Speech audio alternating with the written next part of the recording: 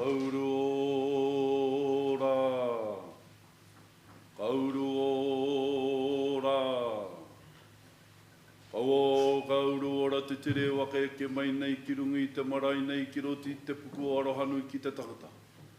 Kauruora ngā kōrero, kauruora ngā wānanga, kauruora ngā tāngata, kauruora. Kauruora. Kauruora i te kaununui, kauruora i te kauroro, kauruora ki arangi nui e tūnei. Kauruora ki roto i tēnei whare kōrero, ka uhia te kōrero, ka uhia te whakaaro, ka uhia te wānanga. Ka uhia te wānanga nanga nui o te tire waka eke mai nei i wakahua te mai rā. Ngā kupu kōrero, i mui te aroaro te rōpu o te whakamana i te teriti o Waitangi. Nau mai, e rarau mai nei ki raro i te tāu o te tātou piringa ware o arohanu i ki te tangata. E ngā mātā waka e ngā hau e whā, haramai, haramai, haramai. Haramai rā ki rungi te kaupapa, i wakatakota atu rā i o koutou wakaaro. Arā ki te wakanui atu rā te kōrero o ngā mana wahine. Tenei kamihira wā atu rā ki o koutou e waka eke mai nei ki mua te aroaro to tātou rōpū. Arā, tenei rōpū. Arā, o te whakamana i te teriti o Waitangi. Nō reira kauruora, ko te wā kauruora ki te kaununui, ko te wā kauruora ki te kauroro, ko te wā kauruora ki arangi nui e tūnei. Kauruora ngā atua, kauruora ngā tāngata, kauruora ngā kōrero, kauruora ngā wakaaro, kauruora. E rūruko kei te pū, kei te wau, kei te aku, kei te tāmore, tēnā tururu kau, tēnā tururu kā mau, tēnā tururu kua tāne. Awi tūrea rātua, i aro i ngā takatoa o marire. Awi nuku, awi rangi, awi tau, awi kere kere, awi wenua. Ko tūkai awi te nuku, ko tūkai awi te tarangi tuāpi, te nuku tuāpi, te rangi tuaropaki. Ko te pau o te wakatena, ko te pau o te wakatoko, ko te pau o te parapara, ko te pau o tēnei. Matuaiwa ko te pau o rangi nui e tūnei. E ronga whakairi he ki runga turuturu o witi waka maua kia tīna. Uie. Poi kia mau. Te kura. Te kura. Te kurai una, te kurai te kua, te kurai tawito, te kurai tiki mai awa ki ka witia, te nuku ka witia, te rangi ka tina ka wena ka toka, te kura ki runga ki te wen, ki runga ki te tangata e tānei, e tānei. E ronga wakairi i a ki runga. Turuturu o witi waka maua kia tīna. Tīna. Uie. Aiki. Tēnā koe. Te kai whakau.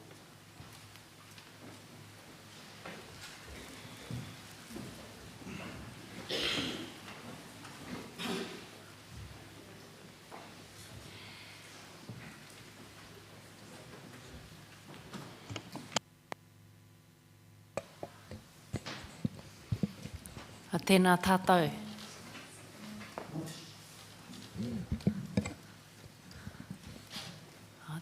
Tēnei te mihi atu ki a koutou, kua tai mai, ki te wānei, nau mai hara mai, ki tēnei nohonga o te uiuinga o te mana wahine.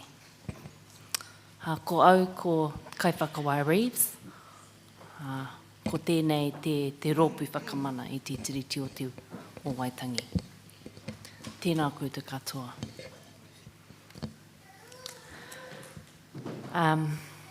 Welcome everybody to day 2 of our hearing.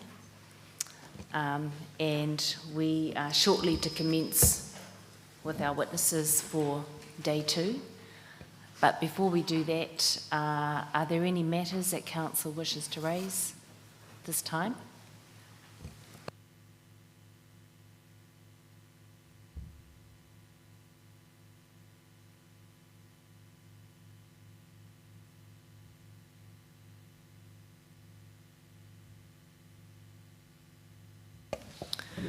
Well, if not, I invite... Please, the tribunal, I've just been reminded by my junior, I don't think there's been formal appearances for myself and Ms. Rirunui. Ms. Sykes, aye. I apologise for absence yesterday. There was the funeral for Sir Toby Curtis and then planes prevented our arrival in a timely way. So, morena, kia ora.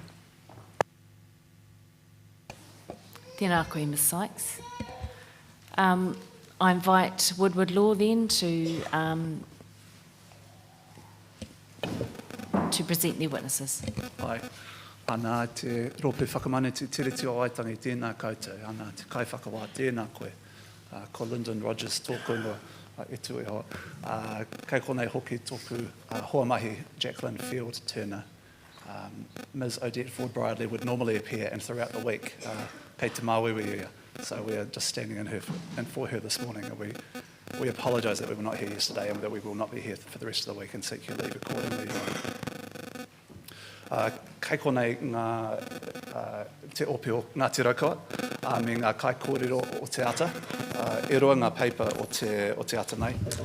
Ko te mea tuatahi A119, me ngā kai kōrero Elaine Bevan, Jane Wilson, and ngā rātou ko Ngāneko Wilson.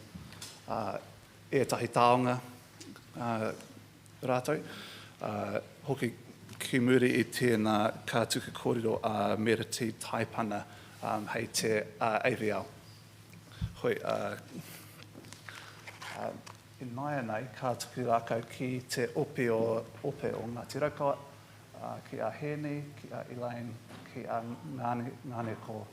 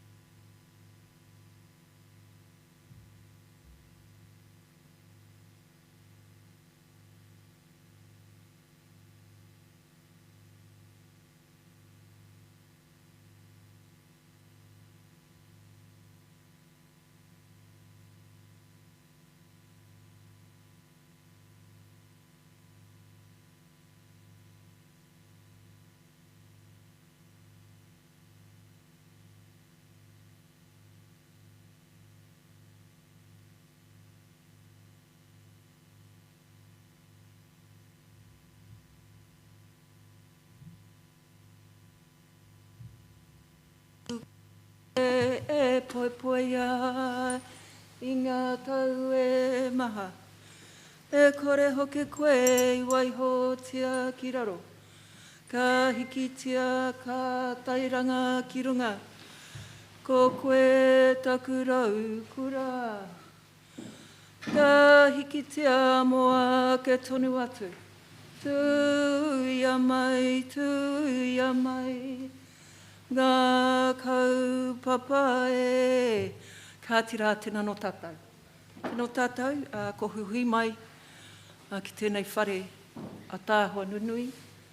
Whakaharahara, ko te aroha ki te tangata. Mihi ana, e mihi ana, e mihi ana. Tēnā no huki, tahu kāinga te ahika, tia tiawa, tēnei tuake. Te tuku mihi ki a koutou. I roto, i runga hoki tēnei kaupapa nunui o tātou. Ka tira, tēnā no tātou katoa. Aroho mai te roanga o tēnei, nā te whakamatauria. Kāre e wawahia paia i te wā, hoi anō, tēnā tātou. Heuri ia hau, no ngā tiraukoa, no ngā tuaranga tira hoki. Ka heke mai au i ngā kuia, tupuna ka kōrero tia nei e mātou, ko ārau a uri. Ko waitohi, rau ko te rangi topi ora.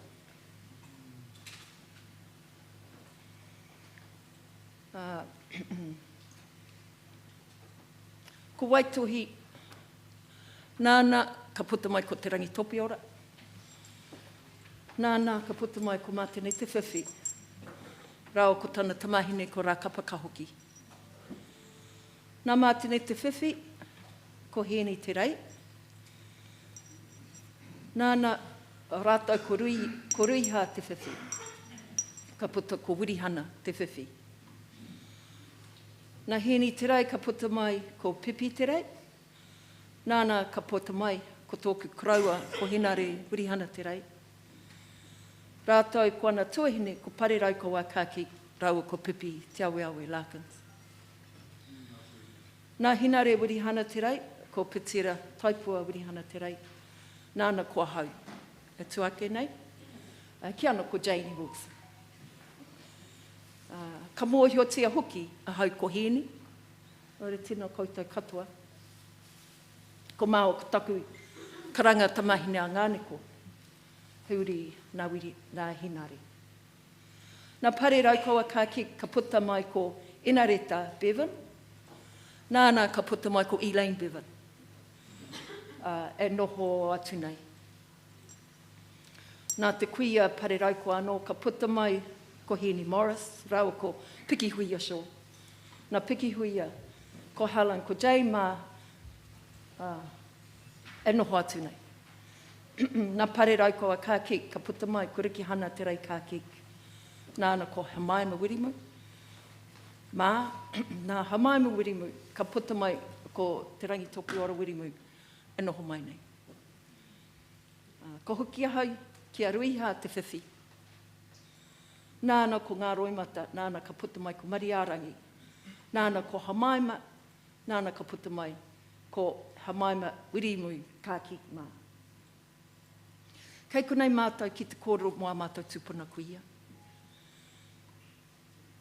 Ko waituhi rau ko tana tamahine a te rangi topi ora.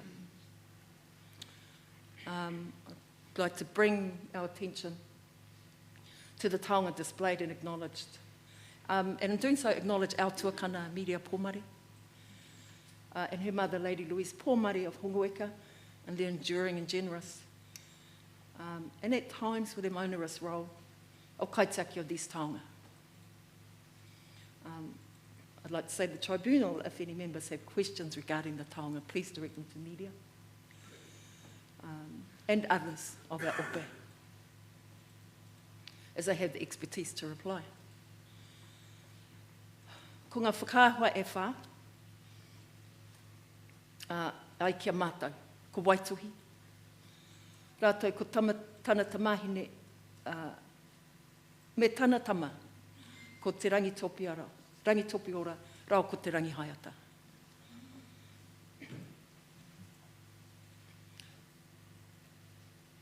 o tira ko tā waituhi mokopuna ko mātene te whiwhi.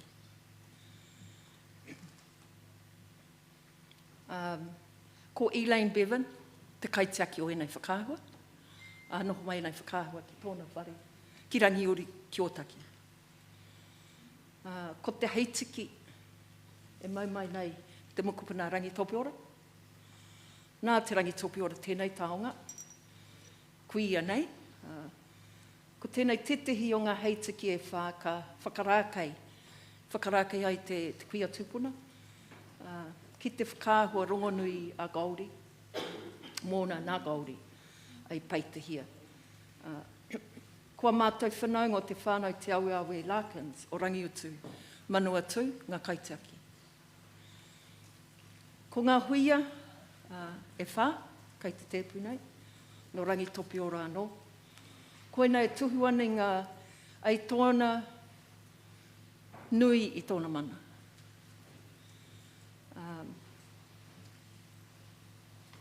Koe nei huia ka kitea hoki ki te whakāhua rongonui na Gauri.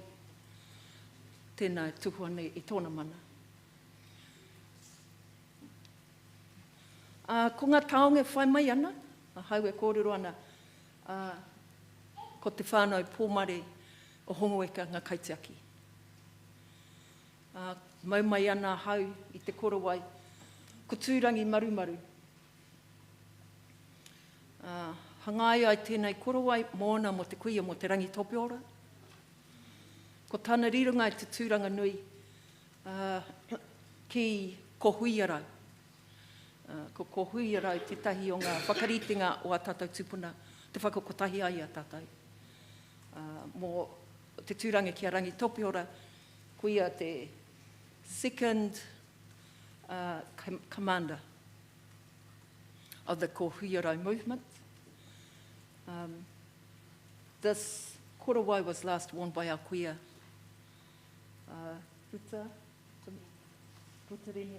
Nani Rotarene,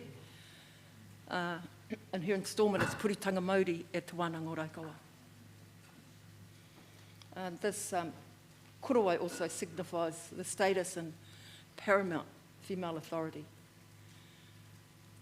That rangitopi are to exercise leadership at the highest level, having been charged with the responsibility of 13,000 Awaroa warriors, comprising the Inter-Iwi National Defence Force of the United Tribes of New Tirini.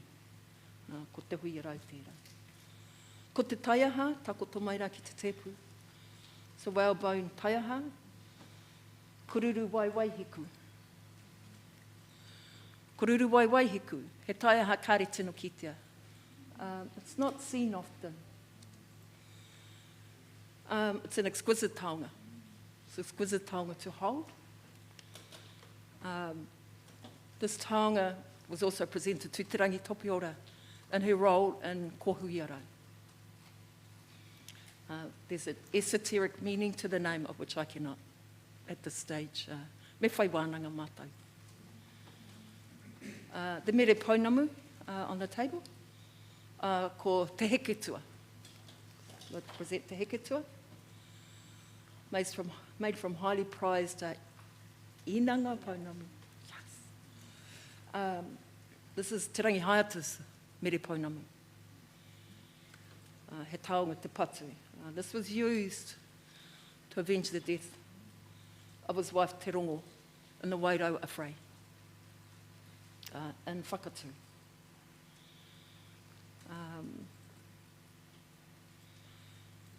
And our final taonga, which these rawa are resting on, is Te Rangi Topi Ora's paipairoa.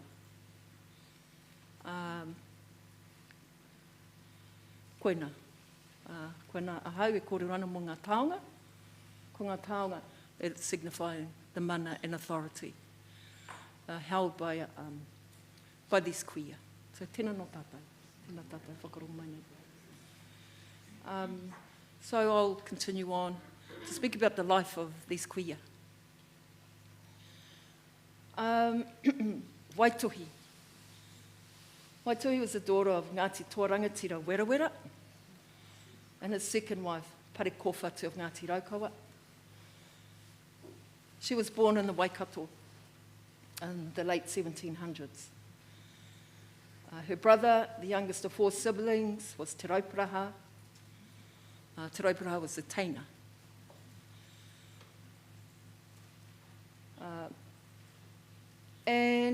So he and his children did not have the same whakapapa until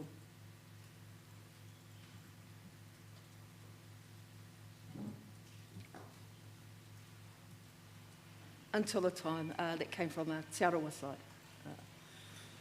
Her half-brother is Nohorua, a renowned ariki rangatira in Ngāti Toa. Waituhi married Te Rakaheria, brother to Piko Te Rangi, an ariki o Ngāti Toa, and begat Te Rangi Topiora and Te Rangi Haiata. Te Rakaheria, her husband, was of higher rank than Waituhi. Marriage gives an indication of her character, her mana, and her whakapapa, particularly in comparison to her teina, her younger brother, her tungane, Te Rauparaha. Waituhi married into a higher family than Te Rauparaha. In those days, I think it's well known marriages were arranged based on mana whakapapa and political advantage. During the ongoing conflicts between Ngāti Toa and many Waikato iwi in the early 1800s, Waituhi's extraordinary leadership skills came to light. There were leadership skills displayed by her. There was esoteric knowledge that she applied in the battlefield. And that she taught her daughter Te Rangi Topiora. One of the stories that we hold of her prowess and strategic approach to battle and to win a battle was in the felling of enemies of the other side, the warring party. She would go, Waituhi would go into the battlefield and take the heart of the first warrior that had fallen. I am unsure of what that rite is called. Kangaua, to continue success in the battle.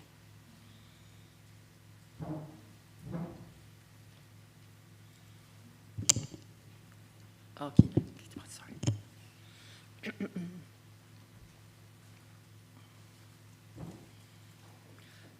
Waituhi lost many children in the battles in Waikato. Many children. And her purpose then began to avenge those deaths. And in doing so, and able to do that, she was considered the advisor and the strategist in battle for Ngāti Toa, and especially in advising her brother, Te Rauparaha.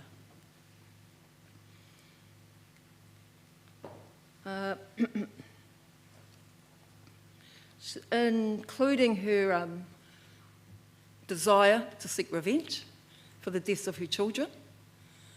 She was also very aware that alliances needed to be maintained, and in one battle recognised the relations of the Ngāti Te Ata iwi and petitioned that they be, that they survive, that they be taken care of, and this was the case. And she made it during a speech. So they also showed us that women in those days were clearly speech makers and influencers, and whai kōrero, and held quite sway within the iwi.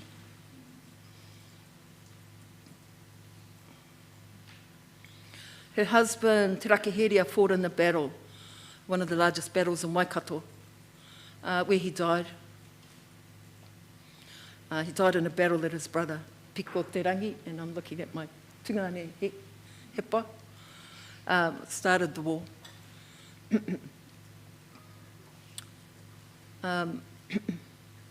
After Waituhi's husband, Te Rakaheria, passed away, Te Rauparaha's continued success we claim, and no, it was due to her advice and guidance.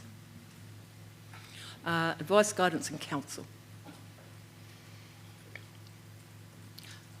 So following, we'll just touch a little bit on Waituhi and Te Rauparaha's relationship. Following Te Rauparaha's successful battles across the lower North Island, Ngāti Toa were settling in the early 1820s along the Kapiti coast and on Kapiti Island, a nearby mainland. At the time, Waituhi said to Te Rauparaha, we now, although we've written you, we now need to secure this conquest.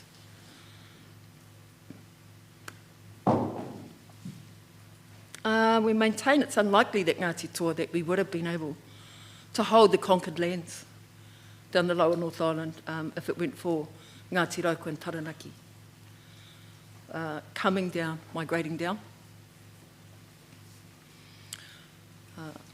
Te Rauparaha had been petitioning his cousins of Ngāti Rauko to come down for some time.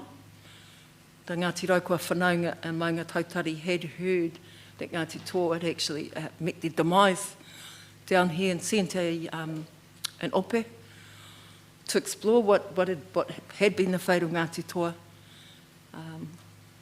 They were to discover that Ngāti Toa were doing fine along the Kapiti coast, and at that time Te Rauparaha petitioned his relations to come down.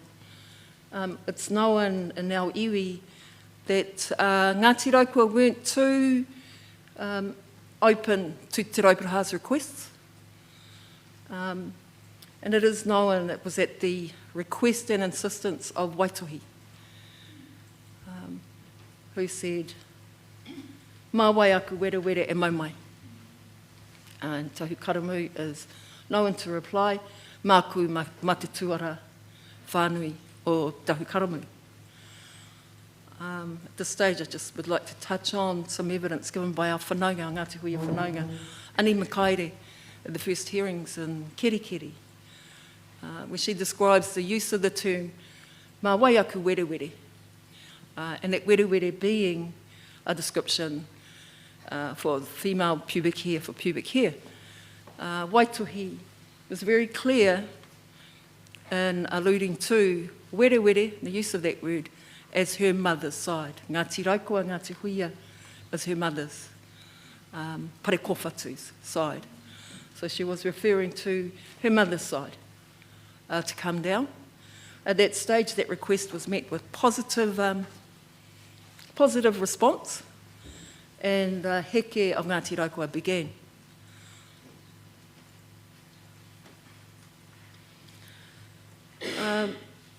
And e hoki anō hau ki taku tuakana ki a Ani Mikaere.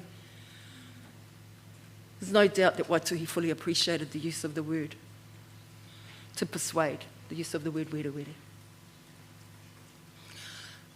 In later years, and this is these portraits, one of the largest battles, when Ngāti Toa did settle, one of the largest battles they did face was the Battle of Waiorua. And that battle was Ngāti Kahungunu, Ngaitara,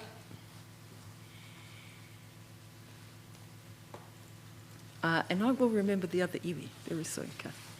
Hoi, Moipoko, Moipoko, ka tika, who were wanting to regain their island, fortress of Kapiti. It was Ngāti Toa that began to make it into a fortress.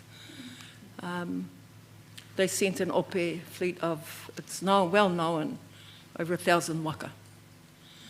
Ngāti Toa beat them in that battle, and its final subjugation and losing that battle for Waiorua and for Kapiti Island.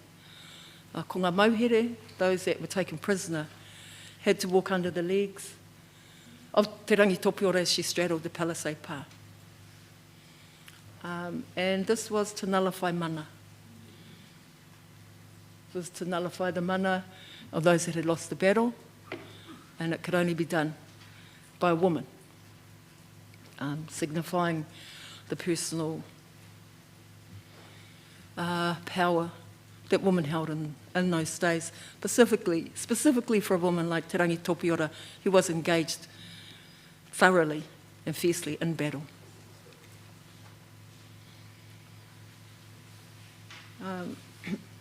As I've touched on, Waituhi encouraged her male relations, tahu karamu specifically, to come down with Ngāti Raukwa, which they did in some tensions with relations in Taranaki, the claiming of te rā tūtonu.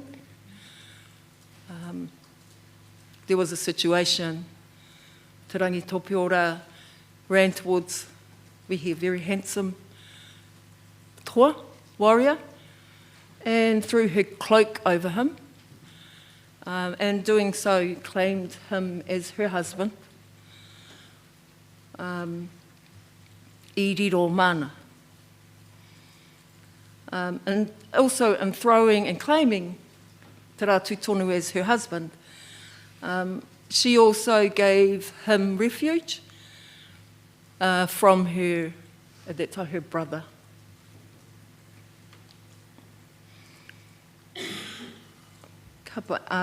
Following his death, she married Te Rangi Kāpiki of Te Arawa, and Mātene Te Whiwhi, a well-known leader and orator,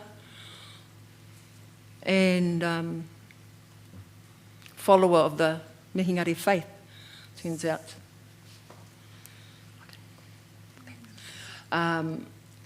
Came from that marriage. There was Mātene Te Whiwhi and her third husband, another Te Arawa husband, Te Wehi o Te Rangi, bore her daughter Rakapa Kahoki. He's also another renowned composer. One of the last acts of kaitangata was carried out through this kuia tūpuna, Rangi Topiora. She did that. She instigated that act in an act of retribution to her husband, another husband, who had an affair with a slave girl on Kapiti Island. Te Rangi Topiora decided to sort that out quickly. I think kua nui, kei te haere tua, I'd really like to give the time over to Te Rangi Topiora e Nganeko and move us on. So tēnā tātou, kia ora mai tātou. Kua nui i au.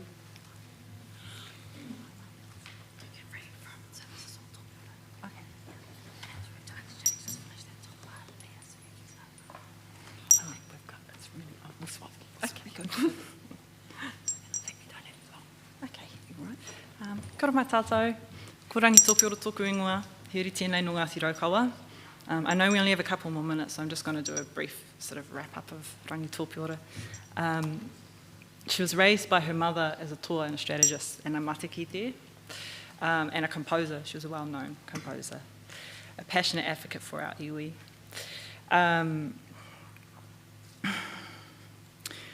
Following the capture of prisoners after an unsuccessful campaign, led by Ngāti Apa, Rangitane and Waipuko, some of Whanganui iwi, to regain Kapiti Island, the mohiria or prisoners were forced to walk under Te Rangi Topiora as she'd straddled the palisades. Aroha mai, Auntie's already touched on this. Yeah. Should I do that bit? Yeah. So throughout the history, there have been powerful wahine. Ngāti Toa were very lucky to have both Waitohi and Te Rangi Topiora around. Both women played serious role in Ngāti Toa. Ngāti Toa have two wahine who signed Te Tiriti o Waitangi, Te Rangi Topiora, Te Rau o Te Rangi.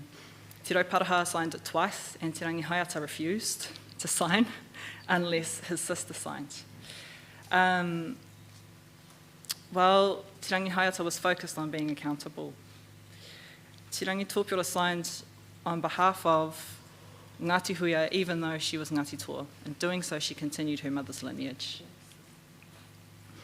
The ways in which our tūpuna signed Te Tiriti o Waitangi can be complicated and interpreted in many different ways.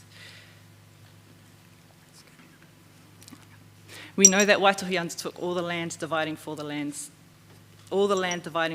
taken by Te Rauparaha, and Ngāti Toa Rangatira. Waitohi divided all lands between Ngāti Raukawa and Taranaki, allotting areas out of the first wave of conquest. There was also a large number of disputes over the conquered lands, and Waitu was at the forefront of settling them. One of the things that was openly discussed in our whānau with my nan and my mum in our line was her deep and innate knowledge of biodiversity. And that was also what informed a lot of where and how she allotted land, was where and how will our people prosper, what are their talents and their potential, and where do you allocate whenua that will support that. Not only was she an intellectual and a strategist, but she was a scientist. And she understood the endemic layout of our whenua, and she brought that knowledge with us to keep us prospering and growing. She passed a lot of that knowledge on to Te Rangi Tōpūrua as well, and we've held on to that knowledge in our whānau. The land is our mother, it is Papa Tuanuku, and therefore it belongs to women.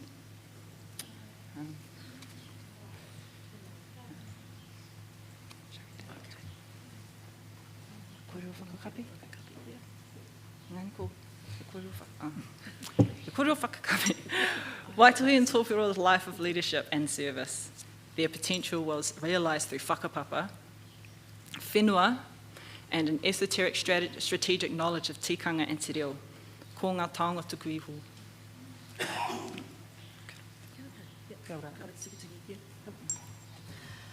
Hare te tuki te tau o taku a te me pe whiara te whakahokinga mo te kihirangi tēnei anō te whare ka ponga te mai te whare kai a te kuri. Kari te rawa waiho koe te tūpuna I noho ki te haere rongo mai papa ka haruru ki tā whiti te moana poramu ia I hipa te ruruku o te rangi ko te o koro ko te paki paki te kauru o te rangi tō utanga I hoki mai ai. Ko te heke tuana I hoki ana I a maru ki runga te uranga o te rā ia ue nuku ko ihu ka hukura mihi a tātu ka ki me ko ine hope te nguru ki te rangi ine mati oro ka hiwa te kaniata ki rau. Ka ti atu e nui anō tūpuna I haere ki tā whiti a pori a kopunaki a tā uhu whakatiki kai mātai ko tā manga rangi ko muri whenua I a pohe pohe I a kukutai.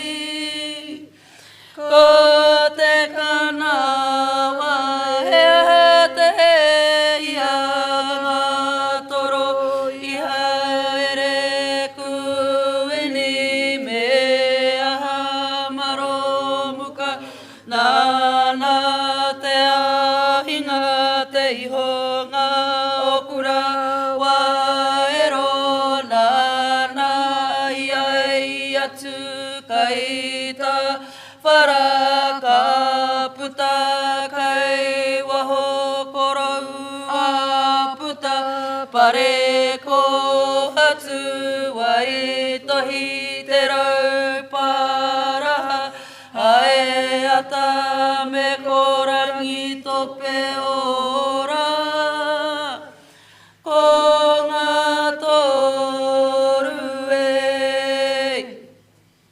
Ka Ngāti. Ka mate. Ai, ka tuku pātai. Oh, okay. Tētai, ka raki a koutou. He mihi atu ki a koutou. A mua o whakaro e pāna ki ngā rangatira wahine. A tēnā koutou. He pātai? Tēnā koutou. Tēnā koutou ko tai mai ki tēnei tua papa. I've just got a couple of questions that I wanted to ask you. One was particular about something in your briefing, and another was just something that you talked to us about this morning. So just on your briefing, I just want to refer you to paragraph 18, where you're talking about Waitohi's mana, and in there you say that it was not Waitohi's whakapapa that helped her lead, it was her natural ability.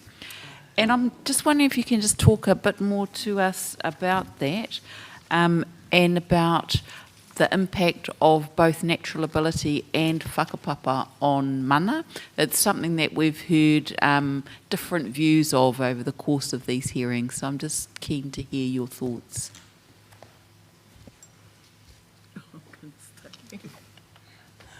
Tēnā koe whā. There is whakapapa definitely brings characteristics, and there are external matters, external drivers too, that can bring a person's potential. In terms of Waitohi, including her brother, younger brother, Te Raiparaha, and their whakapapa, we acknowledge that our whakapapa line is a teina line. Within the kāwai, whakeke o Ngāti Toa. Te Raiparaha also being the Pōtiki. So in terms of her characteristic, and there certainly was an element within that family that brought these leadership skills. We have touched on that there were arranged marriages that had a particular alliance to whakapapa, more tuakana whakapapa, to bring about status. But the characteristic of leadership is also born through, we believe, in the trying times that they went through. For Waitohi, losing children in battle. It's certainly the characteristic of her leadership and of the times. Yeah, te tahu-tahuahi? Yeah, do you want to speak? You speak. You should speak. Kia ora. I think to answer that question well too would be to defer to my tungane hepa kōtini. Haramai.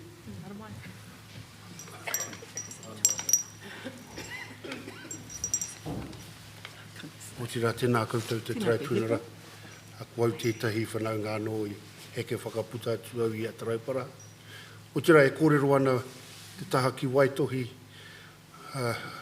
mō ngā kupu o tana pāpā. Mai te poho tō puku ka puta mai he taniwha pē. Nō reira, I te tātari tonua kraua puta mai a Ngāti Raukawa, kia kite tēnei taniwha. Anā ko te mea tuatahi ko mahurenga. Tane ingoa ko mahurenga ka ātona wāpē ka kite engari anō ko te maiti tuarua kraua puta o pare kōwhatu ko Waitohi. Ko e te maiti tuarua nō reira taua ingoa anō ka tapaina I rungi aia I te āhua I kite ai tana pāpā te āhuatanga o Waitohi I tana whānautanga mai. So, I te tātari tonu rātou mo tētahi taniwha engari anō mo Waitohi kua tohia ki tētahi tūranga nui I roto I tana iwi. So, her natural attributes mai tana whānautanga mai I roto I tana wā mo te hopu I ngā kōrero ana pakeke. Nō reira I tupu ake Waitohi te wā kārekau he nui ngā tāne, ko hinga katoa I roto I te pakanga o hinga kāka. Nō rei āhua kua huna, henei tamariki I roto I te maunga o maunga tautari, te ngāhere, ka tupu ake te whāwhahaere I ngā kai me ngā mātauranga, hei whakarau ora anō I tētahi wā. Nā te hingangatanga o te nui o ngā rangatira, o tērā o ana pāpā, taho tana pāpā, wera. So they grew up in a time where a lot of our main chiefs and leaders, and so it was really the wahine, the woman that took care of Waitohi and looked over her, and they seen something special right from her birth. And my relations have talked about, they cut straight to the chase and just says, this is what she did. Nā nei whakawehewe te whenua, but, I wainga nui I ngā tāne, I ngā rangatira e tohe ana, e whai kōrero ana ka tū atu tērā I runga te marae. So, when she got up and stood up and after the battle of Hau Whenua, tana tūranga nui I reira, tana hoha ki ngā me tāne e tohe ana mo te whenua, e mea nau ko te kupu o Waitohi, raua watia tō waka, ka oti ka waiho kia tau ana. So she was telling her men folk, don't worry about all this fighting over this little stuff here, but you prepare your war canoe, prepare it for battle. Ka oti ka waiho kia tau ana, when it's ready and prepared, make sure it's prepared and leave it ready to attack. And then she told all of the men, and it was a big deal to our people. Te whakawehi te whenua, we had Ngāti Maniapoto come down to Otaki, we had two whare tō come down, big numbers, because Atiawa and our Taranaki people, they had big numbers, more than 90 tō living on Kapiti Coast at that time, at the pakanga o Hau Whenua, and so the main statement would really be that, our koro Tiwanuku Reni talks about Waitohi te wahine tuatahi, nāna I takahi te kawa o tainui. Nāna I tū atu ki runga te marae te tohu ngā tāne.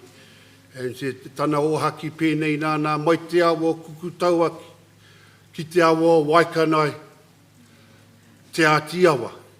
Engari ko te awa waikanai piki ake ki runga riki orangi, ki runga tararua, heke whakararo ki māwai hākona.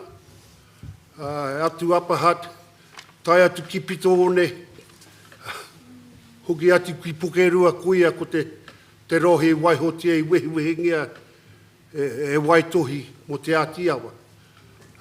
Mo witako ngā tata mo te puni, ngā rangatiri I wara. Tai atu ki te awa kukutau aki ki te awa o rangitikei mo ngā tiraukua. Ko pai te noho o ngā iwi mai te kupu o Waitohi. Taino ki tana matenga. So from the time she spoke on there to the time kamatea Waitohi, that her word was ko whakamana tana kupu. Ko pai te noho a ngā iwi. Nā te whakawehiwe o tarangia aroha mai a Waitohi. A Waitohi. Ko pai tērā? Tino pai. Pai, I don't know if I answered the question. Kia ora. I do have one more question. Stay. When you were talking with us this morning, you talked about the process of nullifying mana of those who had been defeated in battle. Oh. And I'm wondering if you can just talk to us a bit more about that, about whether that process applied to both genders, and also about anything you might know about how people would go about reclaiming their mana after it had been nullified.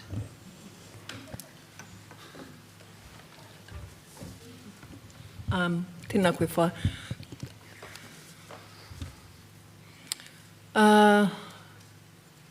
Might have been my choice of words, but the mana, of course, can always be returned and reclaimed. In the ritual that I described, that really was a ritual undertaking. to show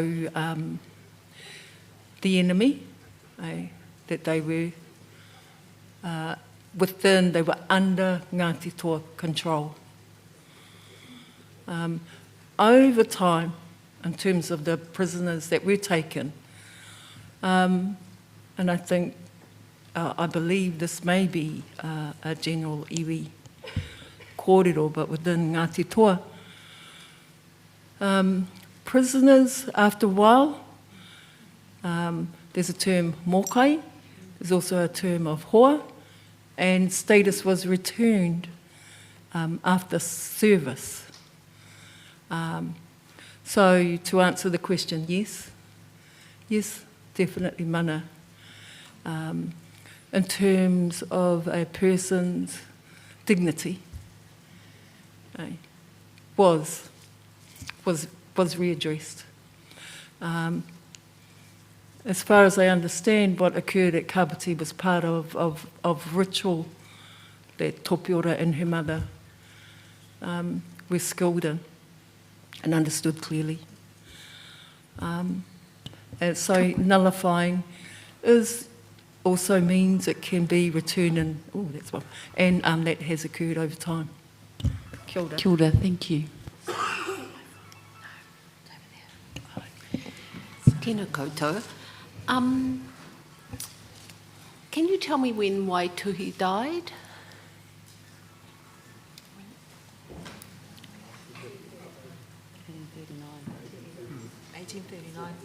What's in here too? Yeah. 1839. Okay, just before the treaty. Yes. Is there any stories held about when Te Raupraha was captured by the Crown, whether the role that Te Rangi Topiora played? Did she kind of take over and take a leading role? Yeah. She still was asserting her influence when her uncle was taken away. She had started, she was getting a bit more advanced in years and had settled in Otaki, specifically at the Katiuku, southern end of the Otaki River, and began to engage in leasing land with Pākehā. Her and her brother Te Rangi Haata were also urging. Yeah. He was exiled. Yeah. They were also exiled as they were, in my belief, encouraging iwi to take up arms against Pākehā again. Oh, okay, thank you. And Te Rangi Topiora, tēnā koe. Can you tell me how it feels to be carrying that name, the name of your ancestress? And does it give you a sense of responsibility? You know, how do you feel about it? Responsibility isn't really a term we understand in Te Ao Māori in terms of our whakapapa. So I wouldn't necessarily say that my name comes with a bunch of responsibility, well, comes with responsibility because I was sort of nurtured into this name and looked after through the whakapapa with it. Could you speak up just a little bit, please? Aroha mai. Sorry, what I meant to say was the notion of responsibility doesn't feel familiar for me when I'm referring to my name and being gifted this name. I was nurtured through this name. I was born with, my nana chose this name for me before I got here. And so I was told of the stories of Te Rangi Topiora not as this sort of greater woman that lived 200 years ago. She was the koe that passed just before I got here. That was always how she was referred to. So the kind of prestige and the greatness that she held, I didn't quite feel or understand it because I saw her as my koe. In the same way that I saw all our nannies, you know, she was on the wall with all the rest of our tupuna at my nana's house. And so when you're brought up and when you're brought into that environment with a name like mine, It's not put on a pedestal, it doesn't come with responsibilities. It's recognised alongside Ngāni Kō's name and alongside all of my other cousins in whānau. All our names have mana, and that comes through our whakapapa. So this name wasn't, I don't feel like this name was gifted to me because of the responsibility it might hold or because of the prestige that came from my tupuna. It was just another way for my nana to ensure we were looked after. Our wairua, as well as our, you know, we were protected, watched over. That's what my name kind of means to me and my cousins. All right, so I got that completely the wrong way. It's a name to support you, really, isn't it? And a way of transmitting the knowledge and keeping that alive for you. It was so that we understood our worth and we were celebrated always. And it was so that we understood just how valuable we are, because look who we come from. You're a part of her and him and them, and look what they've survived. That's the way my nana used to speak of her. She was just she was a queen. She was one of my nannies. All right, thank you very much, and thank you all for very interesting evidence in coming today. Thank you. I te kai whakaoa. I'm very sorry to jump in. Kei konei au. I'm aware that our next witness has a really tight time frame around presenting and then getting to her mahi. Hoi anō, if the Māori kura here are able, I wonder whether we could go to our next witness, Meriti Taipana. She's speaking about wharekiri and mihi ki tūrangi, who will also share many of these lines. And then whether we could return to pātai ki muri I aia. Just having a look at the timetable, we have, so this session is scheduled until 11 a.m. So if we could cover all of that territory within that time before we break for morning tea, that is fine. I'm happy for us to rearrange it like that. So is she available ready to go? Okay.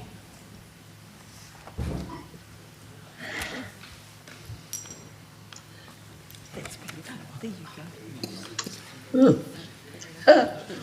Yeah, kia ora. It's stuck.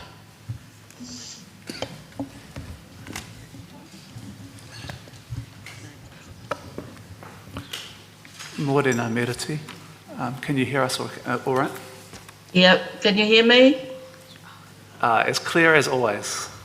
Cool. And we can see you, and that's lovely. Oh. Kei a koe te rākau. You've got your time to present.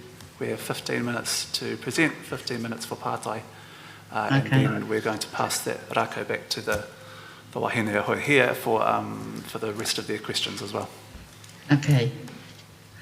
Tēnā koutou katoa, ngā me mau te tai pūnara. Ko Meriti Taipana, tōku ingoa. I am the daughter of Kahuhurihia Jury, and her mother was Kahurauti Te Matawhā, her grandmother was Mihiki Tūrangi, and her great-grandmother was Wharekiri. Our Ngāti Toa and the Rangatahi links come from Wharekiri. My father is Te Hape Taipana of Kāti Māmoe, Aro Whenua Te Waipounamu. I have two children, my mātāmua Te Whiu and my tamahine Naio, Meriti. I live on my mother's land at Aorangi, which is Tahuri Wakanui of Ngāti Kauwhata, on my mother's paternal lineage. The joint brief of evidence is filed in support of following claims. So I am talking about the life, or a little window really, into the life of Wharekiri and her daughter, Mihiki Tūrangi. So Wharekiri, I have to also go over some of the brief of evidence because I needed to change some dates. But Wharekiri was born in Kawhia approximately 1818, and her mother was Whatati, who was the granddaughter of Te Kahuirangi and Te Haunga. Te Haunga was an uncle to Te Rauparaha, and from the rangatira line of Ngāti Toa. It is thought that Whataati, Wharekiri and her whānau and others from Ngāti Rangatahi joined the Ngāti Toa Heke south to Kapiti in the early 1820s, possibly 1822. They arrived after a long and tumultuous journey in 1824. Wharekiri and Ngāti Rangatahi lived alongside Ngāti Toa on Kapiti Island for a while, and I'm estimating that Wharekiri was about 4 years old at the time she arrived. During this time, around about 12 years duration, I'm not sure if Whataati was involved with taua of rangatahi that joined with Te Rangihaiata and his combative excursions to the South Island, especially around Te Wairua. If Wharekiri would have been under 16 years old at that time. During the time she was settled in Kapiti, Wharekiri met an English whaler known as, well, they called him Hemi Kuti, but his name was James Coots. And he was an English whaler, and he was living amongst the Ngāti Toa people. She married and took his name, and in 1836, sometime after, she became pregnant with Mihiki Turangi. Sometime after the return of Ngāti Toa and the rangatahi taua from Te Waiponamu, Wharekiri and her people of Ngāti Rangatahi moved to Heretaunga in the Hutt Valley under the mana of Te Rangihaiata. And in 1836, Mihiki Turangi was born in the Hutt Valley. In 1839, there was much disruption to Māori life and land ownership due to the unscrupulous activities of the New Zealand Company, and this was to eventually affect Ngāti Rangatahi's settlement in the Hutt. So, but by 1846, and after the signing of the Treaty of Waitangi in 1840, Ngāti Rangatahi was forcibly evicted from the Hutt Valley without any compensation for their land, lost their dwellings, their belongings or cultivations. In fact, everything they owned was burnt or destroyed, including their cultivations, and efforts to negotiate alternative land failed. So with their rangatira, ka para te hau, and under the mana of Te Rangihaiata, the tribe had to uproot everything they had and leave the Hutt Valley. They walked all the way from the Hutt Valley to other areas looking for a place to settle. Their journey was marked with trauma, near starvation and death as they kept to high ground, having to travel along the hill ridges away from attack. They managed to get food from some of the Ngāti Raukawa kāinga on the way through, while others of Ngāti Toa refused to help them. Once in Ngāti Raukawa territory, they were able to descend from the hills and fish from coastal waters to feed their group. It has also been noted in historical records that a number of children were left behind in the Hutt Valley because they did not have their parents. Their parents likely to have been killed by soldiers during the sacking of their pa and homes. The group were unable to take them as the journey was long and arduous, on foot and over mountainous country. What happened to them is unknown. The rest of the Ngāti Rangatahi people walked on, stopping for rests and a longer rest at Porotawhao. Eventually, they made their way to Reureu in the now-known Rangitike area.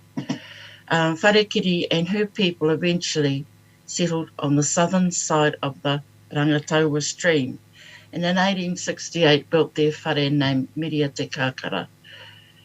In 1868, Wharekiri would have been in her 50s, approximately, and mihi ki tūrangi would have been about 32.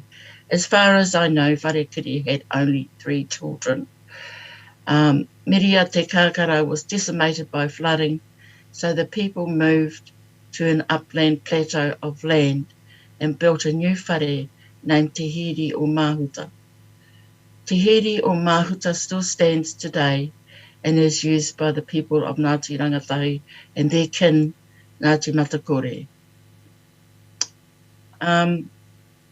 So I have a kōrero as well about mihi ki tūrangi, and then I'll kind of bring them together. So mihi ki tūrangi, her daughter and my great-grandmother, and the great-grandmother of many others as well. As far as I know, and what seems to be the most likely, mihi ki tūrangi was born in the Here Taunga area of the Hutt in 1836. Mihi ki tūrangi would have been about 10 when she ran with her mother and her people from the Hutt Valley to eventually settle in the Reureu Valley.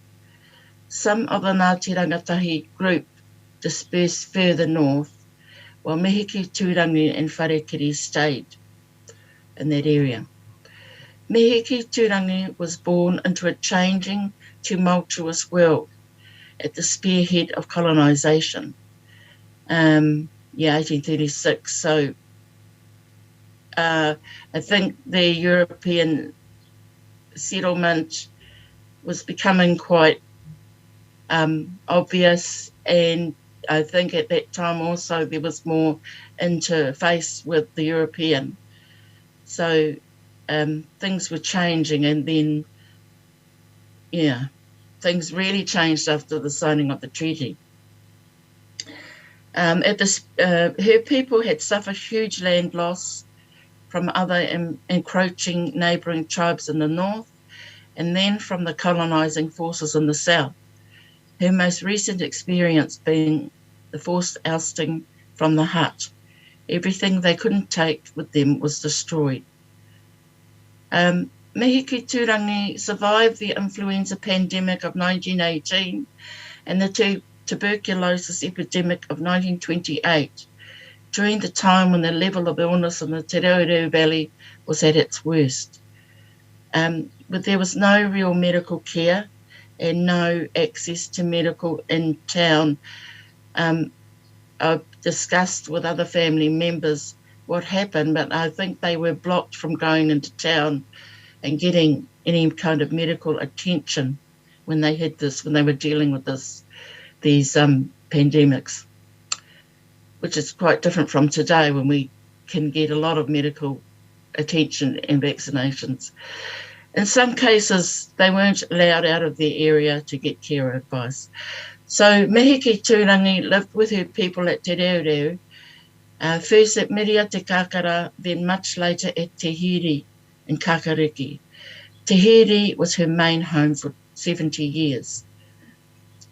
So that must have been, in this little window of her life, I'm assuming that Te Hiri must have been the longest time of settlement that she had.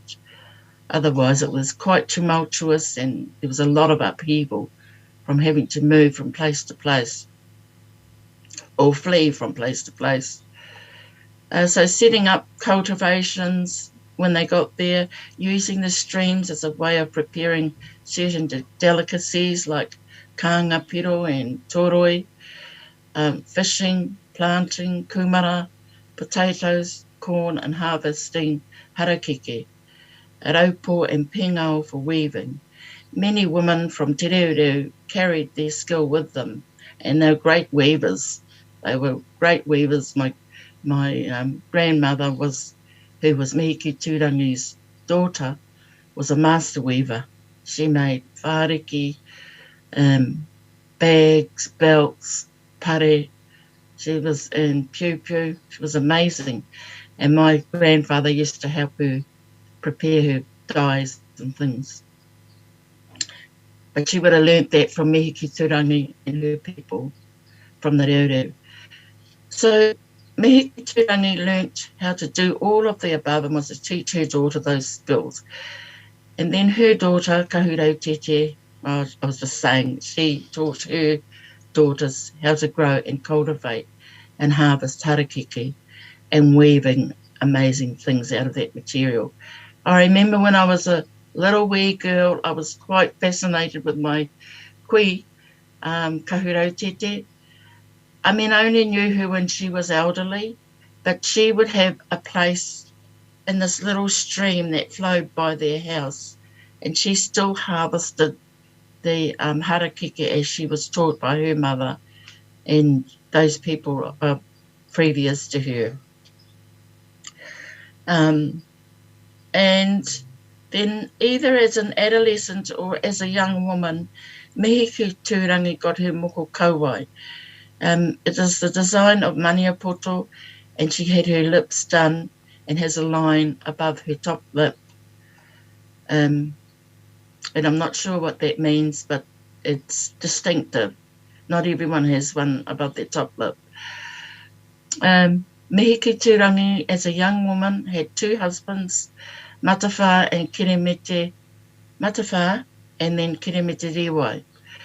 And her children from these men were Kahurau Tete, Matawha, my grandmother, and Pita and sister Kānga Kiremete. So, yeah. And I know from my own kōrero with whānau that Mihiki Tūrangi had many descendants. I have many cousins as second cousins, male and female, and we are all descendants from Wharekiri and Mihiki Tūrangi.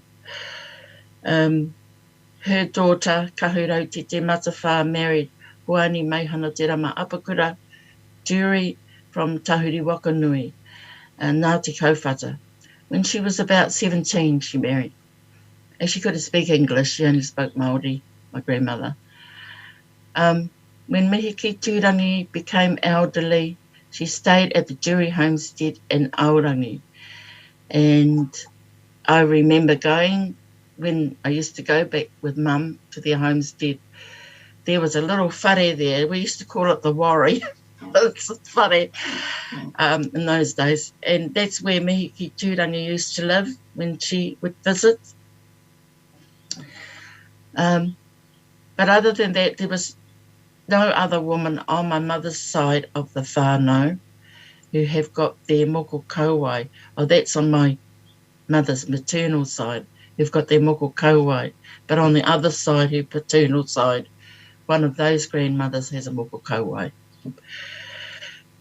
Mihiki Tūrangi and Hurihia Te Rangi Otu was the other lady. Kuia. After their time, the moko kauai and the tāmoko all but disappeared.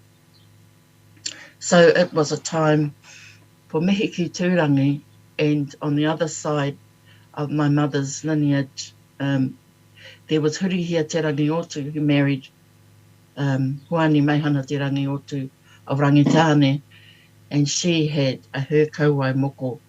But after that, we didn't see kauai moko for a long time.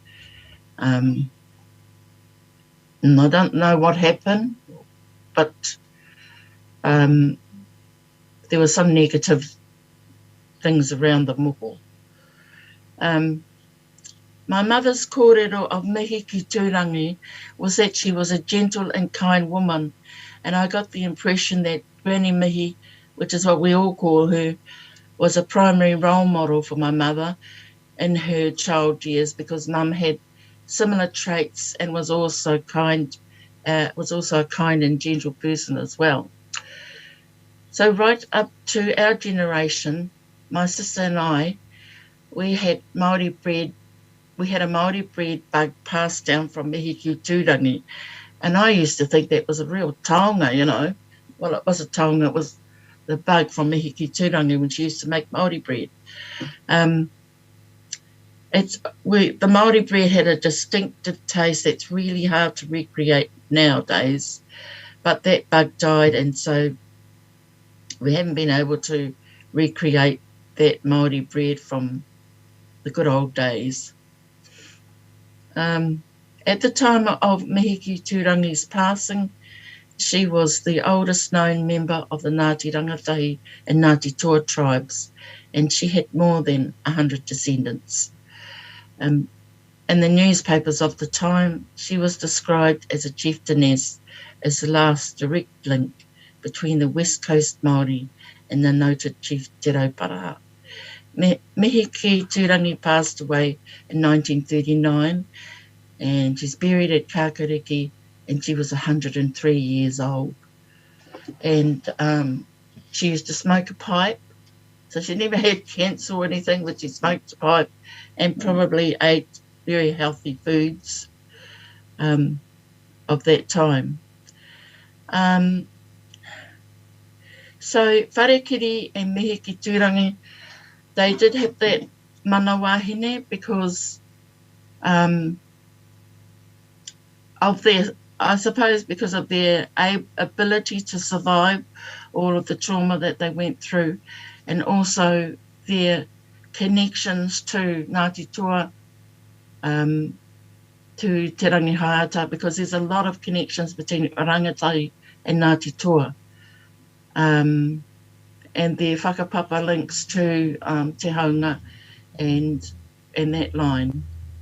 So, and I don't know whether Wharekiri's mother was active in combat at all, but she would have been of that time. That, yes, I'm not sure. So now the status of Wahine at the time of Wharekiri and Mihi ki Turangi. So this is around about the time of all of these women. Would have been probably the early 1800s, maybe the 1820s.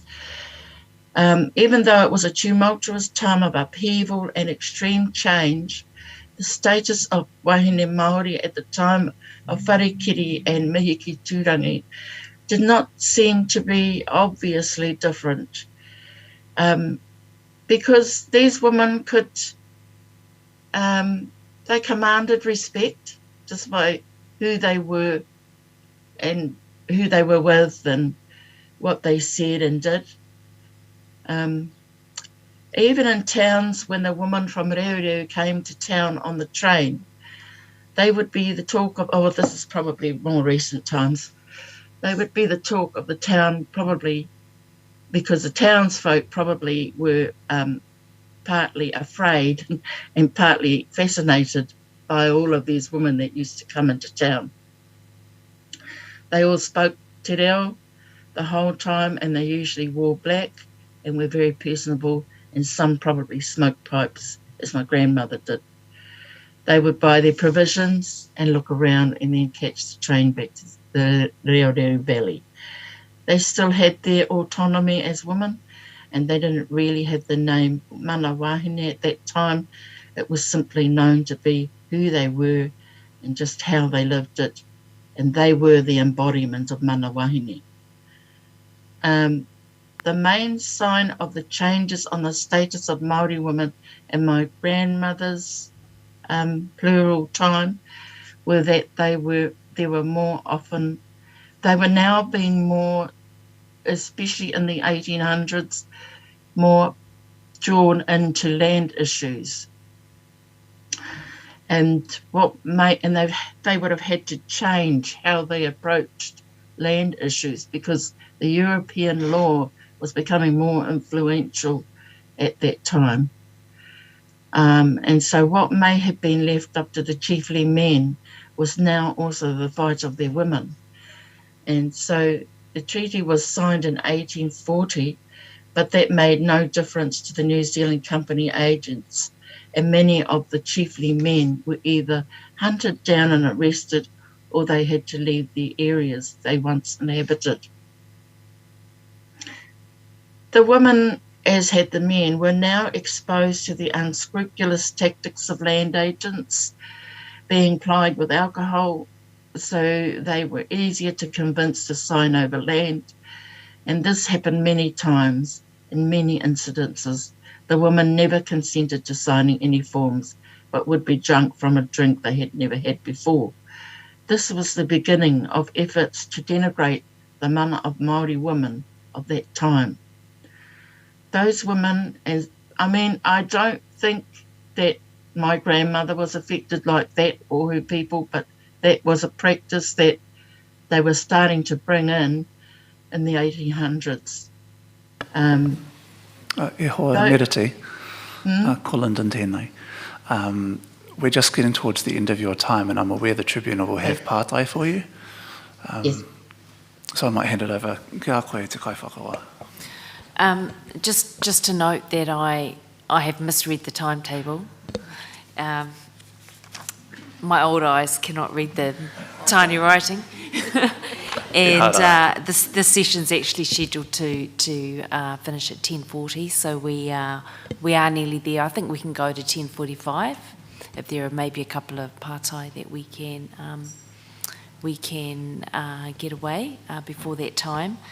But I think what we'll do is we'll use the time left for some pātai, and then we will have some questions in writing, as we have done for previous hearings.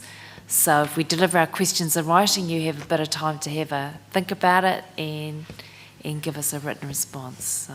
Kia ora. Okay. All right. So I'll just. Linda, how do you want to do it? Yeah, I think just ask a question. Tēnā koutou katoa. What a fabulous morning. Really enjoyed listening to you and the kōrero. And firstly, I want to thank you for bringing the taonga in and for allowing us to see them and view them, and to view them in the context of you behind them telling the stories of your tupuna whaia. And I really appreciate that. And Meriti, thank you for your kōrero. Be really interested in what happened to the bread bug. And whether there's an issue in the whānau about who killed the bread bug. But it's a wonderful story of that continuity through practices. And the other comment I want to make, both submissions give this hint, this glimpse, this window into a world still governed by mana and tikanga, an exceptional world because it was already changing, and both these submissions really spell that change out, and then the role that women played in this changing time and the really significant role. So I just want to acknowledge that. I know we're running out of time, and I do have some questions, so I'll just say my questions, but you don't have to answer them, you can write them. Okay. Because we will deliver them to you, don't worry, don't have to. Thank you. You don't have to write them down, but so the questions are about marriage, and I think Te Rangi Tōpiora either dispatched or her brothers dispatched some of her husbands. And so my question is really, it's not about the actual dispatching, it's about the nature of marriage and whether you have any kōrero about these marriages. I know you know, there's talk about arranged marriages, but clearly if an arranged marriage didn't work out, there are ways to disarrange it. Oh. But there might also have been other kinds of marriages, so that's one of my questions, if you could think about it, about what that means. And then Meriti, my question for you really is about, you talk about this journey and this trauma of having, you know, to leave basically this valley that we're in now and travel. And we've heard a few journey stories over the last 2 days of women who've really, for different purposes, have gone on these long walks partly to survive, partly to marry and seek relationships and all those sorts of things. So my question to you, Meriti, in this, because you make some interesting comments about we don't know what happened to the children who were left, her negotiation, or the fact they had to survive on their own with no kai, and then they got into safe territory where they were able to fish and get kai for themselves. And so I was just wondering if you knew any more about the way these women navigated the, also the challenges of the time, the threats, the politics of the day, that they were able to make these great journeys in their lives. So that I leave it to you. I know I've taken up a lot of time, but ngā mihi Kia ora. koutou. Tēnā koe. Ana, he rita tonu au kia tuhi wai, pai tonu kia kōrero a waha atu i te pātai, wai hoa tu he wā whakaaroaro ana tērā no pia ka puta he māramatanga, he māma atu te tuhi atu a muri ake nei. So ko te kōrero rā kia koutou, hēni koutou mā rangi tope ora, is really trying to understand Waitohi and the nature of her mana. And obviously there are, it's extremely complex. It's very difficult to say it's just one thing or the other. Her marriage to Te Rā Kaherea, the relationship with, and his relationship with Piko Terangi, that's extremely complex, and the relation and how that then also impacted on her status, her role, given their prominence within Ngāti Toa at the time.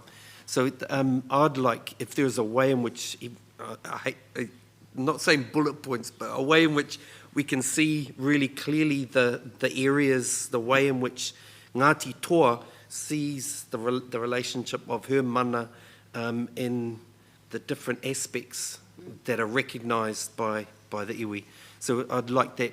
The other thing is right at the very end, and I'm a little bit confused by the last paragraph, and it's partly because I think each iwi has different ways in which they see the concept of noa and tapu, and so right at the end you say all possessions were considered noa and therefore belong to wahine, belong to women.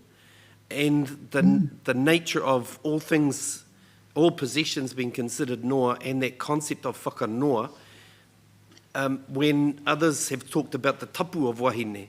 So really, if in some sort of written form, you could clarify that a lot better in terms of how you associate tapu of wahine alongside the concept of noa that is associated with the, and I think you spoke about it, the ritual. The ritual of things. So, koera tērā. I te pirani au ki a wānanga tonu i ene, ngari e poto te wā. E wānanga nui tērā. And ko te mihira ki a koe kui ki runga i te ipurangi e titiro mai ana ki au ka pai. Just right at the end, you had a little gem there of an area that we haven't really touched on much. Right in the very last paragraph, you make mention of takatapui. There isn't a lot of information in that paragraph specifically about how you associated them, that kuia as takatapui, and so there's the kōrero there, you said she lived with her whānau. Firstly, she built her house in her younger days, and then she lived there with her whānau. I'd really, do you have any further information about who her whānau was, how they recognised that concept of takatapui in that whānau, because the concept of takatapui we haven't really got into, but it's been alluded to on a number of occasions, and I'm hoping that this afternoon we've got Kiri Opai around the language of takatapui, we're able to talk about some of those things, and I'd like to hear more information, if you have in that area, relating to the evidence you've provided, e kui. Koe rā noi, ha? Tēnā nō koutou. Tēnā koe. And just for me, a final comment also, which feeds into some of the kōrero from Tuhiwai and Ruakere, and that is an observation that these exemplary wahine that you have presented to us and spoken about this morning, they lived in a time of huge disruption, a huge turmoil, which went on for decades, and moving, from one part of the mutu to another. And so I'm interested in, and I think your tungane alluded to over there, the role of women to take leadership in these times of turmoil, when perhaps the men were otherwise occupied or absent for various reasons. And I know that we're going to get some kōrero about parihaka in a similar way later in the day. So that's just, I guess, an additional concept, I'd like to hear more of in the answers that you're going to hopefully be able to provide to us in the questions that we will provide to you. So thank you for the evidence that you have presented to us this morning and the taonga that you've brought to show us. And your tupuna have been steadily gazing at us during this session. So it's been a really interesting session. And today, now it's time to break for our morning tea break. So we are adjourned until, I believe, if I can read the timetable,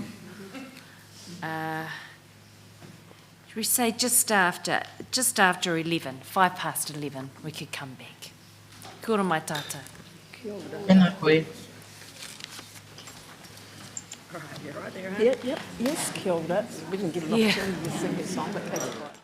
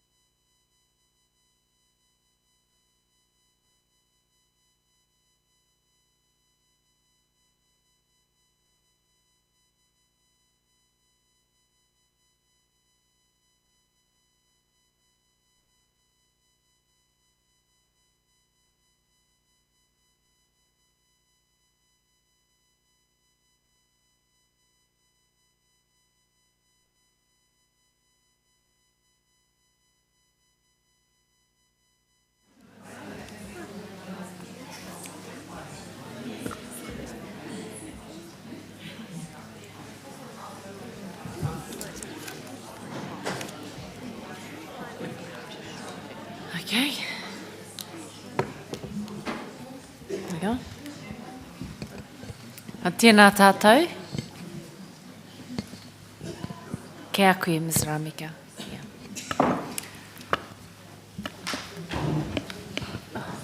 Kia ora te kaiwhakawā. Ko te kaituku kōrero tuatahi mo mātou o Annette Sykes and Co Mum ko Dennis Ngāwhare. He kaituku kōrero mo te kirime Y2872. Ki runga i te wātaka, kua tuhia ko Dennis Glenn tōna ingoa, engari ko tērā tāna ingoa o Wainganui, ko tāna ingoa tika ko Dennis Ngāwhare Mum, no reira mina katoa te whakatika i tērā. I whakakōnai ngā kōrero a Dennis i te rua te kau mā whetū o Hurai, ko te ei tahirau te kau mā whetū te namo o tāna tuhinga, kōrero i runga i te paki rehua mauhanga, ara ko te record inquiry tērā.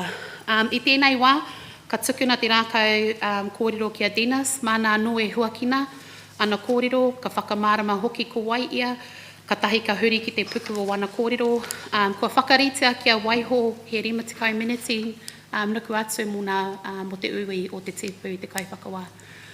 No reira, ka tukuna ki a koe, Dennis.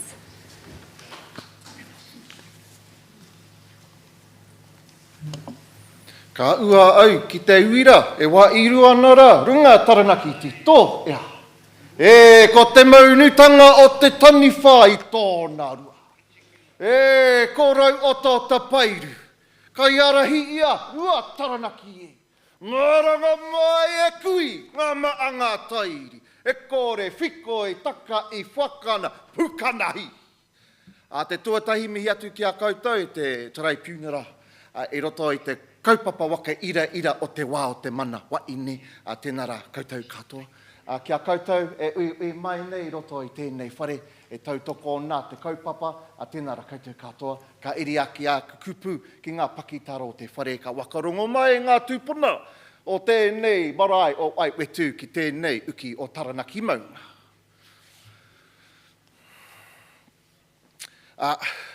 Ka timata au, ko Taranaki te maunga, ko Taranaki te iwi, ko Taranaki te tūpuna, ko Dennis nā whare paunamu tōku ingoa, he uri au o puni o pā o nā maanga a tairi. Āhua matatau au, nā te mea kua whiwhi au i te tohu pairua, me te tohu kairangi, ko au tētehi kai kōrero i runga i te pai tapu o tōku marae. Tino pai au i te horoi tapu i te kihini hoki, nā te tohu o aku kuia, aku whaia keke hoki. E mohio anau i te mahi o te marae. And today I'm not here to mansplain, but I am at the invitation of Wahine Toa in order to talk about my tūpuna kuia. Kia wakamana ai i o rātou mai, i o rātou tuā ua tanga, and not in a case of belittling the mana of my tūpuna karaua. Nevertheless, I must elevate their mana to that of all of my tūpuna. He tāne, he Wahine, he tūpuna. And this kōrero is in support of the Y2872 claim, and it really focuses on te mana o te Wahine and te ao Māori, Māori society, rangatira Wahine, and Wahine rangatiratanga au a wenua, wakapapa, wānau, whairawa, and mātauranga. Today I really want to focus my kōrero, as in my affidavit, on Te Ara Tama Wahine. Te Ara Tama Wahine, specifically from Taranaki, is spoken of by Te Kāui Karare'e, Ruka Broughton, and other learned men, about the matrilineal descent lines. Not only within Wakapapa, focusing Wakapapa descent lines on the female side, but also on the roll call of leaders. Wahine leaders, Wahine toa, tohunga Wahine, who are from Te Ara Tama Wahine. And these tūpuna kuia, especially as I will talk about today, were exemplars for their iwi, for their descendants, and their deeds certainly should be and should have been held up onto the same level as all of my tūpuna. Certainly it is an effect of the wakaiti o te mana Wahine, no te whenua muru, colonisation, confiscation. He kōrero wakawai anō, he taonga te ware, forgetfulness is a gift. And it is certainly the case of forgetfulness, of trauma, of loss, when places that were important to the old people were taken, and therefore significant kōrero about those ancestors and where they lived is gone, because we no longer own that land. So there are 4 tūpuna kuia I wish to speak about today, being Rau Oto Te Pairu, Rā Iri Meia, Uiroa and Rau Mahora, all tūpuna kuia of Taranaki Iwi, Taranaki Tūturu, mai o nuku taipari ki o uri. And for those of you who don't know, there are 8 iwi within Taranaki, and Taranaki iwi stretches from New Plymouth south to just past Opunake and includes Taranaki Maunga. It could include, of course, many other tūpuna, but they're not in the affidavit, so I won't. But I'm sure other people who follow, especially from Taranaki, may pick on up some of those narratives. Ka timata au I te kōrero mō Rau Oto Te Pairu. So Rau Oto Te Pairu, and specifically the carved rock Te Toka a Rau Oto Te Pairu, is known within the ontological myths of Taranaki whānui, of all the tribes of Taranaki, the stone that led Taranaki Maunga to the west coast, Te Tai Hauauru. Usually I would lay out the full story, but time is limited. But within the story, the stone was imbued with a living Māori, led the Maunga to the west coast in his journey of grief and loss, settled upon the west coast of Te Tai Hauauru, and in following generations, people recognised the importance of the stone, the Māori of the stone, carved the stone, and the stone came to represent the Māori of Taranaki Maunga and was considered the anchor stone of Taranaki Maunga. Within this story, there is also that of ancestors, of the ancestor Rua Taranaki and his wife Rauhoto Te Pairu. And within the histories, we know Rauhoto Te Pairu led her husband Rua Taranaki from the centre of the island, from Rotoaira, to the west coast, where they then settled upon the northwestern side of Taranaki Maunga in the village Karakatonga within the house Kai Miru Miru. Nā maru wakatare ka puta ko Rau Oto Te Pairu, ka mo ia kia Rua Taranaki, ka puta ko Rua Te Tira, ko Rua Te Pai, ko Rua Te Maimai, ko Tira Aere, ko Tahurangi. Nā Tahurangi ko ta paina ai te Maunga, ko Taranaki. The stone Te Toka a Rauhoto currently sits before Puniho Pā. And for generations, the stone has been revered as not only the anchor in the Māori, but as our kuia. In 1948, the stone was moved from farmland to Puniho Pā so that she could be with her people and her people could look after the stone. This carved stone is one of the very few examples within Aotearoa of a carved rock that is still connected through ceremony to its people. A lot of the other carved rocks all around the country are either sitting within museums or there's very little known about them. The main attribute of this story is the fact that it was Rauhoto Te Pairu who was the agency, who was the lead, who was the paiarehi, who was the guide. Since then, whenever people have travelled past the stone, they would stop. They would stop and give her koha of greenery, sometimes kai if they'd been down onto the tide. And it still continues through today. When our people, they drive past the pā, especially if they've come from a long ways away, they stop and they pay their respects to Rauhoto upon their journey. During tangihanga, she is dressed in piu-piu and korowai. She is unfenced because the people said to fence her off would fence her off from her people. Te tupuna kuia tuarua ko Rāhiri Mehia. Within the law of Taranaki iwi, Rāhiri Mehia was known as a tohunga. He tohunga wahine. Her father was Haupoto, and her descent line comes from the Kura Haupo waka through the ancestor Tokapoto. Rāhiri Mehia and her father was known to travel the mountain. And upon the mountain, they established ahu, or altars, papakainga, villages, but also whare kura, places of learning. In the swamps, Ahu Kawa Kawa, Rā Iri Mihia established the Wharekura, the House of Learning, called Rua Te Whatawhata. In the Ōkahu Valley, she established the Wharekura Pakihere, which was solely for wahine.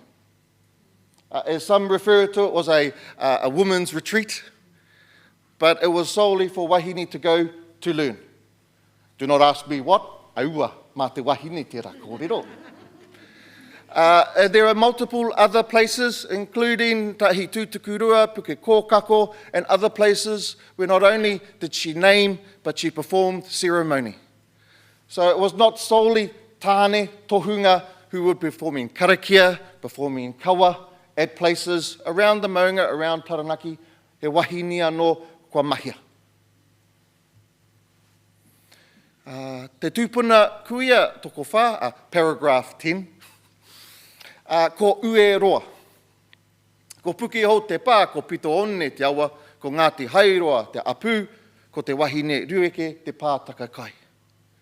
Within my affidavit, I made a mistake in paragraph 10. The hapu of Ueroa was not Ngāti Ueroa, it's Ngāti Hairoa.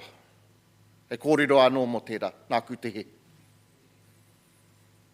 Ueroa was famed for her manaakitanga. Her pātaka was always full.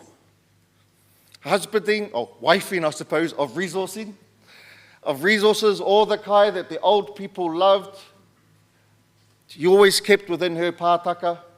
When people in other villages ran out, hers was always full. She was a strong-willed kuia and wahine. All the important hui around the coast was held at her pā. Not only for her pātaka, but because she created a space of hospitality where they felt comfortable talking about all the weighty issues of the day. There is a kōrero that says a group from a neighbouring iwi just to the north, I won't mention them because I currently stand in the house of their descendants, came to visit her pā at Pukehou one day, and she gave them her kai and she fed them. And she had a tikanga ka hawhetia e ia nā kai. So she'll take her kai and she'll halve it and provide that to her manuhiri. So the next hui, she'll just take her kai, half what was there, so she always had something left over. And she'd done this for her manuhiri and she fed them. And then this group turned around and asked for more. Like a good kuia, said, no, I've given you your kai. That's it. And so they mocked her.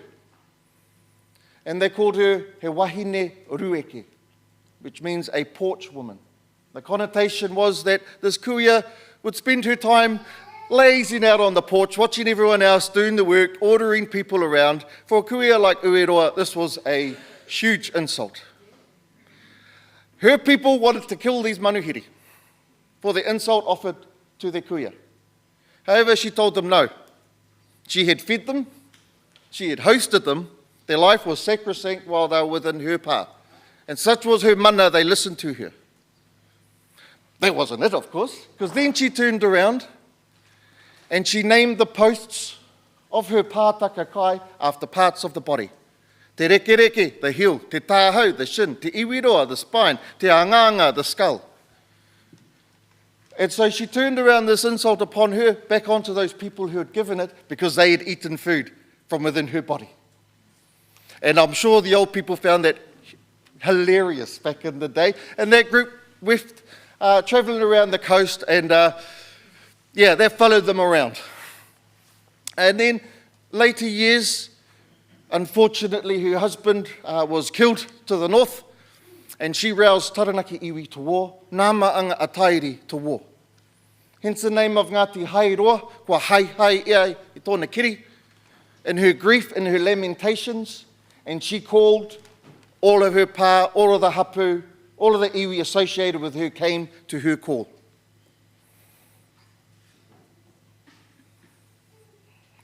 Te waine toko whā.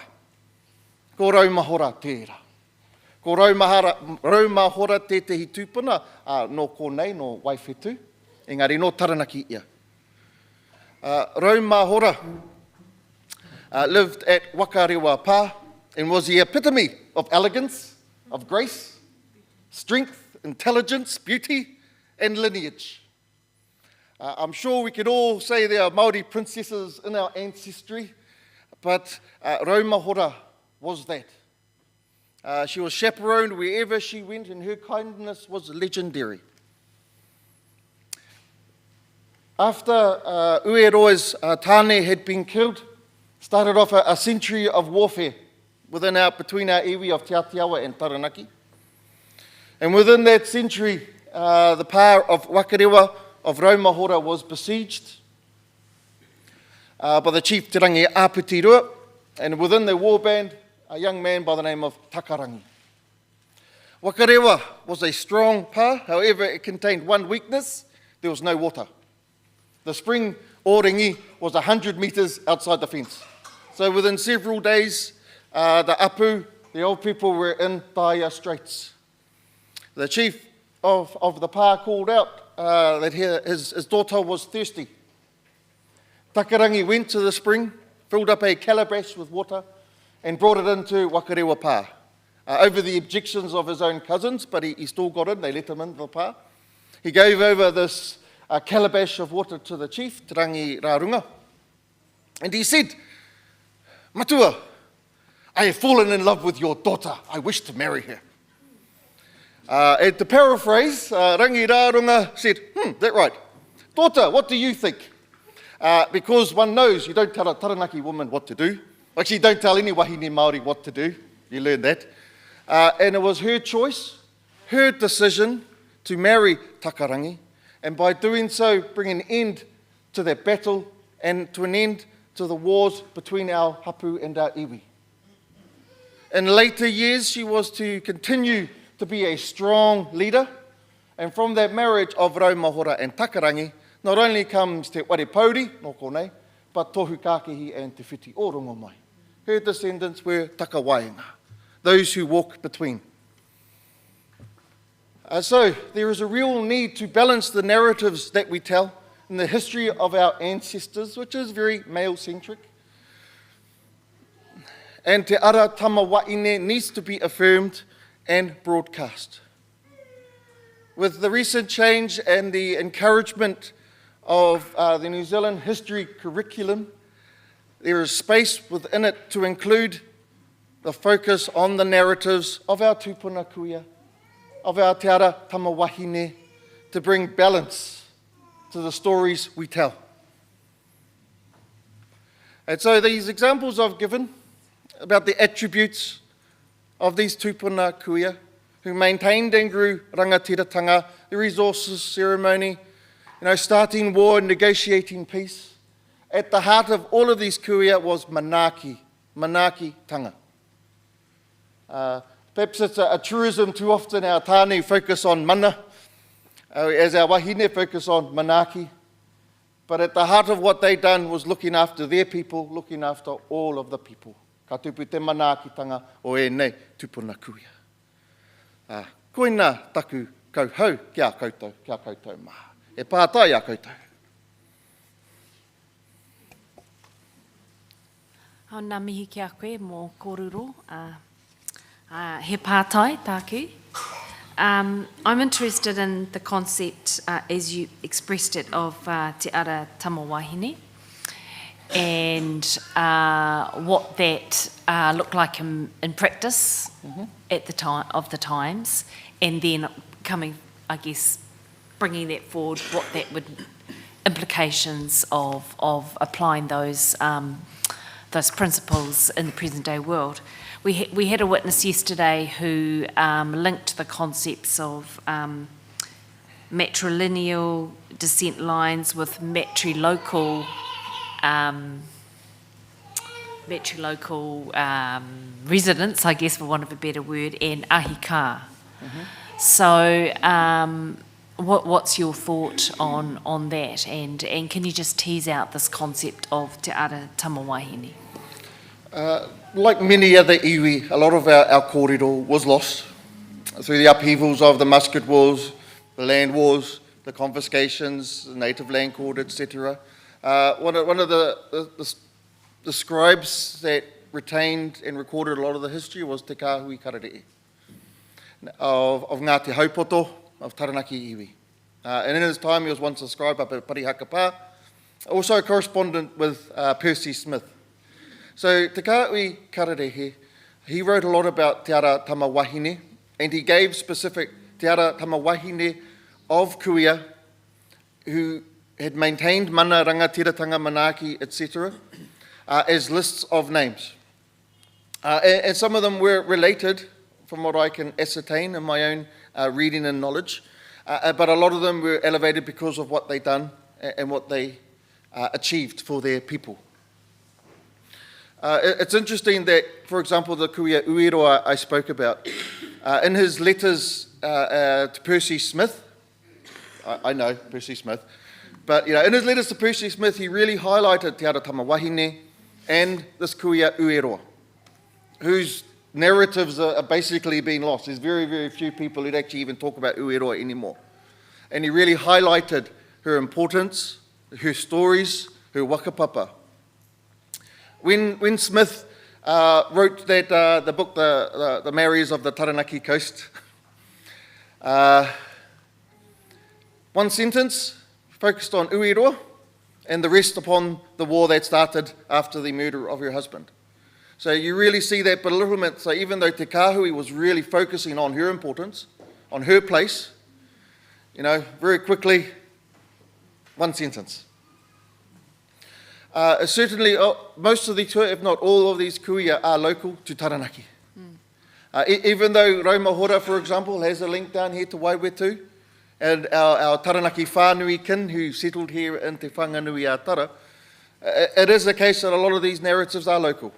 That's where they should be shared, locally. Because these kōrero belong to those hapu, belong to the iwi, and belong to the tamariki coming through for them to learn. Especially our kōrero, these exemplars. And so it certainly is a case, they are local. Metro local, I totally get that. Okay. Kia ora. Linda, do you want to go? Tēnā koe, Dennis. I've got a question from paragraph 9. You talk about Lahiri Mihia as a tohunga of the highest rank. So my question is, how many ranks were there? What were the ranks? And what got her to be the highest? Yeah. I suppose there are many other experts, tangata matatau tohunga here, and I can see some people already. Way I see it, the way the old people do it, it's those who actually do the job, who do the karakia. And I use that term of the highest ranks, but in a case of the spiritual sense, of the religious ceremony sense, of opening and of closing, of lifting tapu and setting on tapu, that's what I consider of the highest rank. Within the kōrero of Rauhoto Te Pairu, there is another tohunga wahine called Te Ao Mārama. When the stone Te Toka Rauhoto was moved, she was asked to go and make the stone safe so that it could be moved to Punihopa. That's what I consider a tohunga of the highest rank. And of course, the Kurahaupo people in Taranaki, we had our own houses of learning. That kōrero that was brought from Rangiatia by the tohunga Te Maungaroa. And information that we shared on our coastline. But when it comes down to it, you're doing the job. Making places safe, restricting places, etc., etc. That is what I consider of the highest rank. Kia ora, just to follow up on that, so I think you said she was trained by her father. So my question is that the extent to which her training as a tohunga was a kind of unique opportunity available only to her because of who her father was, or was there a system of training tohunga? Pātai pai. I couldn't say for sure. I would like to think, well, within my iwi anyway, when talking about Te Ara Tama Wahine and the strong women that came aboard the Kurahaupo and others who settled along the coast, then there would have been an aspect of equity of learning that those people identified with the skills, with the knowledge, if they were matakiti or not, etc., regardless of their sex, would have been elevated and given the knowledge and the teaching they deserved. But one wonders also with the opening of the Warekura Pakihere, which was a place solely for Wahine, whether she was also a leader in her own right and created a space for other Wahine to follow afterwards. And again, only bits and pieces are known of our kuia, or my kuia hoki, ko tōku tūpuna tērā. Yeah, we can only really bring together because there are only fragments left of a lot of our history. Ngā mihi, thank you.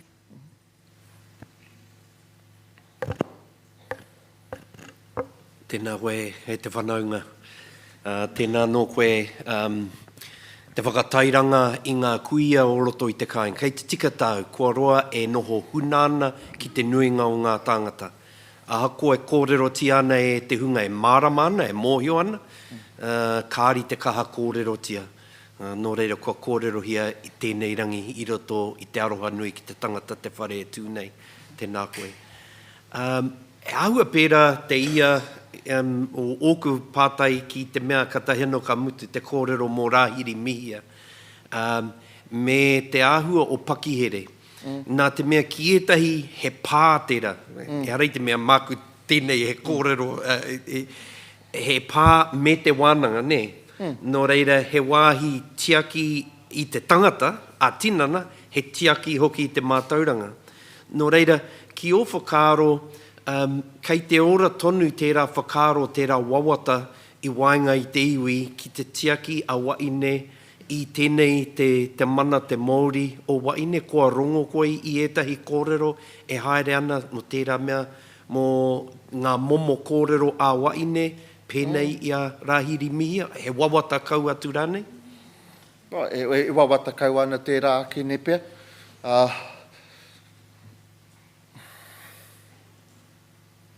I rangona iau e te Wahine wānau peange e wakakotahi ai, wānanga tahi ai, e nei mea. But yeah, e whakaaro pai tērā, e whakaaro tika anō. Ia hano he wānanga mō ngā Wahine, kia kōrero ai e pāna ki tērā.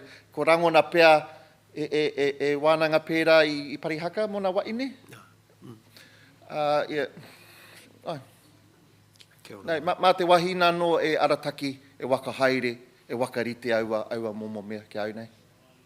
Orawe, pai tērā whakautu. Ko te pātai tuarua, taku mea whakamutunga nei, e rua ana he nei ngā pātai. Aha koe pirangi ana kia kōrero tonu i ngā take, kua whakaarangia e koe. E pai ki au tō wāhanga e kōrero ana mō ngā ingoa nei, o rauhoto tapairu kōhatu nei, ne? Me rauhoto tangata nei. Me te ahua nei, ko te kōhatu i reira i mua i te tangata. Engari, i hono te whakapapa o te tangata ki te maunga, ki te kōhatu, pēnei tonu ko te mana, ko te Māori o te toka, te toka a rauoto, ka iri ki runga i te Wahine, i te tangata.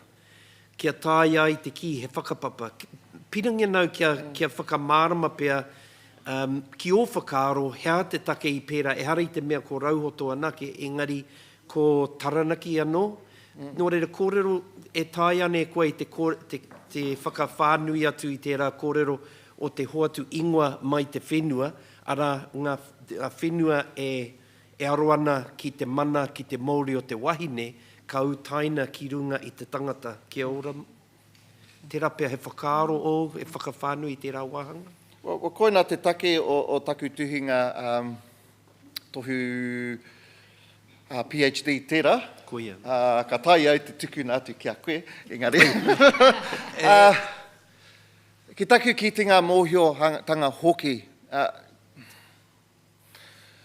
So if we look at Taranaki Maunga and Rua Taranaki the man, is that over time the name was then bestowed upon the mountain and the two became intertwined, so that the history of the man Rua Taranaki was subsumed underneath the myth of Taranaki Maunga.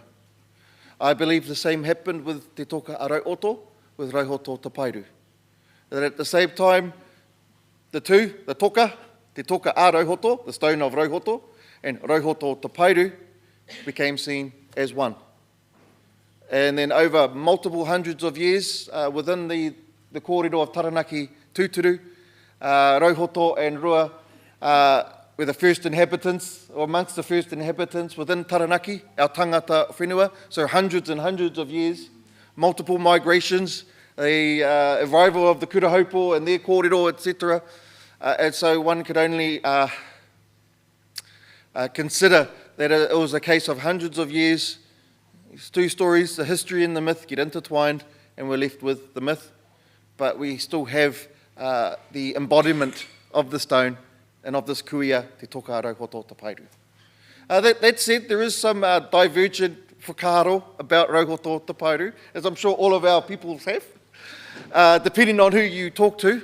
But that said, as I mentioned, this was the kaupapa of my PhD. So I was fortunate enough to spend a lot of time talking to people up home, spending time with the rock, dressing her, cleaning her, as well as finding out all of the maramara, all of the bits of information I could find for this rock. Yeah. Tino pai tērā whakautu. I'd like to for our panel to be able to have access to that kōrero, in particular the way in which, as you've just described, the whakapapa of people connects with the land. You can't just take people away from the land and because the connection of the whakapapa is within the land, and that's a very good example of tama wahine, tangata, and the whenua. So, ai, tukua mai tērā, kia whāriki hia ki tēnei tēpu, and he nui ngā kōrero hei āwhinei a mātou I roto I ngā whiriwhiri ngā kōrero. Tēnā koe e tenas me ngā kōrero tērā nei. Just another quick question from me. Were Rua Taranaki and Rauhoto Tapairu, were they kāhui maunga people, or did they predate? They were kāhui maunga people. Okay. Kia ora. Kim? Tēnā koe. I'm also, I think actually the whole panel probably is really interested in pakihere, and I know you may not be able to give us more information today. I mean, I very clearly heard you say, don't ask me what they taught there, manga wahine tērā.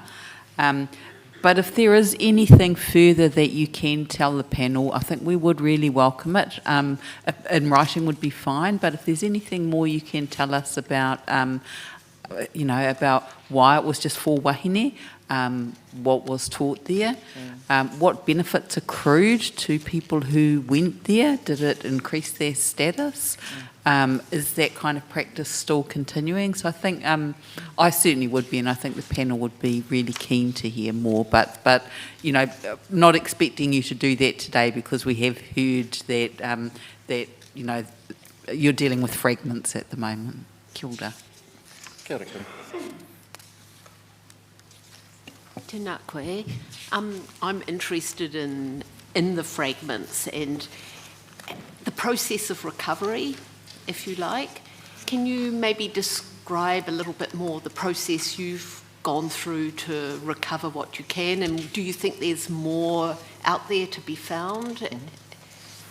Well, first off, one has to apply a mātauranga Māori framework of understanding, because all of this kōrero existed before the arrival of Captain Cook, koutou mā. So it's an understanding first that any way of delving into this information, one has to understand and be able to apply wakapapa to interpret waiata, wakatauki, wakawai, to understand narratives and how narratives change. Because in the aspect of history telling, stories, this is how we most often tell history, but they're the most open to change. And also the place names associated with those places. Unfortunately, with pakihere and ōkahu during the Musket Wars, there were those of our apu who took shelter within ōkahu in the northern raids when Waikato came into Taranaki and in their place they were caught, they were killed. And so I know where Pakihere is, but I won't go there. E wā I tapu anō tērā. And if I did, it would be for a very, very good reason. And so there is also that aspect of it as well, that perhaps those things associated with it, when the people died, a lot of that kōrero would have gone with them, and have that disassociation now. You know, some of those places, wāhi tapu, blood was spilled there, we don't go there. This is what I also suspect about Pakihere. But you never know what could come up through manuscripts. Someone may have recorded or something somewhere, but it's unlikely, but one never knows. All right, thank you very much. Very much enjoyed listening to you today. Thank you. Kia ora anō. I think we're going to hear a bit more about Pakihere, I think, from Ngā Ropi's going to have some kōrero for us as well. So, so we will we will add to that. So, nā mihi ki a koe, Dennis, mō kōrero kia mātou. He tino pai te kōrero. So, thank you for now. And, Kia ora. Kia ora. Ma'am, if I just may, just prior to during the break, I did have a kōrero with Dennis about the tipuna that he talked about. And I'm just conscious that the panel have raised a number of times the gaps in evidence around moko kauai in particular. So I just wondered if Dennis could give a little bit of a kōrero about the wahine, that tipuna that he just spoke about, and whether or not any of them had moko kauai, and any kōrero around that. Ai. Te toka arauhoto te Pairu is a carved rock. Her face has been carved in there, but then patterns that surround her and on her, on the stone itself. Does that then suggest that she wore a moko kauai maybe 700-800 years ago? Owa. But definitely a woman of her status would have deserved it. The other kuia, like Ueroa, Raumahora, Rairi Mihia, again, woman of high rank, and certainly deserving of wearing moko kauai. Can't say for sure if they did, but if anyone would have, they would have. Yeah, koina. Okay. Kia ora Dennis, o tira. I nai nei, ma'am, ko tā mātou nei kaituku koro I tēnei wā, ko Aroaro Tāmati. He kaituku kōrero hoki, a Aroaro mo te kreme wai 2872. I whakakōnai ngā kōrero a Aroaro I te rua tekau mā whetu o Hurai, ko te ā tahirau toru tekau mā tahi, me te ā tahirau toru tekau mā tahi ā, ngā nama o tana tuhinga kōrero, I runga I te pakirehua mauhanga. Hei paku whakamārama mo te rahi o ngā kōrero o Aroaro, kei te mohe o mātou tahi wahanga o tana tuhinga kei waho atu I nā kōrero hihi ana I roto I nei o nā tuapapa. Engari kua āhua whakarite anō Aroaro I tahi wana kōrero kia hanga ki I nei o nā kōrero mo te tuapapa I tēnei wā. Kāre tōrohia a Aroaro I ana kōrero kia wātea te uiwi hoki I aia. Engari nai ka tukuna ki a koe Aroaro. Kia ora. He pua wai au no runga I te tikanga. He rau ringa au no doto I te raukura. Ko taku raukura, he manawa nui ki te ao. He uri au no taranaki, taranaki iwi, taranaki tangata, taranaki whenua. Ka whai haere au I ngā kōrero taku whanaunga Dennis, ori te tāua. Engari ka mihi atu ki a koutou, whai wā ki te whakarongo ki au, mi aku kōrero, ka whakaro nui ki a rātou kua wehe atu, I tēnei wā o te tau, me matua taubi, ka ngaro atu, te tirohanga kanohi.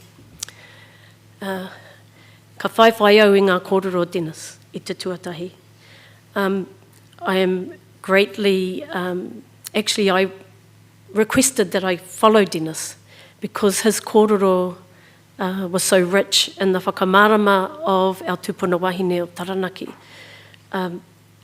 So what I wanted to focus on was to actually give give support and kōrero to that and some of the understandings of my whakaaro around the understandings first.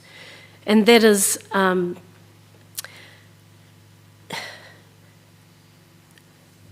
the focus on the he mana tautika o te tāne ki te wahine. Much has been said about how that has been disruptive. From my perspective, the traditional wahine tāne roles and leadership were complementary. Wahine roles were different, often, to men, but of equivalent value. Mana wahine was evidenced and little acknowledged. And we actually, from the kōrero that I've heard from yesterday and today, has strongly brought that through, such as the kōrero of Dennis about uerua. That one line really sticks to me, really sticks, that so little has been held of the mana wahine and how much influence that they had and the mana rangatira that they had. Wahine were actively involved in societal, political decision-making. And mana wahine tended to centre on the protection and well-being of the whānau and the hapu and the iwi. I want to put it to you that wahine tended to have a relational approach to leadership rather than, I believe, the world continues to hold to hierarchical, I call it boss leadership. Where someone at the top has all of the mana. But to me, and I'll talk about my role as tumu of Te Kōpai Piripono.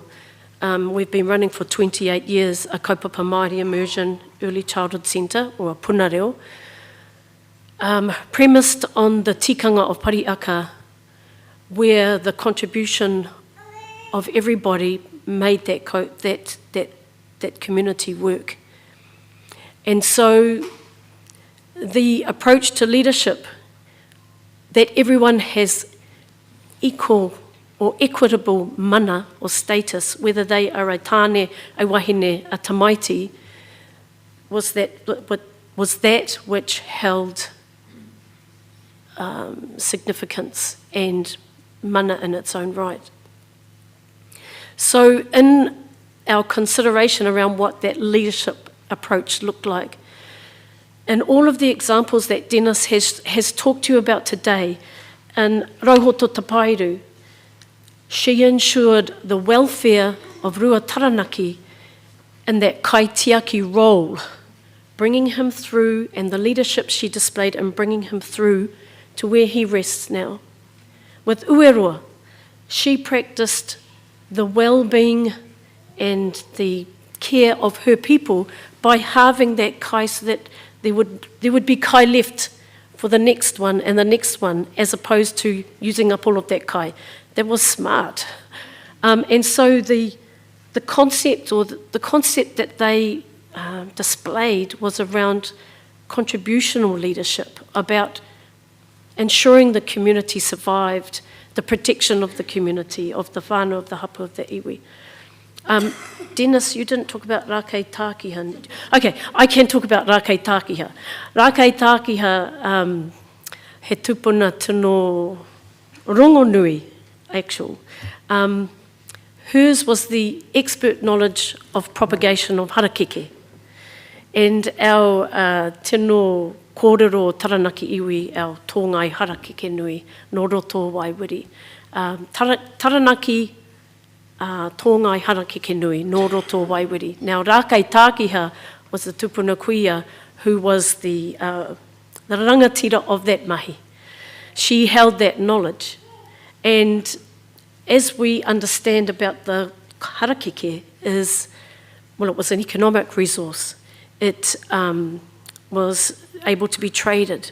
So it was the sustenance just in that thing alone for the iwi. But if you think about it in terms of spiritual, of the essence of harakeke, of its strength, of the taurahere, of the muka, all of those things and the knowledge of that was what she brought. And the evidence of her leadership, of her mana wahine, was that not only did she ensure the economic sustainability or livelihood, but she ensured their mana. That was their mana that was carried by all of that kōrero and that knowledge. So she was the tauira of mahitahi, of nohotahi, and of whakarotahi, that importance of a unified purpose. Now that rangatiratanga, I don't know whether that has been shared or talked about very much, but it was huge in the livelihood and the thriving of Taranaki iwi and its status. So all of those examples look to the focus that they had was around sustenance, well-being, livelihood, protection, manaki, mana aki, and tiaki. I want to talk about pariaka, with your permission. The thing that I wanted, people know about the story of pariaka, the kōrero about pariaka, and much has been talked about the tangata mauhere. I want to talk about what I describe as the wahine mauhere.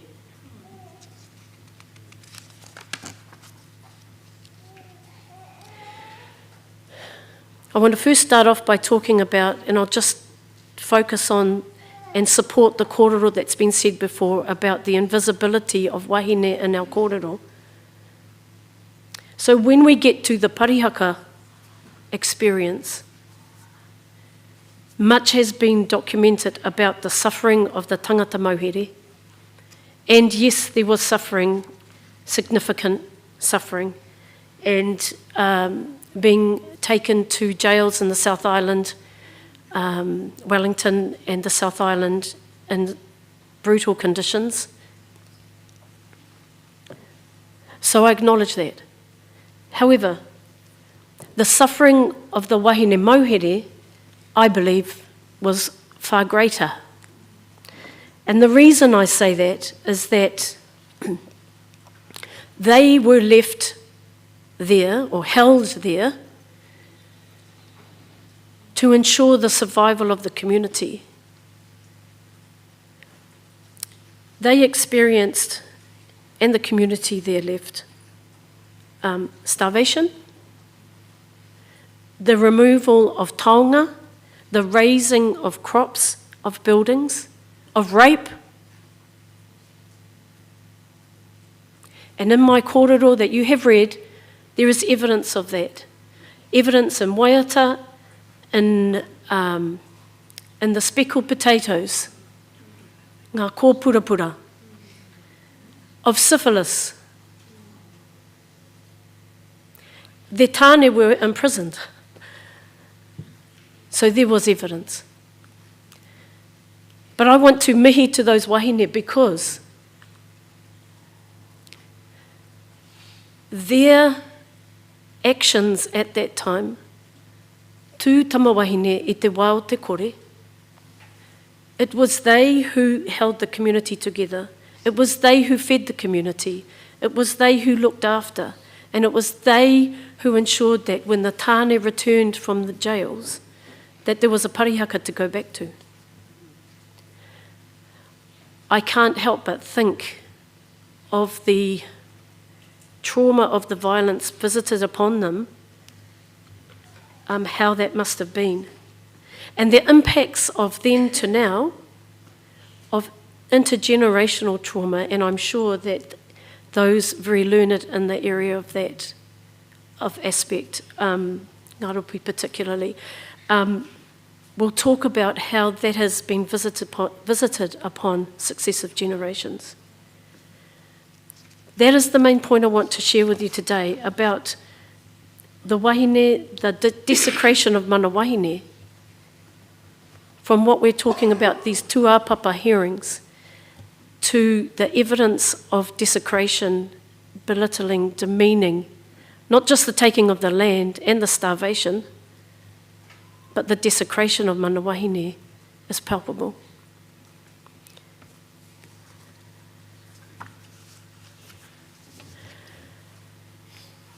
Just want to hold that thought for a minute.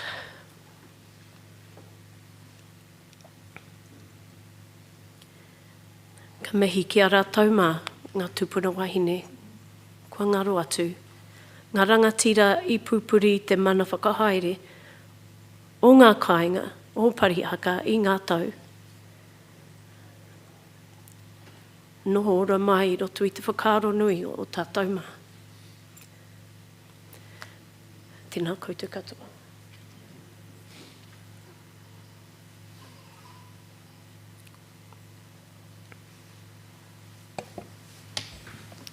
Tēnā koe aro. Mō tēnā kōrero kia mātou.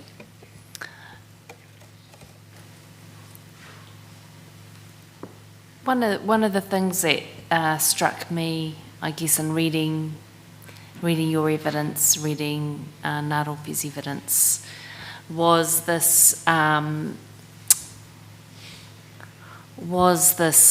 phenomenon of the forgetting of who those people, who those wahine were, who held the fort, so to speak, and contrasting that, I guess, with what we know about, for instance, those men who were the ploughmen and their actions that they took, and the men who were taken away. And in many cases, we know the names of those men, don't we? The ones who went to the South Island. Those identities are still known. But Ngāropi talked in a brief about the kuia who would take up the survey pegs, Pika, other places. And of course the wahine who stayed in Parihaka. Is there anything retained or known about the identities of any of those women who took those kinds of actions? That has been something that we've talked quite a bit about in terms of the lack of documentation around that. The ones that the kuia that we know really strongly about, and Ngāropi may have more kōrero when she speaks, is around Ngāruaki, the daughter of Te Whiti o Rongamai, and the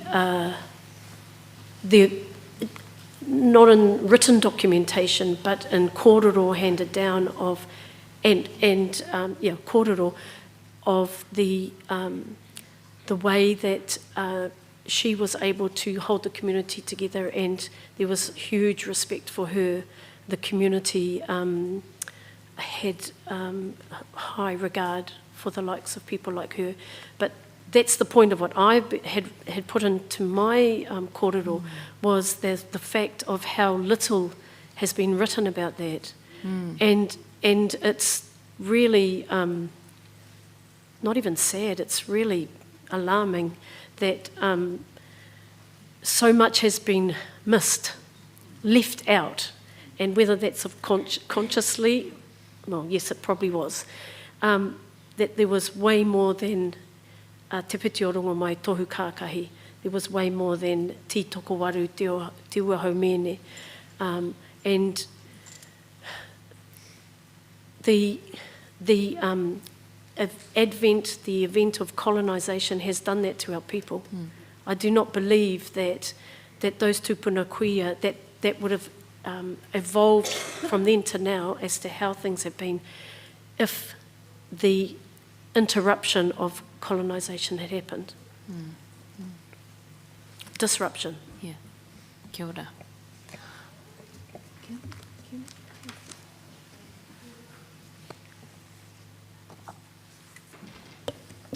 I think you've just been kind of canvassing the thing that I was just wanting to talk a bit more about, and that's about the absence of references to wahine and wahine rangatira in the historical documentation. And I was just wondering if you could talk a bit more about, a lot of this is actually our documentation, it's our waiata, our kōrero, and so in what ways did the settlers' approach, patriarchal approach to the world, influence how we recorded our own histories? It's incredible how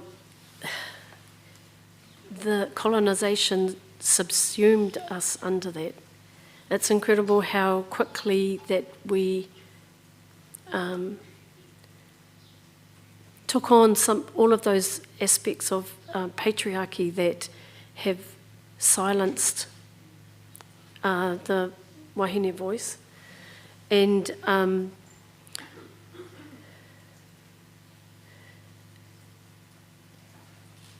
the absence of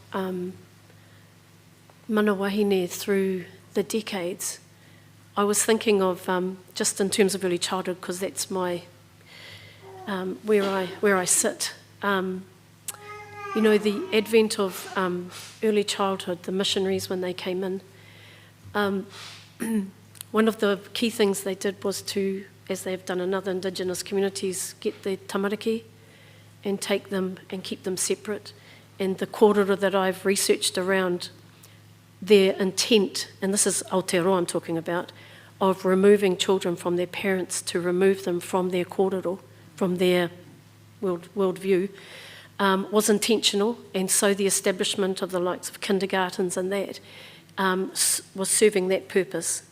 But that's a government-supported institution, kindergarten, that goes right back to the late 1800s, early 1900s, that established a way or an approach or a worldview of early childhood, and I'm just only talking about early childhood, but the institutions, the ways of doing things, the embedding within Māori society has removed those things, has removed the kōrero, the natural kōrero. The retaining of the kōrero has been through our waiata and through our poi. So the poi that we do at Pariaka, the poi manu, has sought to retain our kōrero because that was the way to actually keep that solid and safe. Yes, solid and safe. And my question is, why is it that there are so few waiata and kōrero and poi that have not been retained, that I'm sure would have been the range across a whole lot of iwi? Indeed, mine too. And why have we adopted these practices so, I think you use the term so easily? Yes. The unanswered question. It is an unanswered question. It's a frustration. I mean, it's hugely, it's distressing at the same time. And this is where we are now. We are trying to retain our ao Māori and our mātauranga, all the time trying to navigate or battle hāhi versus ao Māori. It's a dilemma. Not for me, but it's a dilemma for many of our people.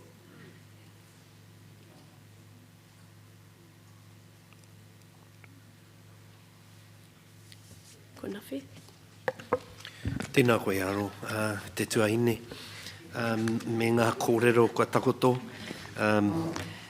E harai te mea kāre au I te marama ki nei kōrero kua puta I a koe. Engari, kei te pirangi au kia whakawhānui koe I ētahi wāhanga I roto. I te mea ka pai tērā nohotahi I o kōrero I te taho tennis. Nā te mea haere ngātahi atu e rā whakaaro.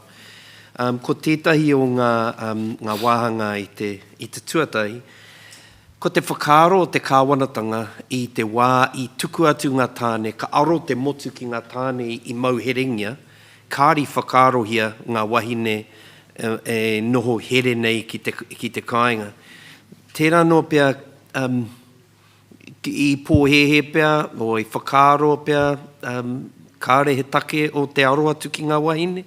Hea ki o whakaaro te hia o te kāwanatanga i te wā i panai atu ngā tāne, ana ka waiho ki ngā wahine ana he take, he kaupapa pia, o te ahua te tiaki a rātou i reira, o kāre te tiaki here nei a rātou ki reira. Pātai tino pai tēnā, ki iau nei, i pōhehe te kāwanatanga, ka hinga a pariaka.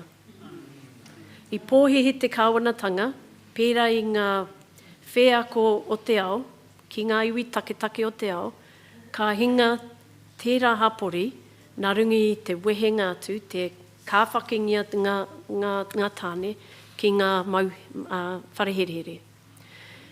Ka pōhehe te kāwanatanga, ka pōhara, ka turaki ngā whare, ka tāhuna ngā māra, ngā kai, ka patua ngā kararehe, ngā poaka, ngā kau, ka hinga, ka marara.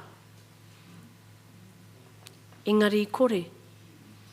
Ko te take i kore hinga ai, ko era wahine pakari, māia toa, i tū tama wahine. Tēnā te rerekētanga. No te mea i te wai wehe atu ngā tāne, i reira ngā tau eke kaumātua kuia, i reira hoki ngā tamariki, ngā mea māwiwi, ko ngā wahine. Ko ngā wahine ngā mea, ka whakaora i te hapori, kia tūtonu. Koira te tikanga o te pāua, te whakanui i te pāua i a tau, te tuawhitu o i a tau. E hari te mea te whakanui i te tuarima, ka whakanuia te tuawhitu. Koira te wā, te rā mō ngā mōrehu. I ora tonu. Nō reira, koira te mihi ki ngā wahine, tō rātou kaha. Ai. Kia ora, pai tērā whakamārama. Me tētahi mea, tērā pia whakautu a ātuhi, nā te mea tērā pia he whānui tēnei tirohanga. Engari, i runga i ngā kōreroa tennis, ka taua ka hoki atu ki te kōreroa tennis, me te ki rua noiho nei, kari te pātai ki a tennis, engari kōrero ki a koe aro. Rua noiho nei ngā kōrero i mua i te hainatanga o te tiriti o Waitangi. Ngaro, i runga i te pakanga, i roto i ngā tohe ki te kāwanatanga, e rā mea, ngā kōrero o mua. E na koera te aronga o tēnei tipu, kei te pirangi kia rongo i ngā kōrero, i mua i te tiriti o Waitangi, i mua i te tainga mai o te Pākehā. Engari te kōrero a Dennis, rua noiho nei ngā mea toi ana nā te pakanga, nā te hinganga o ngā pā, o ngā hapori, o ngā hapu i te wahi. E hara i te me ngaro rawa, engari i ngaro ngā whare wānanga, ne? I ngaro ngā wāhi e pupuri ngā kōrero, no reira ko te pātai ki a koe aro. Tēnei mea mana wahine ki tea i roto pariaka, e hara i te mea i waihangatia i tērā wā noiho, i ahu mai te kore. Kāre kore, ko ngā momo pūkenga, ngā momo pū manawa, ngā momo waiaro, i roto i ngā wahine i pariaka, i ahu mai i tērā pakihere i te kōrerohia e Dennis. Tērā nope i ahu mai i tērā whakapapa te ara tama wahine i mua. Nō reira, ko tērā pia mā te tuhi e whakautu aro, nā te me he nui tērā kaupapa, he paitonu kia whakarārangi mai, hea etahi o ngā attributes nei, i kitea i roto i ngā wahine i tērā wā ki oku whakaaro pia, e whakapaia nau i ahu mai i e pakihere, i ahu mai i tērā, engari kāri kaha kōrerotia. Nō reira, mehe mea tai ane e koe te āta whakaraupapa, hea ngā momo pūkenga, hea ngā momo wānanga, hea ngā momo waiaro o ngā kuia i roto o pariaka i tērā wā, kia āhei te ki anei, e harei te mea a puka puka, engari a mahi a tinana. Marama ki tērā? Ki oku nei pakaro, ko ngā tributes, ko ngā pukenga, ko ngā pūmanawa, o te mana wahine, ko te tiro whānui ki ngā mea. E hari te mea ko te aro ki tētahi mea perai, ko te whenua, te take. E hara ko te whenua te take anai, ko te hapori, ko te whānau, ko te hapu, ko te iwi. Ko ngā paenga mo tērā, ka timata ki reira. Nō reira, ko ngā mahi a ngā tūpuna koia, ko ngā tauira ko tērā. Ka tauira tia tērā momo i roto i a rātou mahi, tērā momo pūkenga pūmanawa. Tai ana te whakararangi mai e te hioera. Well, i kōrero ke au, pērā i te manaki me te tiaki. Ko te... ko ngā momo mahi, ko te mahi mo te iwi, mo te harakeke, mo te kai, mo te karakia, mo te hiki, te tapu. Ai, era me momo mahi. Ai. Kia ora, e mihi ana ki a koe, me o kōrero.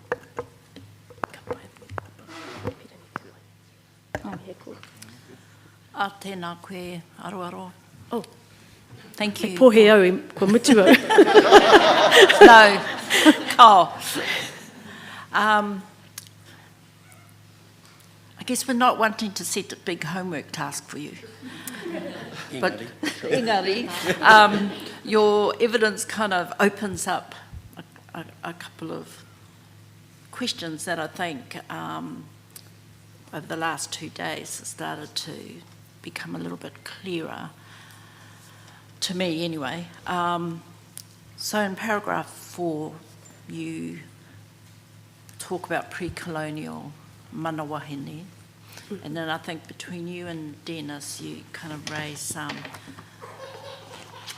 theories and ideas about how mana wahine worked, and some of the elements of mana, manaki, the connections that you're making.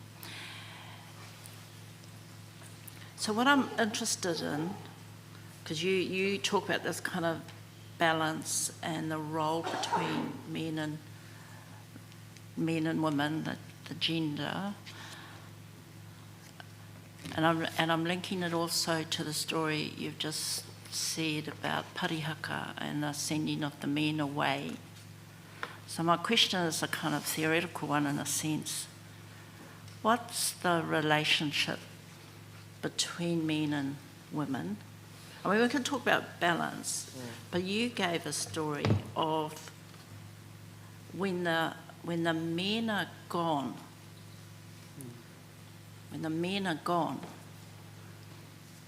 you know, what then is the role of women? And you talked about that. So I just want to explore more the extent to which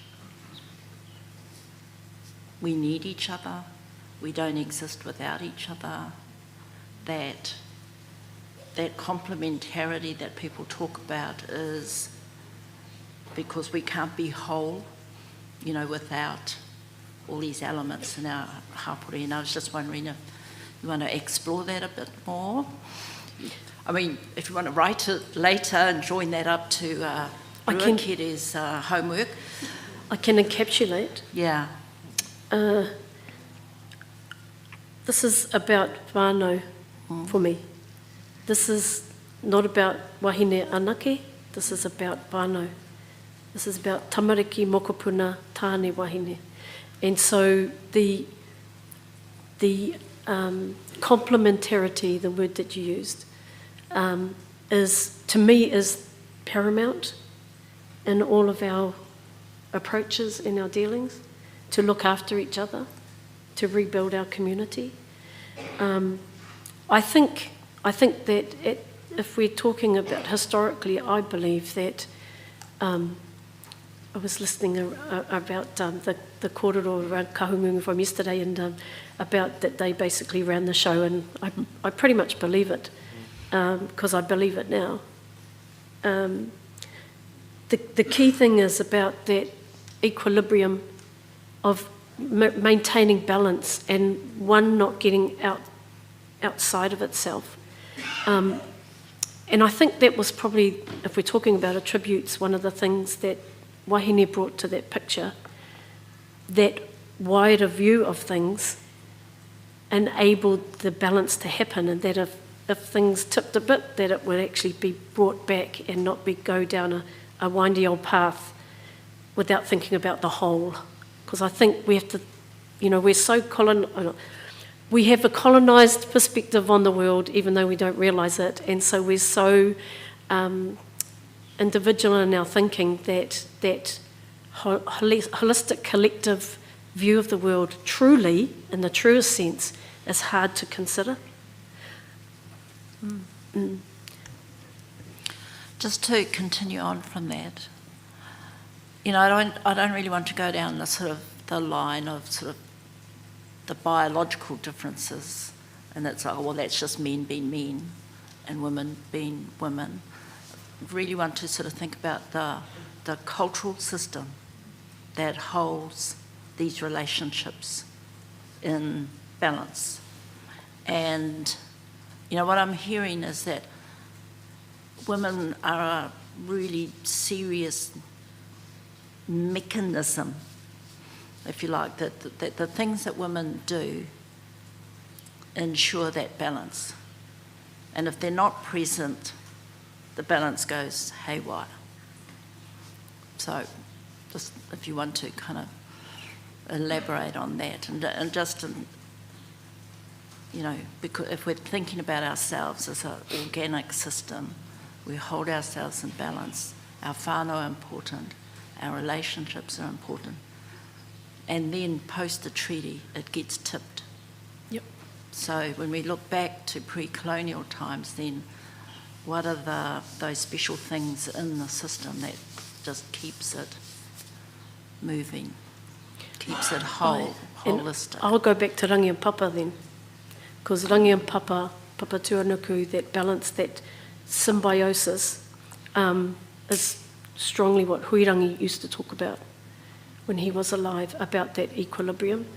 And the tikanga, that has been interrupted, but the tikanga ensured that equilibrium maintained its balance.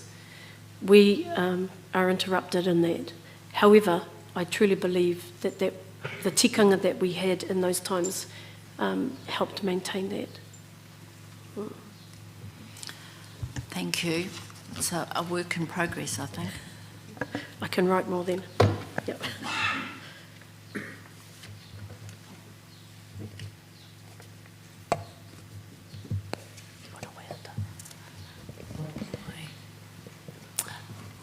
Ko mutu ngā pātai. Kia ora. Ma te koe te aroha titiro ki taranaki, e pūrei kohu, ko au kei raro e. Ma te koe te aroha titiro ki taranaki, ki te koe te aua i nā kui tau e.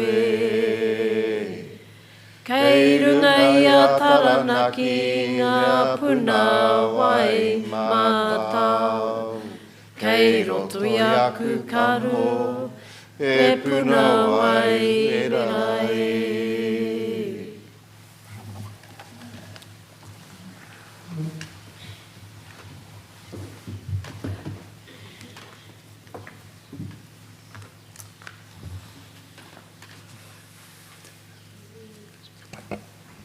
We finished that session just a little ahead of time. We're only, 10 minutes ahead of time. So it's probably not worth starting with our next witness at this time. So ko te wā mō te tina at 12:40, so perhaps if we just adjourn for now and it'll be lunchtime in about 10 minutes. Okay, kia ora tātou. Yeah.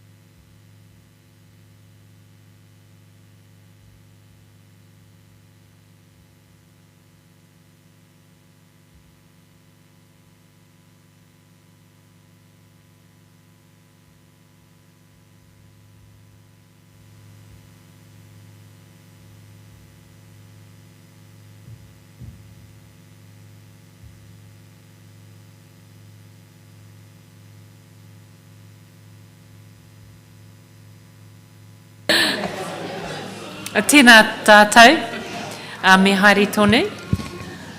Kei a koe, Ms. Ramika.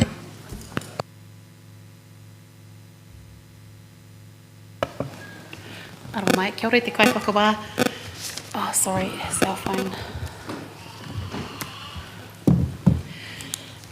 Ko tā mātou nei kai tuku kōrero I nai nei ko Ngaropi Cameron. Mami kaupapa paku tāku I tēnei wā. Whātekau miniti kua wāte I roto I tēnei wāhanga. So, tērā pia ka whakakenya tētahi rua tekau miniti a Ngaropi and ka tukuna tērā tutu rua tekau miniti kia rīpika I tēnei wā. Just kia moho ai tērā whātekau miniti. He kai tuku kōrero Ngaropi mo te kreme wai 2872 hoki. I whakakōnai ngā kōrero a Ngaropi I te rua tekau o Hurai. Ko te ei tahirau tekau mā toru te nama o tana tuhinga. Kōrero I runga I te pakirehua mauhanga. I whakakōnai hoki I tētahi pepa I whakātu ana I ngā tohu o ngā tipuna I haina I te tiriti o Waitangi. Ko te ei tahirau tekau mā toru B tērā. I whakakōnai hoki I ngā taunakitanga o Ōwai Marae Waitara I roto I te kreme muru raupatu o Taranaki ko ei tahirau tekau mā toru C tērā. He pepa atua nō I te kai whakawā tā Ngaropi kāre anō kua tukuna, kāre anō kua whakakōnai ki te tribunara I tēnei wā. Engari kei te kōrero ia mo taua pepa kua tukuna ki te kairehita hoki e nāna nō e whakaere ki runga I te mihinira. En whai muri I te pōnei tira pia ka tukuna ki te tribunara I te kai whakawā. E tēnei wā ka tukuna te rākau ki a Ngaropi me tana kōrero. Kei a koe Ngaropi.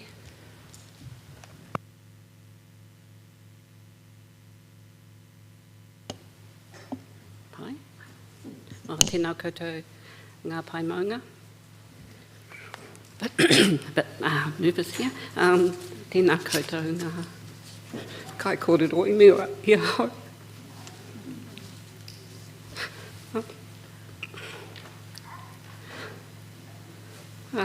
Tuku mihi kia koutou.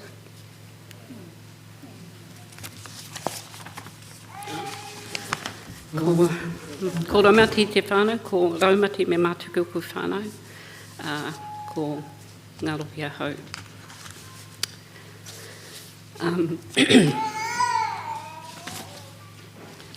So my submission is largely a whānau story. It's a pūrākau and a series of pūrākau layered across some things that I know and some things that I've been told. So it's not just mine. And I've tried to tell some interesting and some significant aspects of our whānau story by taking a journey and following a pathway of sorts.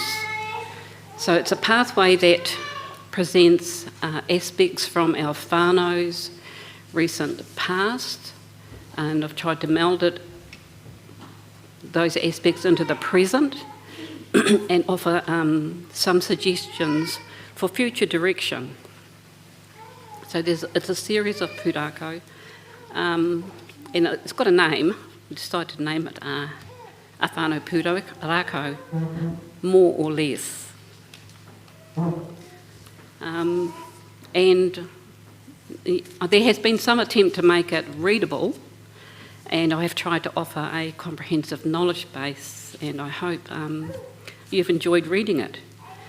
So having said that, yous have read it, nobody else has.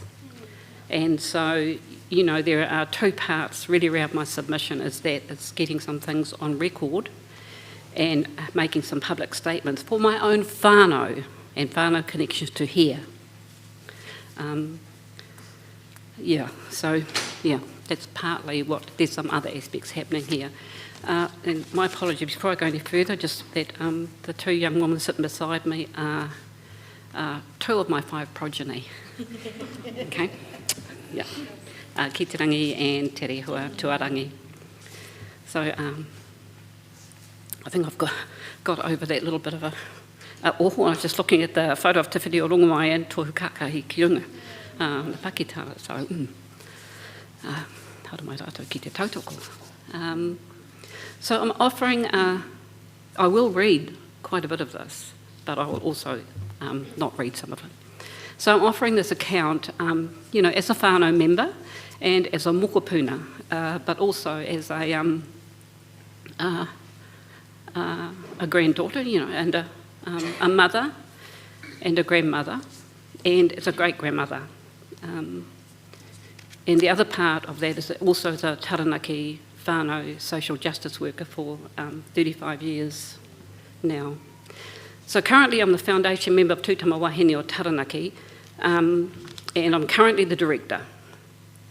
You know, I am the foundation member, and I'm currently the director and supervisor for the research arm of the organisation. My background is I'm a registered general and obstetric nurse, but I've also worked as a counsellor, a whānau social worker, and for 10 years I was over 10 years, the only sexual abuse ACC approved Māori counsellor in the entire region of Taranaki down to the Honganui. So I've worked as a whānau violence facilitator and educator for Māori men and women's and children's programs, and as a supervisor. I've been a CEO and also a community, kaupapa Māori community researcher, and I just have designed programs and tools for application within our work. So within the brief that I offered, I want to address 5 areas to support this claim. And the first area is Te Pairu. And Te Pairu is one of the few gender-specific terms in Te Reo Māori that I'm aware of. And within Te Reo Māori, that's quite limited in my aspects, but I have tried to find out and have found the connections where it is still commonly used as in Rarotonga, in areas of Rarotonga. And I think that indicates a pathway, a migrational pathway.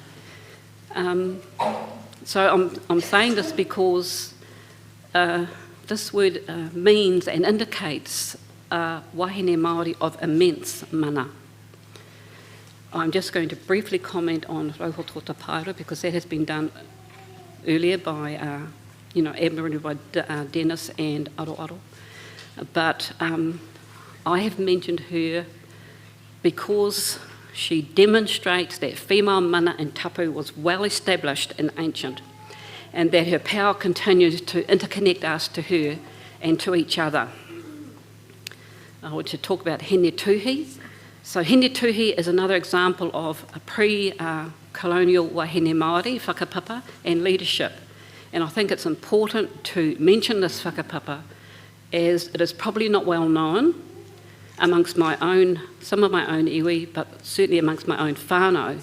And that this whakapapa, what's important about her name, Hene Tuhi, is because Ngāti Mutunga no longer identify as having hapu. We have simply defaulted back to the largest, in my opinion, the largest unnatural grouping of iwi. So Hene Tuhi was 3 times great-granddaughter of Rua Putahanga and Whatihua. Hene Tuhi and Tū Kaitau had a daughter named Te Rerehua and a son named Te Hihio Tū. Te Rerehua was the mātāmua. Te Rerehua married Mutunga and the youngest son of Kahukura and Hinemoi. Their descendants dropped the tribal name of Ngāti Kahukura and took the tribal name of Ngāti Mutunga. The descendants, however, of Te Hihio Tū took the tribal name of Ngāti Hene Tuhi after their mother. Now, Hene Tuhi occupied prominent sites and possessed notable land holdings in the Ngāti Mutunga takiwā, and in my submission I have named a few. Hene Tuhi is cited here because it demonstrates the practice of recognising matrilineal ariki lines, regardless of Tū Kaitau and Te Hihio Tū being male. The unifying ancestral line of significance chosen by the collective was Hine Tuhi. The last two tūpuna koe I wish to mention is Rahiri Mihia. I won't say any more about her, other than that I've included her here because she is representative of the continuation of the acknowledgement and recognition of mana wahine and Taranaki female whakapapa and leadership. And I think Aroaro and Dennis have said a lot of significant things in relation to Rahiri Mihia. And the other koe I wish to mention is Te Ao Marama. She has also been mentioned earlier. So as stated, Te Ao Marama was a respected tohunga with great mana. She was recognised and consulted for her wise advice and appreciated throughout Taranaki as such. For centuries, we heard it, Rauhoto Tapaira had resided at Otaunui, and due to many deaths occurring from repeated attempts to move her, Kaumātua requested of Te Ao Marama that she lift the tapu and move her to Puniho, which she successfully did. And she has resided there since, as we heard, 1948. So the second area I wish to speak about is mana whenua. So Te Hautonga and Te Matoha are my 4 times great-grandparents, and we heard some of that whakapapa earlier this morning with Ngāti Toa Rangatira. So both tūpuna, as per the instructions to their whanaunga, were cremated, and their ashes were interned on Matiu Island. Senior members of the whānau confirmed that by having their ashes interned on Matiu, that this recognised, validated and preserved Ngāti Mutunga, Ngāti Tama and Te Atiawa kinship relationship, mana whenua, with the land in Te Whanganui-a-Tara. The interment of the ashes of both Te Hautonga and Te Matoha has been referenced here to simply emphasise that the maintenance of mana whenua was not solely a male prerogative. The ashes of Te Hautonga were interned on Matiu as well, thus ensuring a balance. The third area is Te Titi o Waitangi. So Kahe Te Rawa Tarangi is the daughter of Te Hautonga and Te Matoha, and she was well known, she's known for swimming from Kapiti to the mainland to warn of an impending attack on her people by Waikato. So the Pākehā story about this reports that she had one child on her back. A whānau story, our pūrākau, is that she was carrying twins. And like all whānau stories, there are differences. So our story is she had twins. In 1840, Kahe Te Rawa Tarangi was sent by her iwi, Ngāti Toa Rangatira, to sign the treaty at Port Nicholson, and this was done on the 29th of April, 1840. So my elders stated that because she had the whakapapa and mana, she was sent in place of her father, in place of Te Matoha, who had recently passed away. So Kahe signed Te Titi, as did her kinswoman, and we heard that this morning, Te Rangi Topiora, her uncles Nohorua, Te Raupraha, cousins Te Hiko, Te Rangi Haiata, Katu and nephew Martine Te Whiwhi also signed on different days. And then we can see that, her signature on the screen. So the fourth area I wish to talk about is resistance and disruptions. So in my submission I quoted Howard Zinn from his book Terrorism and War. So the one thing that enables the authorities to deceive the public is to keep the public in a state of amnesia, to keep the public from thinking about the history of war, the history of violence, the history of government deception, and the history of media complicity and deception in maintaining that violence. And this is exactly what transpired, unacknowledged and denied history. We've heard some this morning, and Taranaki was left with a deafening silence. So Professor Karina Walters refers to the dangerousness of silence. The more profound the silence, the more pervasive the trauma.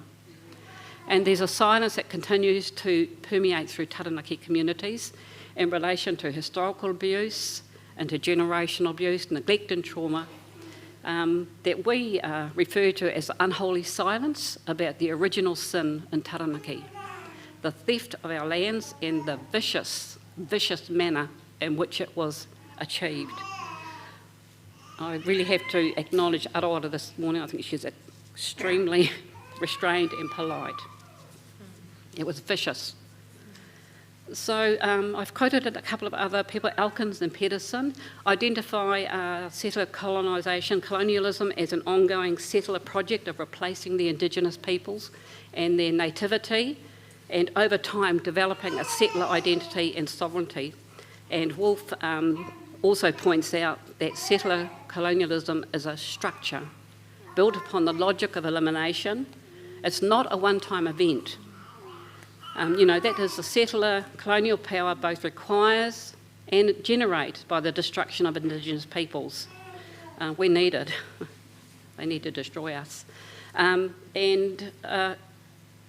Critical to ensuring that destruction is the removal of the status of Wahine. Epistemicide, the killing of our knowledge systems, is another invisible yet detrimental settler project. And I'm not going to say any more about that. I think that has been really covered by Ani Makaita and when she read Moana Jackson's brief. So just talk about the resistance movement of Taranaki was a continuation of the peaceful movement initiated by Te Ua Haumene. The surveying of the Peka Peka was the first act of plunder in North Taranaki, and this is what we refer to as Te Pāua or Waitara. So our tupuna whaia of Te Atiawa deliberately and strategically removed survey pegs that had been placed in our whenua by colonial forces. The survey pegs represented the colonisers' attempt to sever our relationship and responsibility to our whenua and Papatuanuku. Predictably, the galvanising feature of this story is often denied or simply ignored. The neglected inspirational element is about the contribution our tupuna kuia made and how they carried out significant acts of resistance, which was within their legal right and responsibility to do so. They were not breaking any law. It is an empowering historical narrative that should be remembered and honoured as an assertion of mana wahine in exercising mana whenua. So our tupuna Pitiroi, this man is my great-grandfather. He was a supporter and follower of Te Whiti o Rungamai and Tohu Kākahi, and he was apprehended while fishing for his whānau on the Onairo River in late 1879. He was fishing on his own river. He was transported to Otago and imprisoned there in January 1840, where he died on the 23rd of January 1881. He was 45 years old. But when the prisoners returned from Parihaka, they told the whānau that they didn't know how he had died, and they believed that he had been lashed to death, and they didn't know where he was buried. So because of the manner of his death and the lack of information about the burial sites, 3 names were given within 3 branches of our whānau. It's Ngā Rukiruki because elders believed that he had been lashed to death, Te Kirihaihai, signifying the splitting apart of his skin, and Te Matingaro, indicating that he was lost to them, that they had no idea where he was buried. The names Ngā Rukiruki and Te Kirihaihai are held by female lines in the whānau. So Ngā Ropi Damon was the daughter of Mere and Tuhara, and she was a granddaughter of Kahe Te Rawa Te Rangi and Nicol. She was also nurtured by and was a taurima to Te Maunu, Urenui, not Takapuahi in Urenui, but they connected. When requested by her elders, Ngā Ropi and her brother Te Matoha complied and were taken to Parihaka, where they were married to Noho Mairangi and Ngaruake, the son and daughter of Te Whiti o Rungamai. So Ngā Ropi was a composer alongside her whanaunga Te Rangi Tūtahi. She recorded historical events in Te Waita, which were accompanied by poi. So those poi, Aroa talked about them this morning, they are oral literature, they are historical documents, they contain statements about what happened, they contain dates, whakapapa and mātauranga, and some of which are still recited today as poi manu and waiata tawhito across Taranaki. But to acknowledge and honour her capabilities, Te Maunu brought her a military band drum, which he named Te Puapua after her. So Te Puapua continues to be used today on significant occasions and is housed in Te Ikoroa Māui at Owai Marae, Waitara. And that whare tūpuna was built and named in commemoration of her brother, Sir Maui Pomare. And we saw some of those taonga this morning. So Ngā Ropi was a wahine pukumahi, a wahine tiaki tangata, a wahine manaki tangata. So how do people know you have mana if you don't manaki te tangata? So she was a respected daughter, and she was also a dutiful daughter who had agency over her life and where she resided. She made choices, and one choice was to help enact her elders' vision to benefit her people and community. And from our perspective now, when we talk about her, we would consider her, and we would call her an active citizen. So in 1886, by 1886, Kahe Te Rawa Te Rangi, a woman who signed her titi, there's her signature up there, immense mana, tribal mana, was being referenced in land court papers as Petty Nickel and in others simply as Betty, and her children were referred to as half-caste. So Matarena Marjorie Rowe Cooper, Auntie Marge, she was my auntie, their grand auntie, and she was also a paukuia, a whānau paukuia. She was a mātāmua of 18 tamariki, born to Parehaere o ne Mātuku and Hamiora Raumati. The Hamiora is a tohunga. He was the Ngāti Mutunga representative on the Taranaki Māori Trust Board. He passed away in 1954, and even though the iwi had voted for Matarena to replace him as the Ngāti Mutunga member on the Taranaki Māori Trust Board, pressure was exerted on her not to accept the role because she was a woman. Eventually, she succumbed to pressure and she didn't take up that role. I have no doubt, absolutely no doubt at all, that the past 50-year trajectory for Taranaki would have been totally different had Matarena become the first female member on that trust board. So what happens when repositories of knowledge are killed, die young, or are forcibly relocated, imprisoned or separated from their communities? You know, there is a bottomless pit of intense pain and grief. There's terror, despair, there's rage, confusion, and there are broken hearts and shattered wairua. And there is unmourned soul grief. So, but where does it go? Because it is real, it occupies space in present time now, and it spreads across our marae, it spreads across our communities, and it spreads within our homes. You know, which brings me to the void that Tūtama Wahine, the organisation, has been filling for 3 decades now. So Tūtama Wahine began facilitating Māori whānau violence education programs for Wahine Māori in 1989 and Tāne Māori in 1992.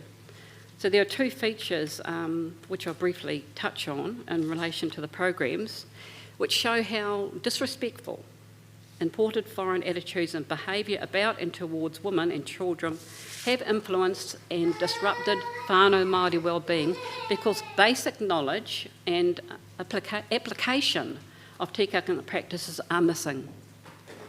So firstly, the lack of knowledge about the colonial imposed history of Taranaki and the basic cultural concepts such as tikanga, te whare tangata, hoa rangatira, mana wahine, mana tāne, tikanga mō ngā tamariki, continues to be astonishing. It's astonishing. The maltreatment and use of physical force to obtain compliance from women and children continues to be disturbing and disproportionately out of line with the original tikanga actions of our tūpuna.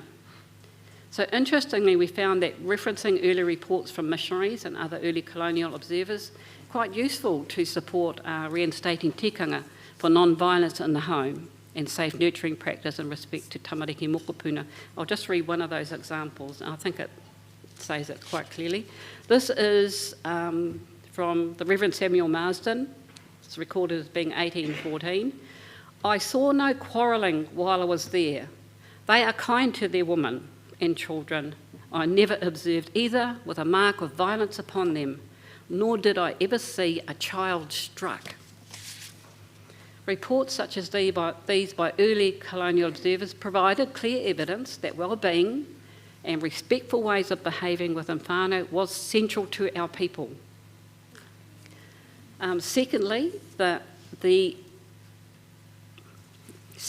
casual use of important derogatory language by male participants to describe women in general, their mothers, their partners, the mother of their children and girlfriends was quite simply staggering, and it continues to be staggering.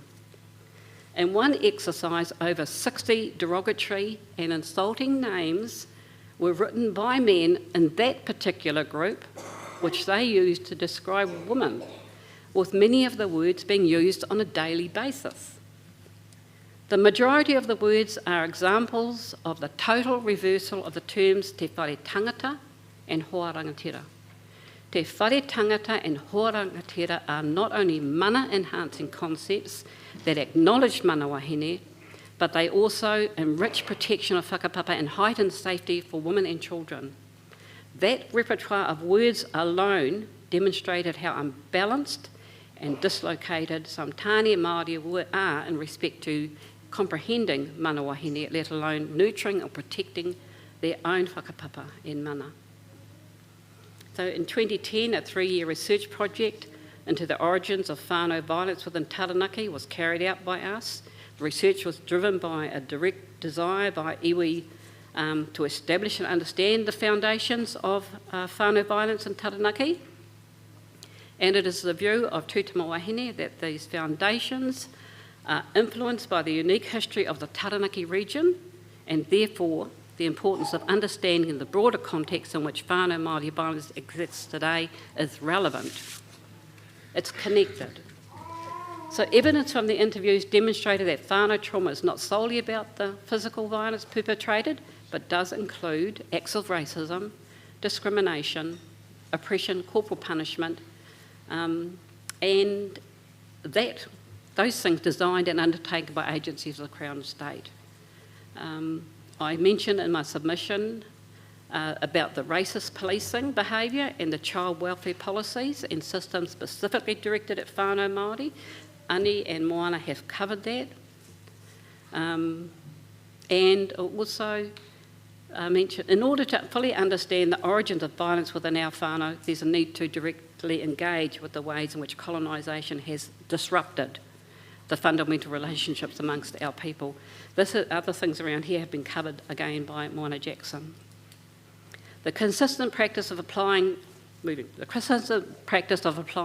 tribal markings, moko kauai, on Wahine Māori had been absent from Taranaki hapu and iwi for over a century, probably longer. So the lack of tāmoko practice is directly attributed to colonial confiscations behaviour and practices and the negative effects experienced by Wahine Māori in Taranaki. So Mahina Kura Reinfeldt reinstated the practice, Ngāti Mutunga, Ngāti Toa Rangatira and Parihaka, reinstated the practice in 1997 by getting her moko kauai applied on the marae in her whare tūpuna te aroha a Māori pomere ki tōna iwi Māori. I think I made a mistake. I actually think it was in Mahi Tamariki. It wasn't, I had made a mistake in the submission. It was actually done in Mahi Tamariki, which is also known as te whare parimata te rangipu aho aho, and at other times te whare wānanga o Ngāti Mutunga. So it was in the smaller, very old house. She harangued me for over 5 years, and so I've had my moko kauai for 20 years now, and this was also to support her, and I was also the first one within our immediate whānau, my immediate whānau, to have a moko kauai. So just moving on, so although the Tohunga Suppression Act 1907 had been repealed in 1962, the use of rongoā Māori and other healing practice had remained partially hidden and functioning at sort of underground in Taranaki, with much of the knowledge and practice of karakia, ceremonial rites, identification, processing of medicinal plants, the healing sites and the general traditional healing practices remained hidden or were actually protected within whānau. Some still are. So at the behest of several Ngāti Mutunga kuia, Wahine Kura also reclaimed the practice and everyday use of rongoā Māori. She developed karanga ora into a local, national and international entity, which was recognised an Indigenous Wellbeing and Healing Centre research and practice excellence. So lastly, I wish to talk about the ideas of remembering and recovery. So I talked about this in the submission, and I gave a few examples in my submission. So in early 1967, Matarena Auntie Marge instigated the restoration of Tiniho Te Ati Awa into a wharenui. When the building was reopened, the keys were gifted to students and teachers of the world, and thus realigning Parihaka on the national international stage as a front runner in peaceful resistance to invasion and injustice, and while fostering a safe environment. It's certainly a safe environment to learn about our prophets, Te Whiti o Rongomain Tohu Kākahi. She was able to initiate this project on the Papakainga because she had the mana to do so. And she was supported by her kuia, who made it abundantly clear to her that her whakapapa required them to stand by her. So in 1995, she also initiated the annual celebration of Te Rangi Hiroa to celebrate his life and deeds as a member of Ngāti Mutunga, and to remind us all about the great things he achieved during his lifetime. Also during the Land March in 1975, Koe Matarena signed the Land March memorial. Memorial of right at Takapuwahia Marae, and in the section marked occupation, she wrote Kahe Te Rao Te Rangi, signifying that she was adding the mana of her tupuna as a treaty signatory to the document and her status also as mana whenua. That's a document on screen. So in 1980, in preparation for the centenary remembrance in 1981 of Te Pāua o Parihaka, Matarena, Auntie Marge and Vivian Hutchinson scripted and narrated a slideshow documentary, Parihaka, a photographic survey, 1981, which was shown during those commemorations and which were made available to all the high schools in the region. In 2013, we commissioned a digital restoration. You can find that on YouTube, and that was also made available to schools. I just want to mention a couple of things where I witnessed these kuia exercising the mana in other ways. So I recall witnessing, a lot of assertions of mana wahine by these kuia over the years.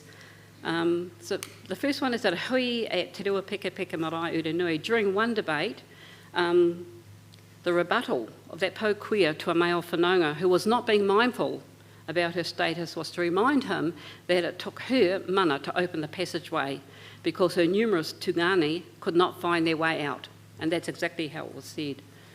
She achieved the desired impact. And the second was being with her at Owai Marae, at a hui there, when a male manahuri was, I call it proselytising about the inferiority of women, because in one narrative, women were made out of dirt, and the other narrative, women are a byproduct of Adam, who had a surplus ribs, so he got thrown a bone. She stood bolt upright, and she walked out, and kuia, Te Reo Kuia, also followed her. He got the message, he sat down.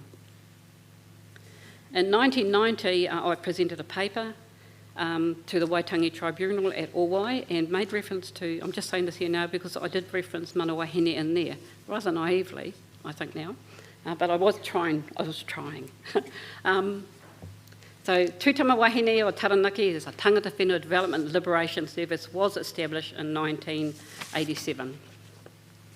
So we've been doing social justice in the community for 33 years now. And the origin of the organisation does date back to 1881, te Pāua Parihaka and te Whiti o Rongamai, e tūtama Wahine, te wā te kore, where he really, that message was an instruction, and we consider it to be an instructional vision of insight and foresight and sort of hope and action, where he summoned the woman to hold the front line. You heard Arawara talking about that this morning, to embrace the work of their tūpuna and take on and managing the roles and responsibilities of the well-being of the community. And his message of hope has been transmitted across the generations.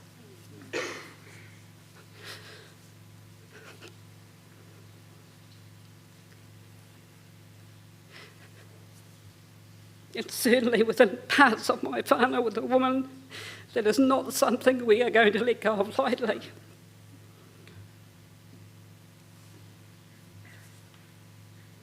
It has been inspiring and it has been encouraging during absolute times of difficulty.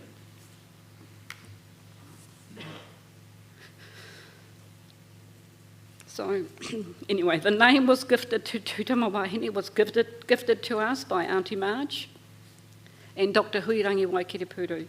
And they did it because they recognised that the work being undertaken and achieved was a continuation of that kaupapa. And what our kuia had survived.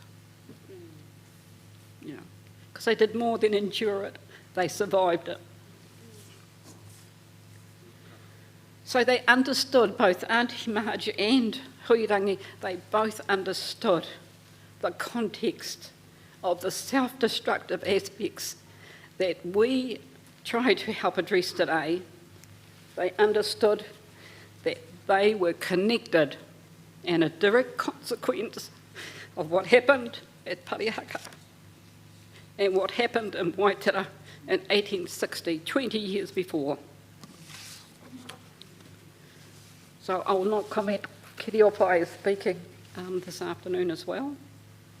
But I will say that he's been clear about pointing out that Huirangi always talked about the term tamawahine as a direct reference to male and female balance. And we heard some questioning about that this morning. Balance that brings equilibrium in nature. That natural world won't flourish without one or the other. It's not either or. And so I just want to talk about the Taranaki Māori Women's Network. So the Taranaki Māori Women's Network has a collective vision. This is about remembering and reclaiming. A collective vision to re-establish and retention of mana wahine through creators, being creators of our own destiny, utilising the vast innovative talents and the knowledge and the gifts, the many gifts that are present in ngā uri o Hine Ahone.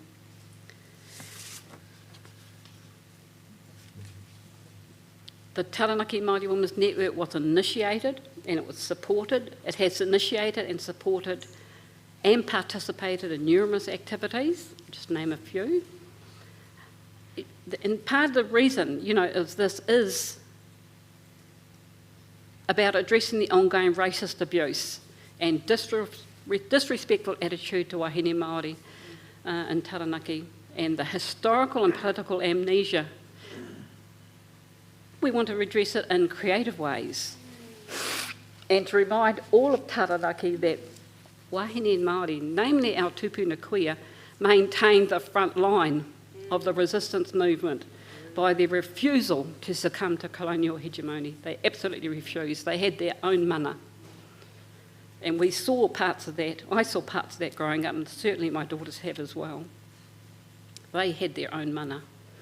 So the Parihaka Peace and Reconciliation hikoi, I'm sure people wonder where that came from.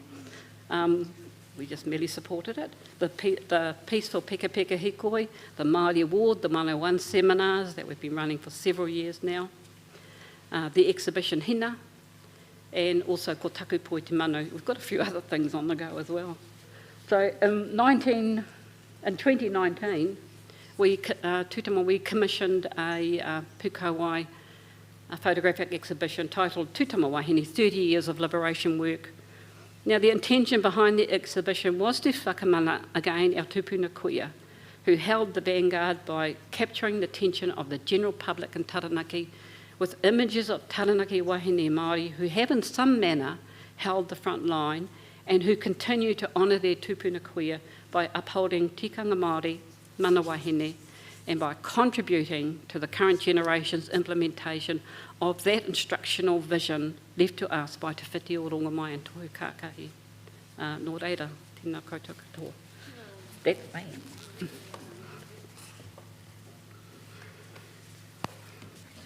Any questions? My daughters will answer them. No, they said, oh, we hate it, she always does this to us.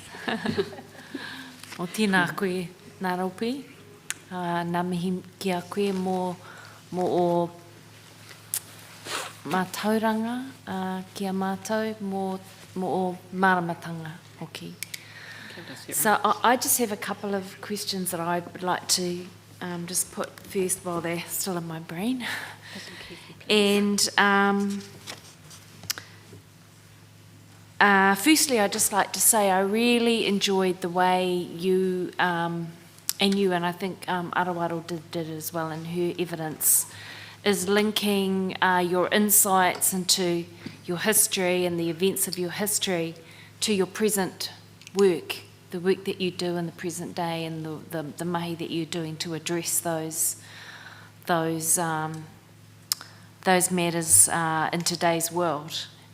My second question will relate to that. But first of all, one of the things that we're trying to do in this phase of the inquiry, which is the tuapapa phase, is to get some insights into, I guess, pre-colonial social organisation, for want of a better word, and the wahine role and influence in those decisions and structures. So I was just really interested in the comment that you made near the beginning of your evidence about Ngāti Mutunga now being an iwi without hapu, and I'm just wanting to get an insight into the decision-making or the process which led to that outcome or that status, because we've had some kōrero during the course of this hearing about hapu which are connected to tupuna wahine being invisibilised or disappearing. I mean, I'm not suggesting that's necessarily the case here, but it would just be really interesting to get some insight into that process where Ngāti Mutunga is an iwi without hapu, where previously you have had groupings that have had tupuna wahine names. Mm-hmm. We have hapu, and I think there are over 12. However, it's probably been a process of erosion over the years. Part of our hapu is Hini Tuhi. We've brought land back in our own area, but also Ngāti Tū Kai Tangata is our hapu. We know our hapu. But within the structure at the moment, we don't go into hapu groups to wānanga, to sort out our position on things. And part of that erosion was speeded up, with the Runanga a Iwi Act, where things were becoming they were all very patriarchal anyway. And certainly had been accelerated with the treaty breach settlements. They're not treaty settlements, they are breach settlements. So that treaty breach settlements, which was captured primarily by male participants. And I can remember being in iwi hui when some discussions happened, and the elders were quite adamant about, as an iwi at that point, because we viewed ourselves to be quite small, that they did not feel that we had the resourcing, I suppose, to be able to do things as hapu, but also those elders that kua mate te katoa, they're all gone now, saw that it was potentially quite divisional. I mean, the whole process of the whole claim thing was divisional anyway, but they fell into the largest grouping, which is iwi. Natural grouping, but that's not a natural grouping. It's a natural grouping when the hapu bring it together. So it was accelerated. That's partly how I see some of it. I could have a bit more of a think, bit of a slow filter about it and put something in writing from my experience and what we've seen over the last 40 years, 45 years in relation to this. Porter, do you want to say anything? No? Yep. Okay, well that would be if you wanted to put some more, have more of a think about it and put some more detail into writing, that would be helpful for us. Might be a chance to be really clear about what they've been doing. Yeah, for me, because I'm not happy about that. What's happened within the corporate iwi structure, which is primarily male now, and it is controlled by men, and well, I suppose we could call it the boys' club. I know Rupeka did call it the boys' club, but of Māori boys' club, they do admit the odd girl these days. All right. They're not going to let me in. Okay, my second question, I guess, is future focused. Yep. And I guess reflecting on the mahi that you are involved in and have been so for many years. In a broad sense, what outcomes would you like to see from this process? Well, I would like to see, lots of things. Oh, where do I start? I've got to say there's got to be, I want to see some major resourcing across the motu, across every hapu, every iwi, to support the coming together of wahine Māori to recreate pakihere, to recreate, because the knowledge is there. I didn't start doing this work because I wanted to. I want to weave. I want to paint. This was a calling, and I'm a registered general nurse. I'm a good nurse. I was a good nurse too. I know I was a good nurse. Yeah, I know. And you don't ever forget. It's always useful. But the work is a calling, and it was endorsed by elders and pretty much told, you keep doing it until I tell you to stop it. And she's dead, and I'm waiting for the dream. Mediana had it. Bloody Mediana had the dream. Yeah, about her. You know, I want the dream. You can stop now, go paint. So it is a calling. Hang on a minute, I've lost focus. What was the question?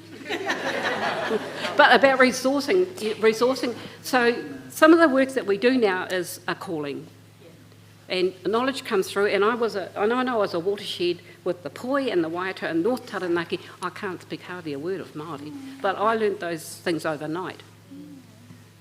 Now, this is a true story. This is what happened.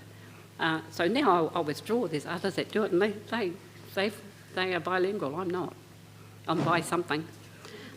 But it is the knowledge will come through if the conditions are made more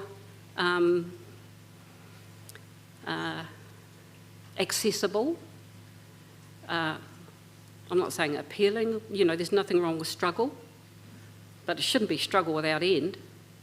There's nothing wrong with struggle. Things are made more appealing and more resourced so that we can do that together, because we do have extremely knowledgeable pukenga wahine Māori in this motu, and we do have stuff that comes through, like it came through me, and like I, just carried on the mahi, that was clearly tupuna directed. And Auntie Marge would say once, "Oh, you've been led around by your tupuna by the nose," but it isn't anything that.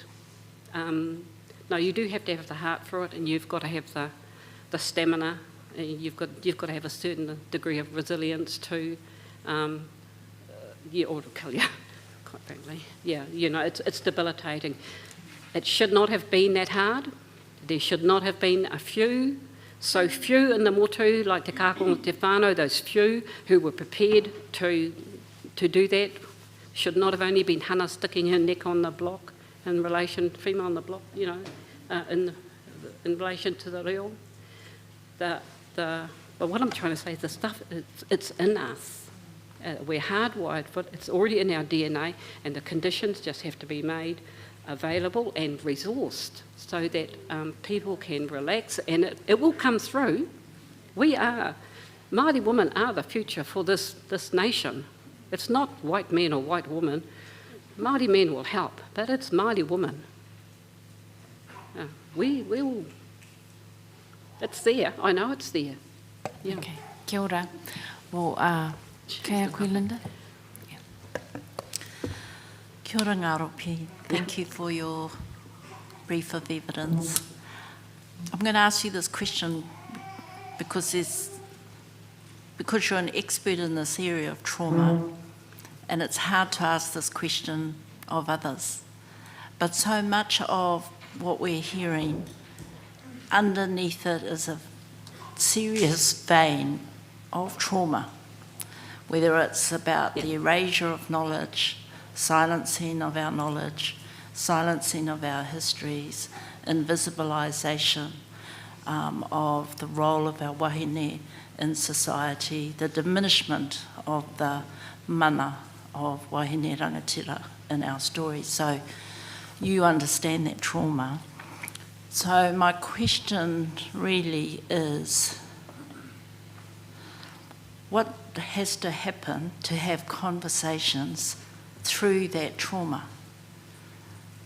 You know, just building on what you were saying in terms of the outcome of this, you know, what are the sort of strategies that need to be kind of also implemented to ensure that mātauranga is brought out in a good way and doesn't create more trauma or marginalise others as such a, you know this area really well, so just whether you've got some more ideas about process and... Well, one of the first things I would say is Māori ki te Māori. It has to be Māori directed, and I don't mean you know, directed by a government department that Māori did. This actually has to be Māori owned and Māori driven. This is our trauma. It's ours. It belongs to us, and we have a right to address it in a manner, and we may get it wrong sometimes, but it couldn't be more wrong than the last 200 years. We may get it wrong, but we are more likely to make inroads and start getting it right as we start to work together, because our relationships have been so severely disrupted. And we just, you know, the internalised racism, the belief about that the levels on which we have believed that, I'm not going to say millions, literally millions of lies that we have been subjected to from the moment we were born. That permeates every level of our being. And so when people think about trauma, they just think about, you know, well, actually, Uncle raped me in the back room. Yeah, well, that does happen. But there are other things as well. So there's that and this other stuff that is just permeates through our entire being that we have to work with each other. And there are, there is some, I mean, decolonising methodologies for a start. This should be required reading from Form 1. through. There's nothing there that our people, young people cannot understand. It should be a required reading for every Māori that goes through a educational institution. And there are numerous other things that should be required reading by us, you know, for our own people. Yeah, so I might have strayed off a bit, but, and you know, and just the, you know, when I just think about the 6 principles within a kaupapa Māori theory and methodology, there's 6 that are extremely, that we have, you know, put into one little wheel, that are extremely understandable. But when our people hear it, they think it's something separate from them and it's ununderstandable. But you break it into those areas, it's extremely understandable. And attach 6 basic tikanga to reintroduce Māori law, Māori LAW, back into the home is very achievable. And I think any kohanga reo teacher, any kura kaupapa or wharikura teacher who is not teaching the basis of Māori law in the home and our behaviour is being derelict in their duty. Any nurse, Māori nurse that does not understand those is derelict in their duty, and any lawyer as well. And this is why I think, you name it across the professions where we have a duty to be working towards the recovery of our nation. We cannot allow them to destroy it anymore. It's gone too far. It's gone too far. And we have to do something more collectively, and I think it is with Wahine Māori, with our young people, we can do this because I think our men understand and will support. But just talking about men, we require men to start taking responsibility and addressing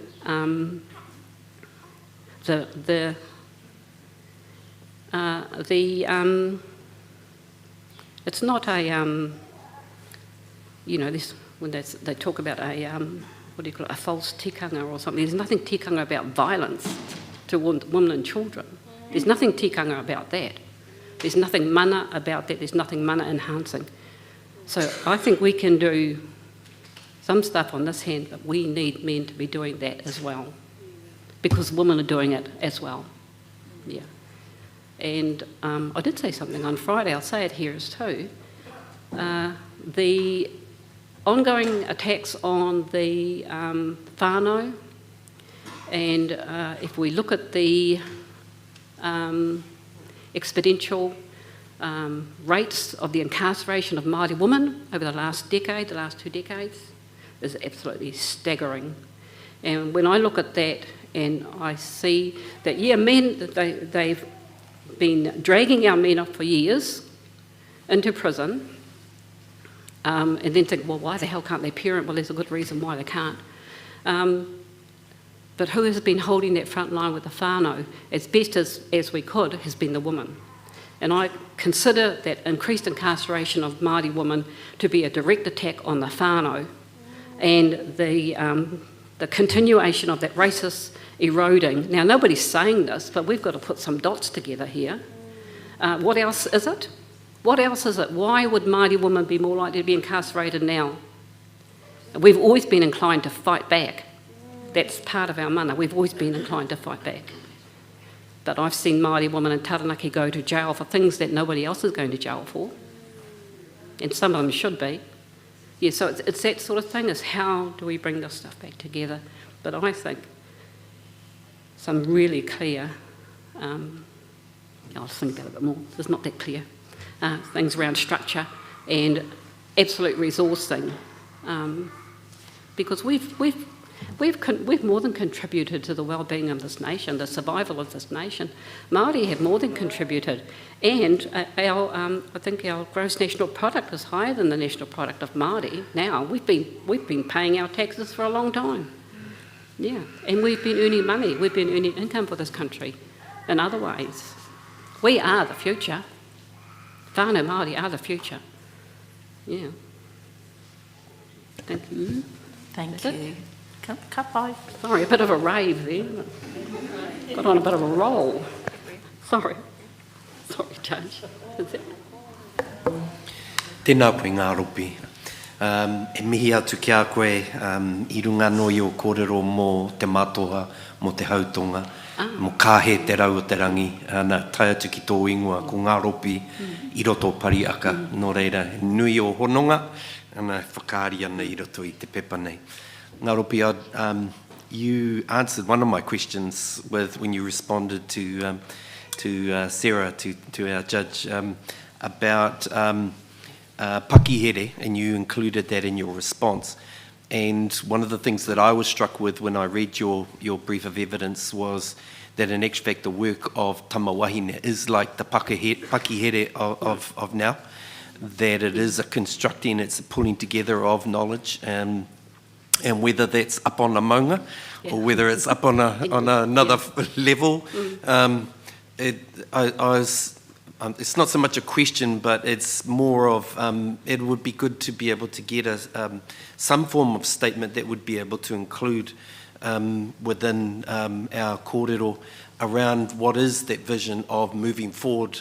You've already said it, but if there is I'm not sure whether I'm asking for something in writing so we can just cut and paste that comes out direct coast, or whether we've already got it in terms of the response you gave to Judge on that. But I think it's a really important point to make in the evidence that you've given.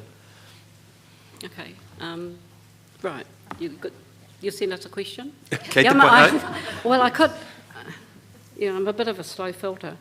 So, it's a good going to filter. take me for a while. I'll probably get an answer in 2 weeks' time. Yeah, I should say that, we're in the early stages of the inquiry now. I mean, it's, we are thinking a long way ahead, but we are thinking about these things even now. But there will be other opportunities in the future when we are thinking more specifically about actions that will flow from this inquiry.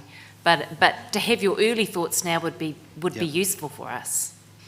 Let me think. Yeah, I mean, in writing. Yeah, you don't need to. Yeah, we don't want to put you on the spot now. Yeah. Well, it was just something Rikiri said about the whakapapa and the name. I just thought the pounamu is actually named Ngaropi. And it is one of the, it was gifted to Auntie Marge by our grand aunt Taitama Haere ki te Mona. And it is one of the few pounamu that survived the plunder. Yeah. By the whānau. So we know that her whare and Te Whiti Rongamais homes were plundered during that. They were treated like everybody else. Kia ora, anyway. Ngaropi. I'm conscious of time, but in terms of at some stage we will need to develop some form of way in which we can, I'm not even sure how to describe it, like levels or stages of how we can determine where mana wahine is on a scale, and to be able to understand levels of where things are at and when progress has been made in a way. And I'd like to be able to get to a point where we can start to think about that framework. You've already talked about it, Also, it's a tribunal offering to resource a wānanga for Taranaki Māori woman. Sounds all right. but opportunist here, get him quick. Yeah, kōrero mate. And then, Ngaropi, the money people are the crown. You have to address it to them. And then finally, I just really wanted to acknowledge the way you've included Auntie Marge. And I can absolutely see her sitting bolt upright. And next week, she sat that way anyway. Most of the time, I never knew. But going out noisily out of a room, I have that vision in my mind just from your description. And also including Mahine Kura and how important she was for Taranaki. That's an important reference to make in the records of the hearing today. So tēnā rawa atu koe, Ngaropi me ngā kōrero. Kia ora, thank you. Sir? Ms. Ramika, I'm just conscious of time, so you have is your other witness appearing in person or AVL? Is it? We still have Lee Pika to give evidence still, and then Kerry Aukai will be after the break via AVL. Okay, so what is our time now? Sorry, I've lost track. Yep. Perhaps Mum, I could just suggest that we get started with Ripika, and then maybe after the break we could do some questions with her. Yes. And then lead into Kerry once you finish your questioning time. Pai tērā? Pai tērā. Ka wai. We have a waika. Oh, let's do it. Oh, come on.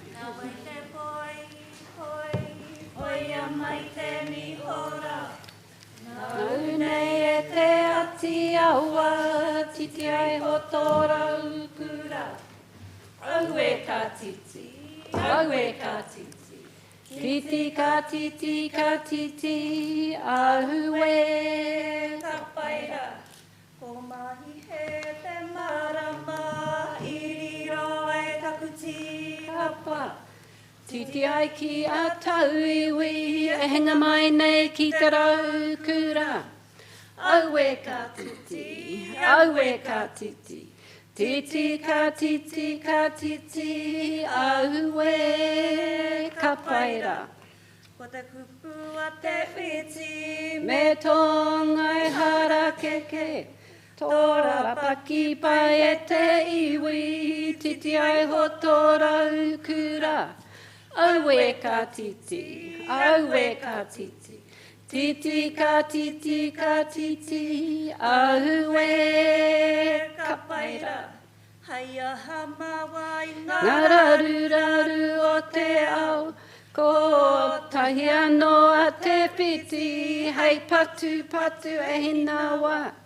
Au e ka titi, au e ka titi. Titi ka titi ka titi, au e ka paira.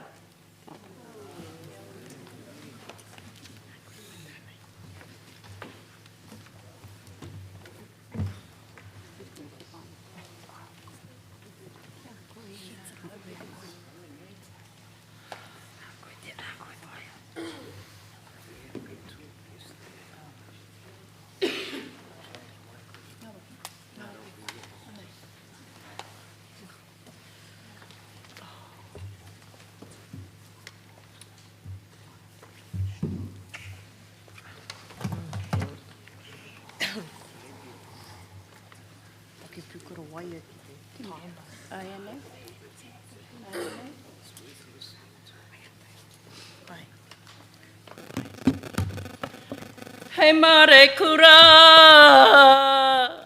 te rangi wakatakata, maku maku ngā rangi te parapara wai o ngā rangi te maere ho ngā rangi te mata wai wai o ngā rangi te taura o ngā rangi te mataura urang o ngā rangi te taki nui o ngā rangi tū te wano wano o ngā rangi ao ao ariki o ngā rangi kirikiri o mātangi te toi o ngā rangi. Ko ngā rua I ne rangi iwi e ai. Tēnā tātou. Ko te mihi tuatahi ki te atua nana I e te kai hanga o ngā mea katoa ki ngā mate o te ao o te pō aere koutou tātou te ongarati e mauri ora. E mi I tēnei ki ngā iwi e tuani I te atamira I mua ia mātou. Ki tō koutou maia, ki tō koutou kaa, ki tō koutou ngā kaunui, ki te kaupapa nei, tēnā koutou. Ki a tātou kua taimai I tēnei rā, ki te manaaki, ki te tiaki, tēnā koutou, tēnā koutou, tēnā tātou katoa. Nei rā, he wānau o ngā rua inerangi. Ko taimai mātou I runga I te reo karanga o te kaupapa nei, I runga I ngā kōrero o tō tātou mātua tūpuna. Ko te take, ko tātou tamariki mokopuna e heke mai nei. I huri nai nei ki te reo pēkiti, ki te haere tonu. So we are whānau who have come together for representing our people o ngā rua Enirangi. For us, this has been an interesting process because as you have heard from our whanaunga, you will not find many things written. To provide some context to the scorched earth policies, through the nature and the violence that has been alluded to and the invasion of Taranaki, for our people the Rautaki became They tried to take, they tried to burn, they tried to destroy. But our kōrero, who we are, and what our tupuna have left us, we will keep safe.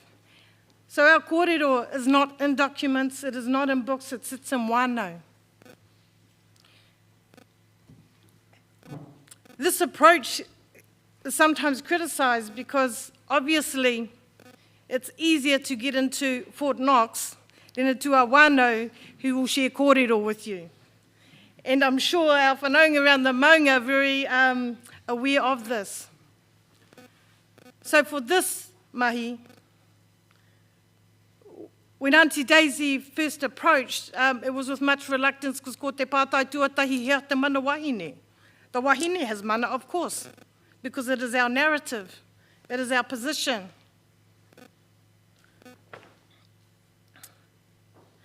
But because of the kaupapa, wānau were able to come together and began to share stories that they have never shared outside their wakapapa. There was a long list of wānau to go talk to and to speak with, but because of the wealth, because of the abundance, we weren't sure that we would be able to handle it as it should be, because what sits around our tikana of tuku iho are tikanga. They keep us safe, they keep the kōrero safe, and that ensures that the way that we share and what we share is going to bring a benefit for our tamariki mokopuna. Our opening karakia he maraikura, he karakia o te ao ko atu. And it relates to our name. Ngā rua Enerangi, we are not named after a tupuna. It is a he ingoa Māori, left specifically for us by our tupuna to keep us mindful about who we are, where we come from, and the world that we live in. Ko te hene o te rangi, me kiki te kōrero e ahu mai a ngā rua hene rangi i ngā rangi e tū nei ko rangi tū a ko mareikura. Ko te ene anō ko papa tūanoku, mai ia, mai I tōna kōpua e waka puta te tinana tuatai. Ko ngā hene. So that has been shared today to provide the context in which we view ene, wāine, and mana o wāine, that it is divine in nature, that it is a taputanga not of this world, and yet it is embodied in wāine. Toko mahanga kurahuna e puta mai ana I te wā I wānanga mātou. So we have much more to conversate in that space because that worldview shifts everything for us. And those that were the most passionate to ensure that we would remember these kōrero were our taueke. And I remember when I was young and Koko would get up and speak about it, his eyes and his hands would shake, and I'd look over to our kuia and they would sit silent. Not that they're talking about me, but in remembrance of all our kuia. So that is the context for us. Our landscape, and he mihi nui ki tō tātou wānau. We have put in our submission a kōrero about he maunga kuia. Quite controversial because there are very strong kōrero about Taranaki Bina Tāne, and this kōrero does, none of this kōrero seeks to diminish what somebody else has put forward, but we put it forward because it's what our tupuna spoke of.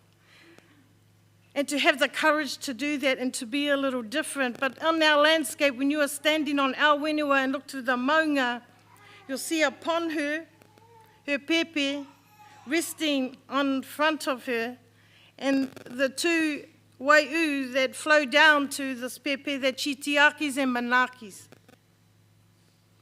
So when we look at our maunga, we're also reminded that our rivers and our streams flow from her, and everything in there we can attribute to her, and she has fed and sustained our people for generations.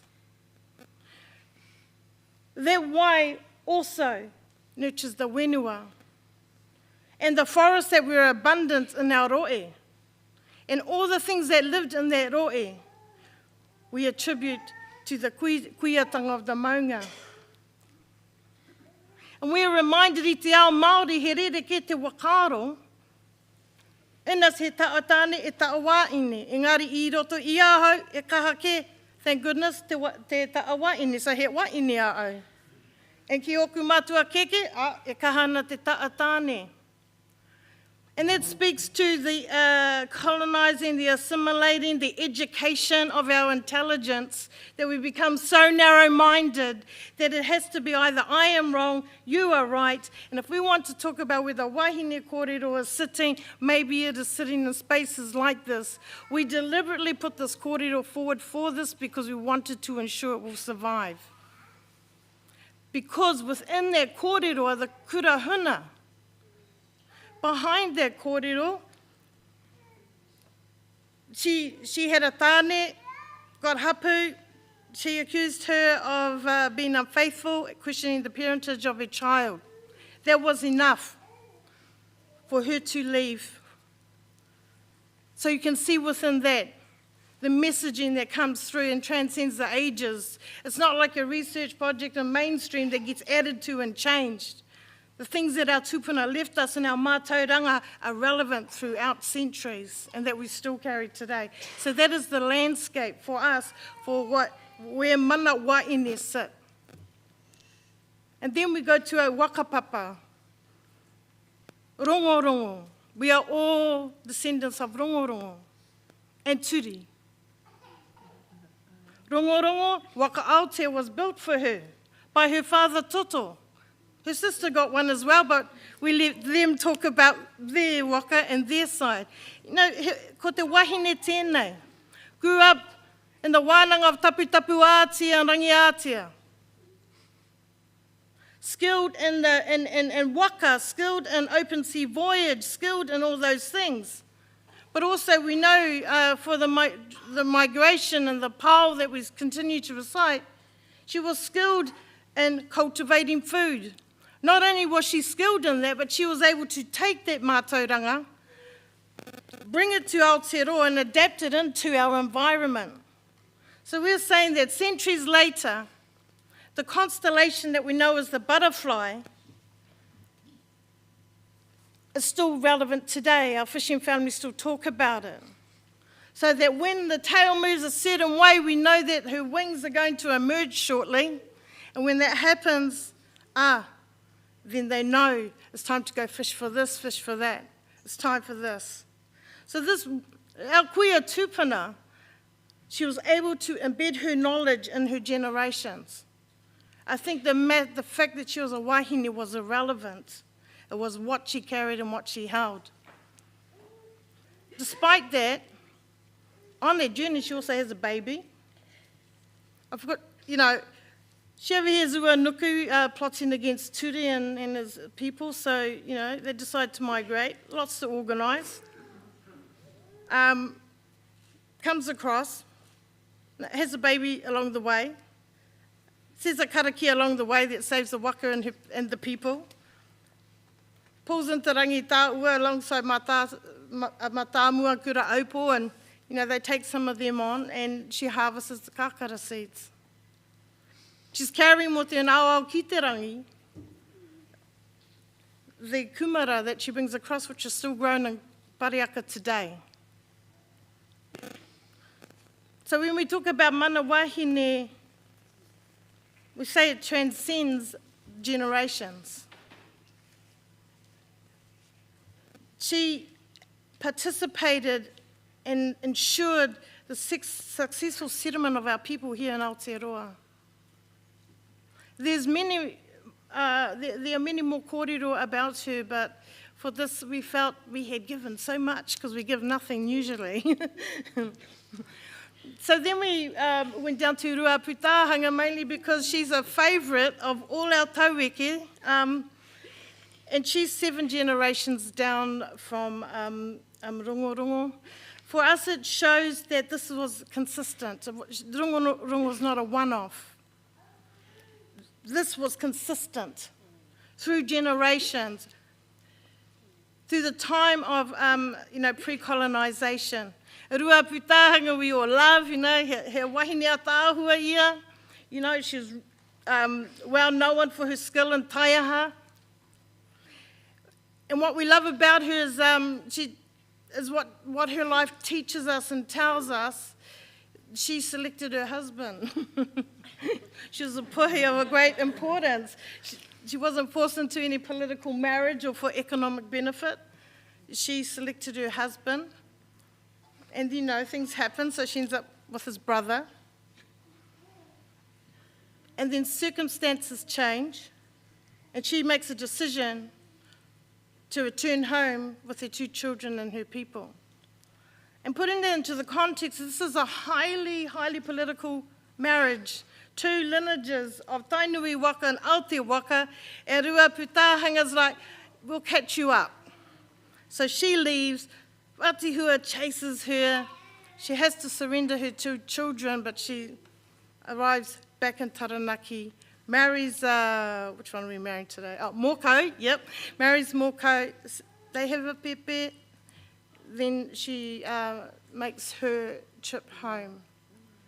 And we know Waka Ahurangi, which is today known as Stratford, they set camp there, and it said that she looked to the heavens and she recorded the teachings of her kuia.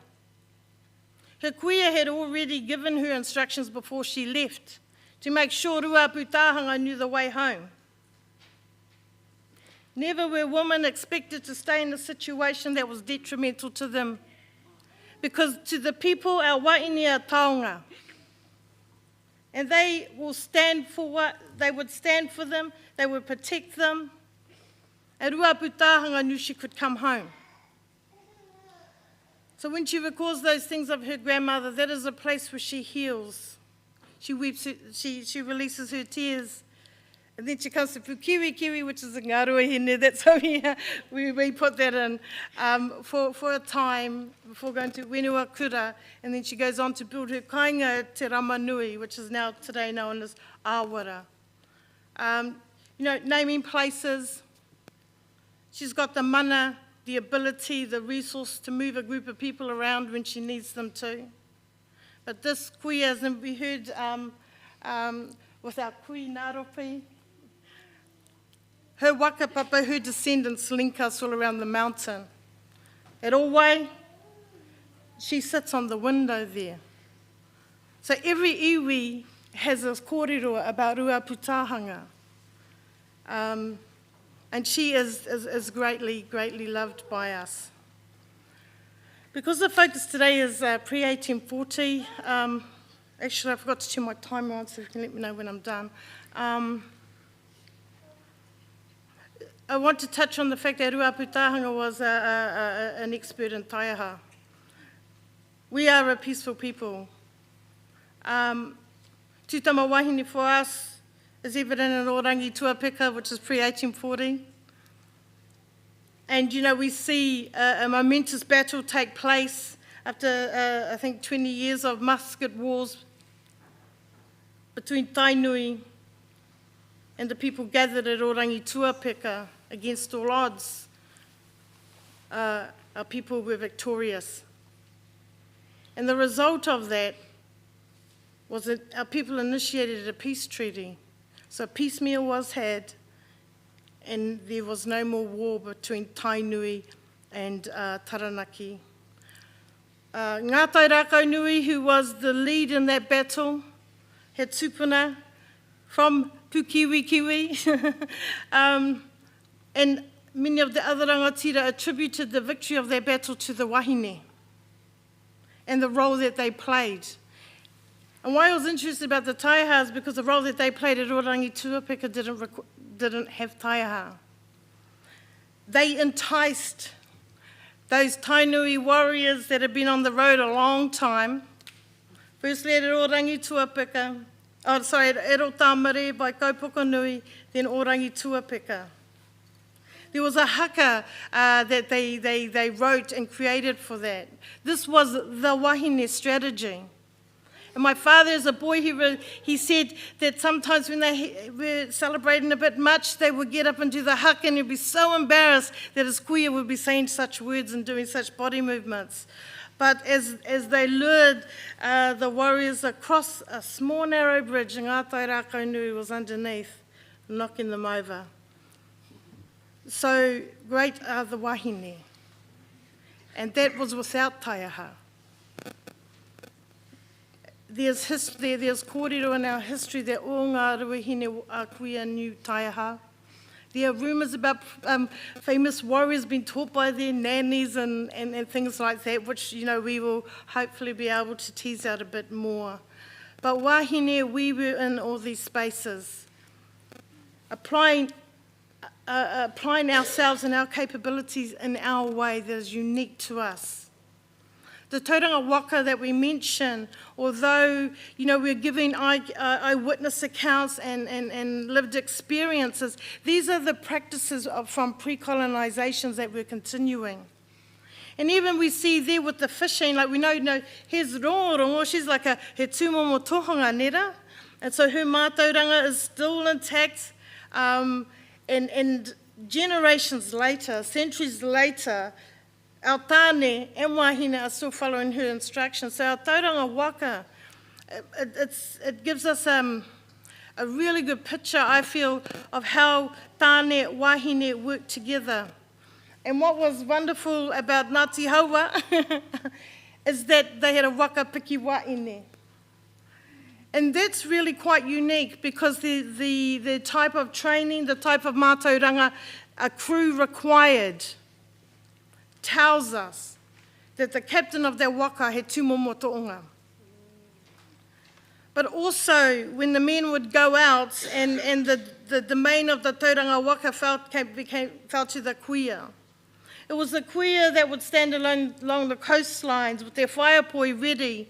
They were watching to'u, they were watching the movement of the ocean, the wind of Tāwiri Mātia, and they could read all those things, and if something was amiss, they could immediately communicate to their fleet that they were responsible for from their tauranga waka, as well as all the other kuia standing along our cliff tops around our region. My father says as a boy, and Uncle Roger and Uncle Sid, the night fishing expeditions were common and the whole coastline would be alight. These were the mahi of our kuia. And I'll tell you, these stories are not well known, even amongst our iwi, but they are still surviving because of our tukuiho tikanga. So tauranga waka, we're talking economy, right? We're talking expert knowledge, but even and it's kind of interesting that the wahine had their own waka, they didn't put them with the tāne. And I think if you're from Ngā Ruahine, everyone would agree it's a good idea. Because we still carry those attributes, but it's not light work, it's heavy work. But just in the inkling, I remember Koko Raumati saying to me one time they were out and he misread, stayed out too long. But they know the name of every single current. They know where it starts, where it goes to. And so, fortunately, they could throw a rock in and use the current to spin their boat around to get them back to safety. Because our shores are dangerous. We don't have the nice white sands. We have rocks. And yeah. And so the level of knowledge and the risk to life, should anything be misjudged, was really, really high. So every role that was carried was really, really important. We mentioned 3 kuia, and the reason they were put in was to talk about, to kind of show how our society operated to a measure. Because these were practices that were surviving from pre-colonisation. So to us it's orite, but we think what it shows you is that we've highlighted 3 kuia, but they were not extraordinary, this was commonplace. It was commonplace that kuia could do karaki and heal you. It's just some had preferences. Kui hine koropanga, she liked kids. So you bring a tamariki to her, oh, her karaki is going to be, you know, really on point, but you bring someone else, maybe not. So you would seek out who you needed to engage for those purposes. So that's why we put them there, because truthfully, within the wānau even represented today that who haven't got kōrero in there, in every single one of our waka papa we can find those stories. They are there. They are living. They are just living in our wānau and not on shelves and not in books, not yet on movies, but they are there.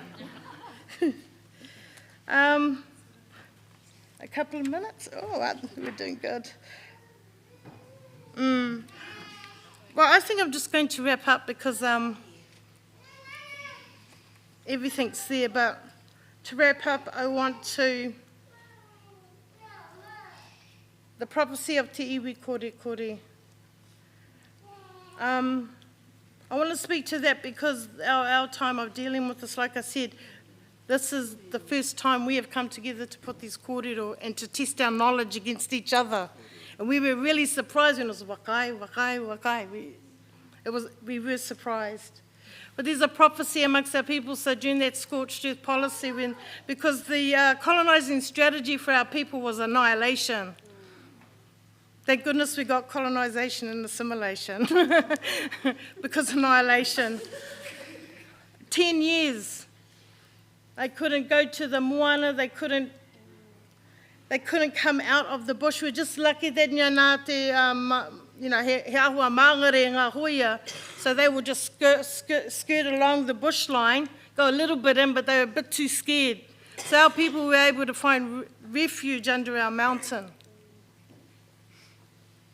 And our mountain was their protection, and the mountain was their provision, but in that space, they re-galvanised their determination to remain on our whenua, to hold on to our tikanga, and to do what it took to survive. Kuia hiding babies in the bush, sneaking out at night so they can go feed them. These were the common stories. And I say this is the reason why some of our kōrero isn't given. He tino mamai tera. Difficult to kind of live with, but now it's time we feel to take hold of our narratives and to let those become a source of inspiration and healing for the next generation. So, nō reira, thank you for listening to us. We didn't come with statistics, we just felt we wanted to share these stories because we felt that our tupuna kuia can speak for themselves. So, thank you.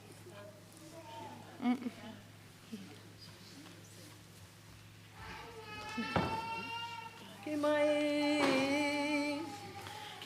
mai nei nā tua o te pō, ka te e karapa ka wea. Katoa te mahuru ki o ki e, toia te waka.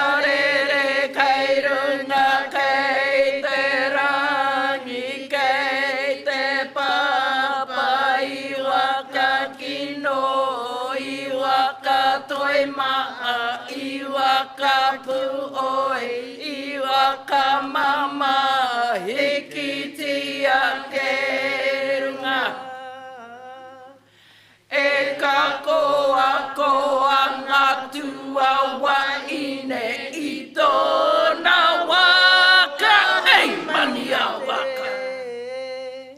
I tere waka, I tere ki wea, I tere ki tuta, I tere ki tai, I tere I te tupuranga, I tupu mai ai e.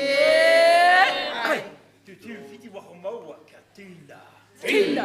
Uye. Ai ki.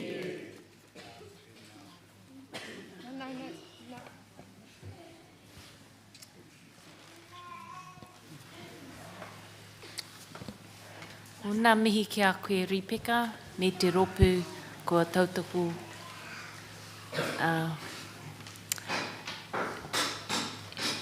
And that brings us to the afternoon break. So we will break now for, I think it's 20 minutes, and then we will return with some pātai for you. Tēnā koutou.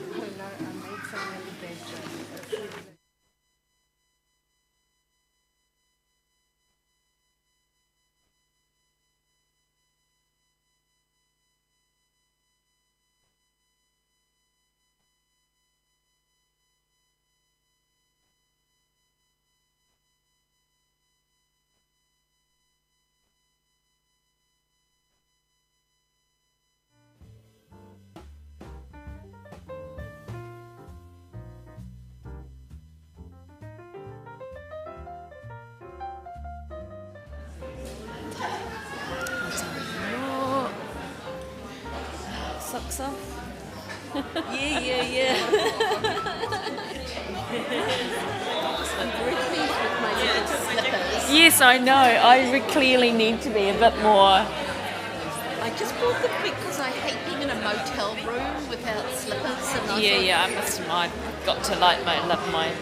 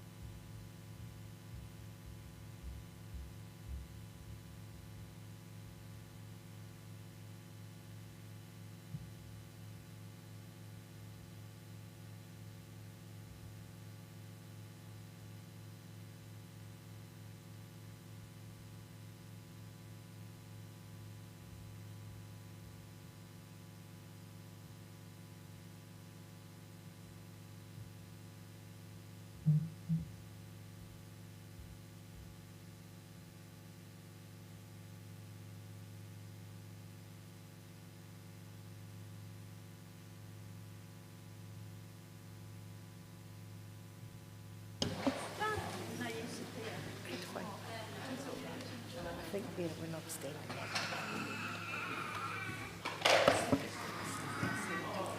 Tina koe mam, so kua hoki mai ripika ki te whakautu i nā pātai, and kei runga i te ipurangi Kiri Opai e tatari ana.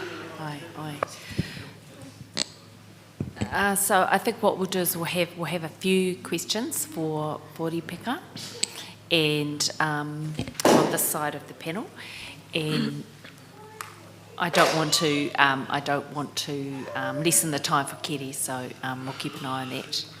So, okay, Kim. Tēnā koe.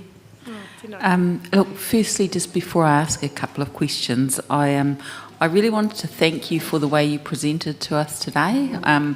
I really enjoyed the colour that you brought to your kōrero, and it seemed to me like you know your tipuna, they're like there beside you, and it made them quite real for us, so I wanted to thank you for that.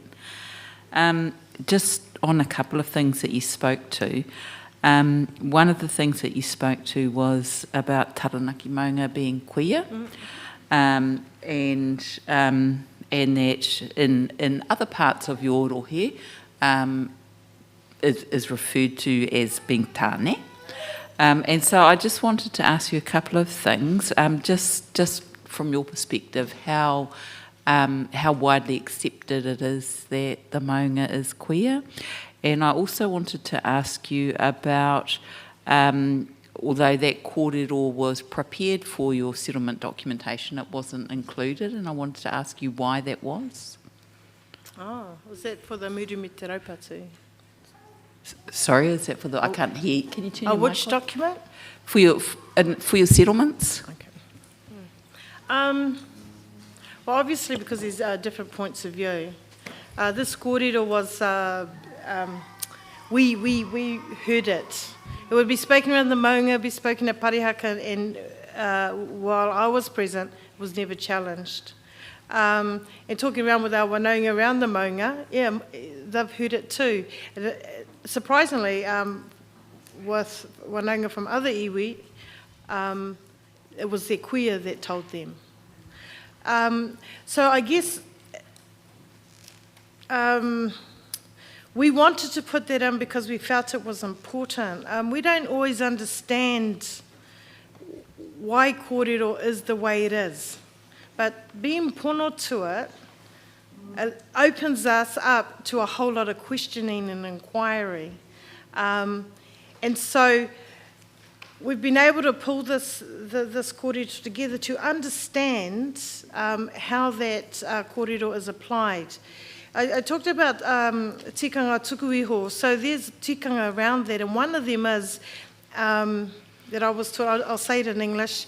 I remember one day I was having a conversation with my papa and said, oh, you know, such and such was said. He says, oh, well, if another person gets up and gives a kōrero that is different to yours and they believe it's correct, then it is right.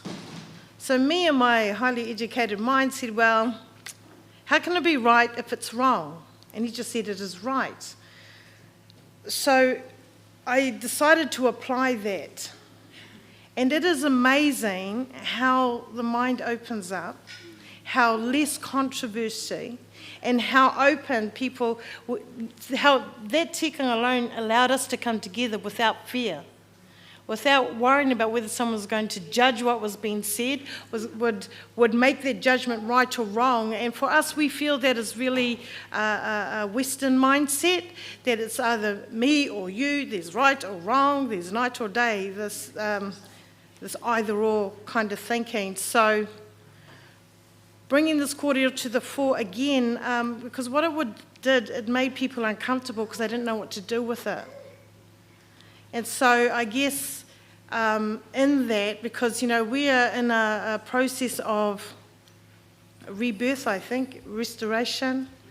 We're having to work these things out to go back to the way that our tupuna thought, because their kōrero was like this, it was multifaceted. This kōrero does not mean that the other kōrero is wrong.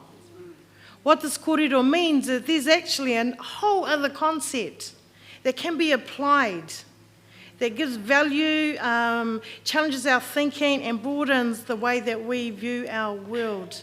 And so we've put it forward, and in doing that, we've had to do that first to learn these things. And so we're really confident that we can teach these to our tamariki and mokopuna, but give them balance. we talk about balance between tāne and wahine, well, there can also be balance in kōrero as well. We don't all have to agree, but there is probably more commonalities than disagreements, because when we talk about the breakdown of the queer and how she appears on our landscape, I doubt there would be many in Taranaki that would disagree with what I said about our maunga, because we love our maunga the same. We recognise what that maunga brings to us in our everyday life, the source of comfort. It's also where our people go to be healed. The maunga is central. And even to all our, you know, if you're going to talk to anyone from our iwi that are away from home, to return home and to see that mountain is everything. It's like the breath of our tupuna upon us. So we've put it together to say maybe our thinking isn't as aligned to our tupuna as we think it is. Let's be open. Let's talk about all their kōrero. And let's see what we're going to do with it then. I hope that answers your question. Kia ora. I also wanted to ask you about piki wahine. Ah, yes. Now, from recollection in your briefing, you said that piki wahine was crewed by a crew of wahine, just wahine. Yeah. And so I guess I wanted to ask you a couple of things about that. Did wahine also crew on any of the other waka, or were they just all tāne, those crews? And also, why was it an all women's crew? The other 6 waka were tāne crew. We put it in there because it shows that if we want to, we can. And there are certain ones of, I think the best way that I can think to answer it is that the way I was taught and how we would be raised if it was pre-colonisation, that on birth certain things would be recognised. Actually, while you were in the puku of your mama, certain things would be recognised. You know, that state of tapu for wahine. You know, karakia was being done. That tamariki is already a living being of the wakapapa, of our wānau, of our apu, of our iwi, and karakia would be done. And then what my tauiki and kuia taught me was that then they would recognise certain talents and abilities, and they would together, like it wasn't just one, it's like the group of elders would watch this child grow, and then they would put challenges in front of that child. So, and that would determine if you were the right person for that tauranga waka, determine if you would be a captain for that waka. There are some things, you know, even now, I know it's been mentioned before, because we're talking about, and our people of Ngārua, in Rangi, we have one of the moana, one of the wenua. It may be related back to te kāui maunga na uri o Tangaroa.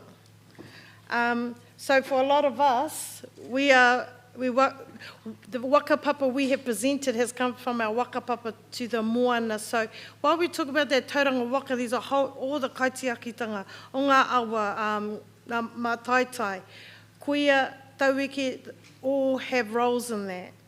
But even of late,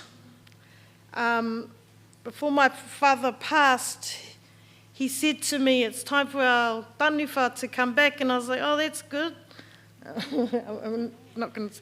And he said, I want you to go down there and karakia. And I was like, how? And he said, you'll know. He wahine au. I know that that role is assigned for a tāne. I know that I'm not supposed to do that role, but Tūtama Wahine tells us that when there's a need, we stand. So, I tuane I runga I tērā tikana. And so, lucky I had spent the weekend with Uncle Sid, who continues with those kaitiakitanga practices that have been handed down by his tupuna. And he shares things with me, thank goodness, because then I just went down there and I drew on him, but I was also able to draw on, you know, many other things that kind of emerged at the time. And tofu appeared and it was all wonderful and marvellous. But, you know, I want to say just because it was 6-1 is not saying that Wahine didn't have a role there. We have a role everywhere, but you know what? I te wā o te kore, e tūtama Wahine, our kuia had to carry that. We don't have to do everything Tāne are doing. There's a time for us to come forward and a time for us to be supporting our Tāne, a time to be ahead. That's how we exercise our balance. So the fact, what we are saying is the fact that there was a waka tells us our wahine could do that. They were trusted, they were supported, they were educated, because that's an education that takes place from the time of, you know, if not in the womb, when they were really, really young, because of the amounts of knowledge that they had to absorb. Would have come from tohunga, would have come from kuia, would have come from a range of experts. Yeah.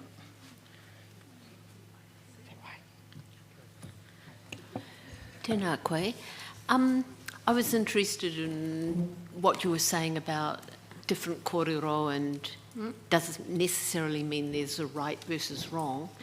And do you have any views on the role of the written document in sort of engendering that mindset? What's the mindset that you're asking? That there must be a right. There must be a right, a truth and a versus a non-truth, if you like. I just think it's a tikanga that sits in another people. But because of assimilation education, you know, those are the, it's impacted the way that we view and the way that we think about the world. But, you know, this whole tribunal's covering all of that. When you talk about writing, he reo anō tērā. When we began to write our kōrero, that's when we began to run into problems, misspelt names. You know, something's written, it's taken as law, whether it's correct or not, because I know I made some mistakes in what I wrote. And in fact, when we were putting this together, it was really a nightmare, because although my aunties and uncles, they are the first reanga of their waka-papa to grow up without reo. So to ensure that our tikanga of tuku iho remains, and that the taonga that our tūpuna knew would be important for our future generations to thrive with, they had to find a way to take all of that sat in that reo and put it into English. So these aunties and uncles and others at home have been faithful with what they've been given. So when we first came about this, we wanted to do it in te reo Māori, but then we had another issue because ko te tuku iho he reo anō. And we've got all these wonderful tamariki mokopuna that are grown up, you know, reo Māori first, but kāre rātou e mohio ana te reo te tuku iho, because that starts very young. So what we realised, we discovered an issue where we have reo, we have tuku iho. So now what we are talking about is how do we bring the two together? It means that our rangatahi and our tamariki mokopuna need to come into wānanga, because tuku iho can only be learnt that way. You're not going to go to a seminar, which my children often ask for, they don't get. It's about while you're going about your business, something comes up. Sometimes because you're on a kaupapa all through the night, and then 2 o'clock in the morning when it's finished, so writing is not a priority. And in fact, we've written this, but we are thinking, do we translate this or do we put it into pao, into mautoi, into wakairo? So we're having a conversation about the right reo to capture these kōrero and these concepts, because written language, he reo anō, the reo that the tuku iho has a wairua dynamic to it that doesn't always translate to paper. Yeah. Yes, thank you for that. I was partly thinking about native land court minutes and how what's written in all those court minutes is sort of quite a valuable repository of knowledge, but well, I'm giving submission, but in a way it kind of distorts our understanding, and maybe also understanding amongst Māori themselves as to what gave land rights and... Well, that's because you must have tukuiho. Those, you know, when you have tukuiho kōrero, and then you read something and it aligns with it, you know, wairau atu. If it doesn't, then we better go and find out. And like it's been mentioned, you know, there's lots of gaps, but what we found, or what we believe, is that actually we've not been left with nothing. Our tupuna have been really clever, and they've been wise, and they've actually left us with more than we understand. Because within these simple kōrero is kurahuna. And, you know, that became a problem putting this together. I just wanted to write the he mārei kura karakia next minute, because kurahuna is the deep knowledge of our tupuna encoded in these things. And, you know, we can have that real approach. There's the story approach. But it's when you're sitting there, then all of a sudden, all the kōrero you've heard in your life brings an awakening moment, and you start to piece some things together. I believe that's the journey that sits ahead for us. Although, you know, te iwi kore, te wao te kore, you know, people were left bereft with nothing. They made sure that they left us with something. They didn't endure and survive all those things for nothing. So we're feeling really positive. We're not saying that negative stuff doesn't sit there, but we are grateful that we have what we have. And because we know what we left out of this kōrero, because we couldn't write it, or it wasn't for us to write the encyclopedia, that is for the wānanga. That is for us to come together and share and rebuild together. Yeah. All right, well, I could ask you some more questions, but that's a really positive note to end on, so I'll finish there. And thank you very much for your submissions today. It was very interesting. Thank you.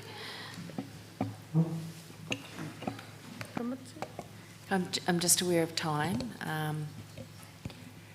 Did you guys? Yeah. So we will have some written questions to you. You know, in a few weeks' time. That'll be good because they can all help. Yeah, you can have a wānanga. So, nā mihi ki a koe, o kōrero i a mātou. Tēnā koe.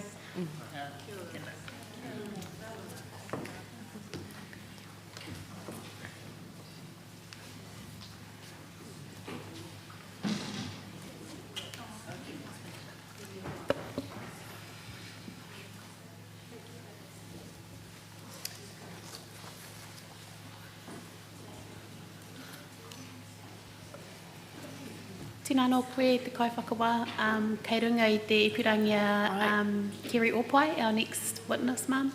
Aye. If we can just bring him up.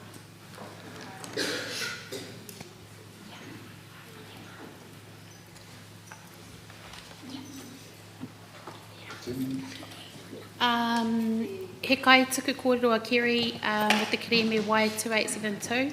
I tuku ngā kōrero a Kerry I te 24 o Hurai. Ko te ei tahirau te kaumā waru te nama o tana tuhinga. E rua hoki ana whakairinga ki tana tuhinga kōrero. Ara ko te ei tahirau te kaumā waru ei, tana PowerPoint presentation tērā. Can we also have that up, please, I te rehita? And I whakairi hoki I tana tuhinga roa. E kia nei e ara te reo Māori, te reo tā mihi o I te mana Wahine, e ko te ei tahirau te kaumā waru B, te nama mo tērā o nā tuhinga e te kaiwhakawā. So, kāre tōro hea ku kōrero, but kei runga I te purangi Kerry Opai, Mum.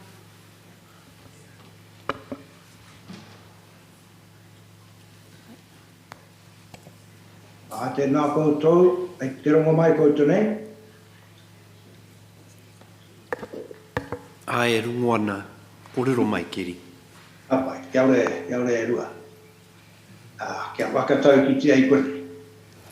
tamara no runga I te rang e kei o ki rā I te wakamari mai. Te tatari I te ura anga I te tāpora porongo ueroa. Toku kui ai, toku kui ai.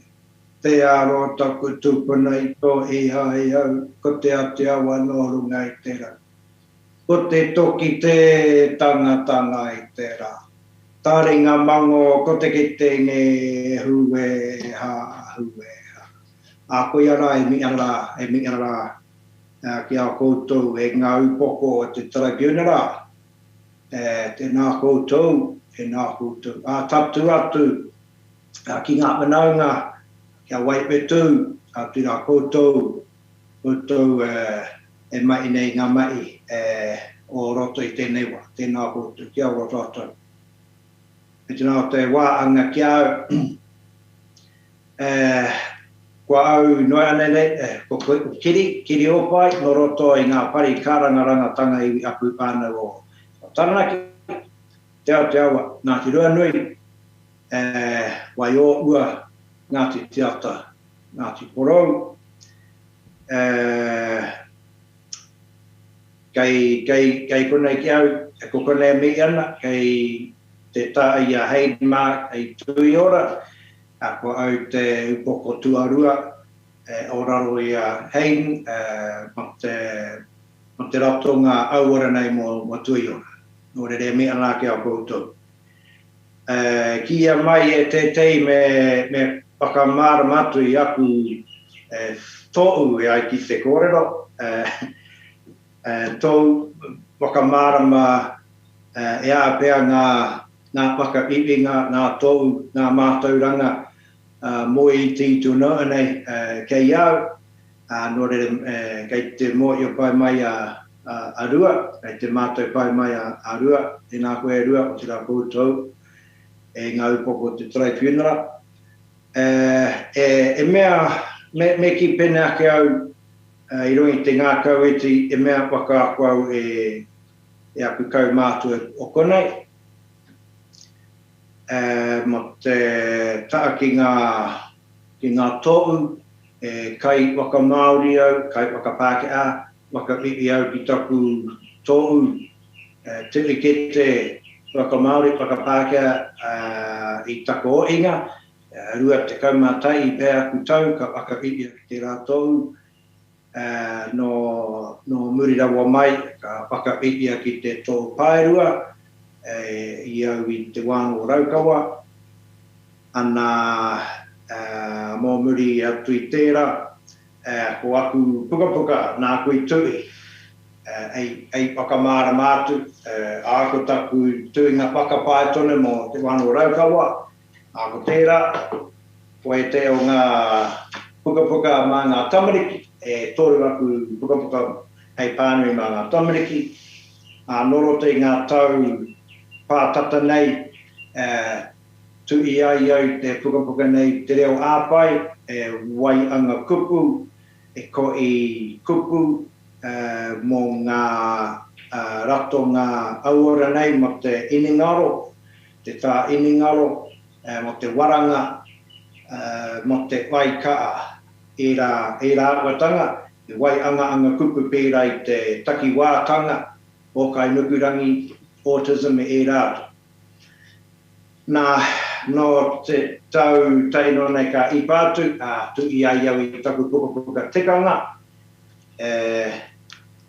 kei ngā āpu oko I tēnei wā, kōrero mo te tikanga, ei whakamārama ki te ia watangi e pānei te tikanga. No reira tērā pēr kia tauri atu ki tātātou whakāturanga mo tēnei rā, ki taku PowerPoint, ne? Me tikana, me rere atu ki tērā, ne? E te pai? Pai ana. Tuku a te kōrero e wā? Ka pai, ia ore wā. No reira, e whakarāpu pototanga tēnei I te o ngā take kōrero o roto I taku tuinga roa. E whakapāke anau e ara te reo Māori I te reo tāmi o I te mana Wahine. Me pē e te uri I ngā pārangi. Tare aku pātere e pana māku. Ka pai. Ko are taku tō o ngā angarau i te mea kei a koutu, kei o koutu ringa. Ka pai. Nō reira, whakapā ki anau e ara te reo Māori i te reo pēra, te reo tāmi o i tēnei mea i te mana Wahine. Kia au e iki mana Wahine ke tōna mahi. I te tiro ia e nei whakarāpu pototanga. Kia au e māma te kite ngā whakaro o te unga kōrero i taua reo a kai roto tonu i te reo kangakanga. Kai reire ngā whakaro. I te tiro e tēnei mai runga o ngā itori tonu o Europa, te āi, ngā tikanga whakaarea, te āi, ingarangi era, i puta mai ai te aronga aiwi Pāke anei. Ngā Pāke i tai mai ai ki Aotearoa nei. Aronga aiwi tērā, i au mai i roto Europa, ingarangi me te āi. E aronga tāne tonu. O te tāne te tino aronga, aro tainga. Kei te mua iotia, hei te wao ngā tūpuna Pāke anei, a wera te tino aronga, ko ngā Wahine, nā ngā mea tāne to, nā ngā mātua, ai tuku atu maurautu ki ngā tāne, ai moe maurautu. Aronga tino tāne te aua. No re eke o mai tērā ko te tāeratanga Pāke a ia umai i ngā tikanga Pāke te a ia no oki. Tāeratanga ko te okakatanga, ara ko te, ai te kora mo te sexuality, ne? Te tāeratanga Pāke a. Rere ke ki tā te Māori ki taku te tiro. Ana, take o mai tērā ko te reo kanga Pāke a. Ko te reo kanga Pāke a. Ki te tiro e te o ngā kanga Pāke a, ki te wānanga te era, te wete ia era, e tāmi i o i te mana Wahine e te i wāanga. Ma te Wahine mo ngā tai ema, ma te tara, mo te teke, mo ngā puapua e rā uatanga e tāmi o i te mana o aua tai ema o te mana Wahine tonu. Te reo kangaka, i te tiro e era, ai te moe anō tātou ki era kangaka. E kore waka uatia. Engari, ai te moe o te tāmitanga i o te mana Wahine, te tikanga. E nui tonu ngā tāmitanga i o i ngā mana i reira, engari ko tētei i tino wāanga, ko te tāmi o i te mana Wahine, ko te wāanga o te Wahine tonu. Kāri te tāne, ngā tai ema me e rātu. Ai, uri ea te wārangi, uri ea kua.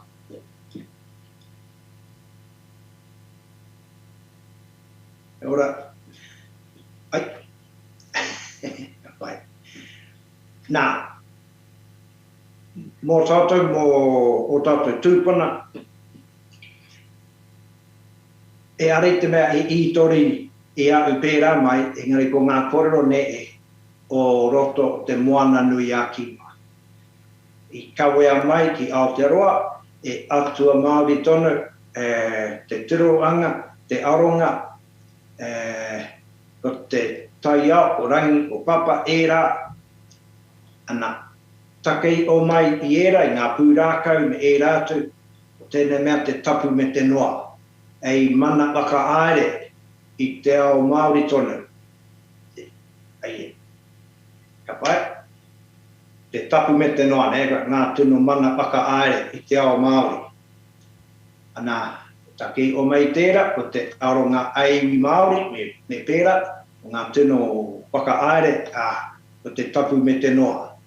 Engari, e aronga ārongo, e ara i te mea, e aronga tāne, aro tainga tāne te kaupapa matua, e tau ārongo. E aronga āronga. Ara, tuata i ake ko rangi ko papa. Ko rangi ko papa ka puta ko rongo ko tāne mauta ko tangaroa ko i rātu ne. Ko rangi ko papa no reira te timatanga mai, te oroka anga mai, ko rangi ko pape. Ari te mea ko rangi anake I tōna patai. E pānau I puta mai ai. No re, ko rangi ko, e aronga tau aronga. Nā, e kei o mai tērā ko te taera tanga Māori. Ara, e are te mea ia u mai I ngā tōu o rote te paipera. E are te mea ai tōu mā ngā pri I minata me e rātu. Te taera tanga Māori tonu, ara e wā anga te tangata no roto I te tai au, I rangirau ko papa, e tūpana e rā nōna. E no rere ka take o mai te taera tanga Māori I reira. Ara, ko ngā tai ema o te tāne, o te Wahine, e mana kei reira.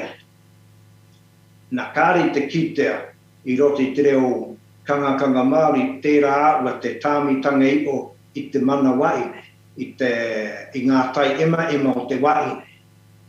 Ara, ko ngā kanga Māori, e unu tapu, e whakanoa kei te kanga. Wera te tino kanga te Māori, ari te mea e pai ngā tai ema o te tāne, e kino ngā tai ema o te Wahine me e rātu. Kao, e unu tapu e whakanoa te tekanga. Uri ia.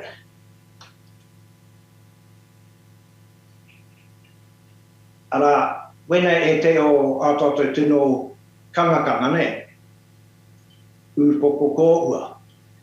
Pōkoko, upoko, ko ua tia tō upoko ai kai māku, e te whakanoa, e te unu I te tapu.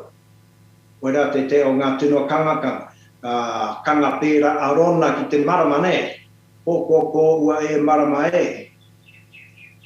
Kaia te ai, kaia te kuri, e kai tonu, e noa. Ari te mea e tapu. O rere koera e te o ngā tino kanga, I roto o Taranaki, ko te o ngā tino kanga, ko I te mea kei te no o pātata ki te moana, ko te o ngā tino kanga, kāre tino rangona nei rā ingari e tino kanga nā ngā Māori o whanei, upoko kina, ko tō upoko, I rite ki te kina ei wā I māku, ei kai māku. E tino kanga, ne, ai te whaka noa, I te tapu ōrunga I te upoko. Ai te whakaritea I te kai, ei kai māku. Upoko kina, no e pōkoko, kāia te kuri, koenei ngā tino kanga. Iaura, ure ia.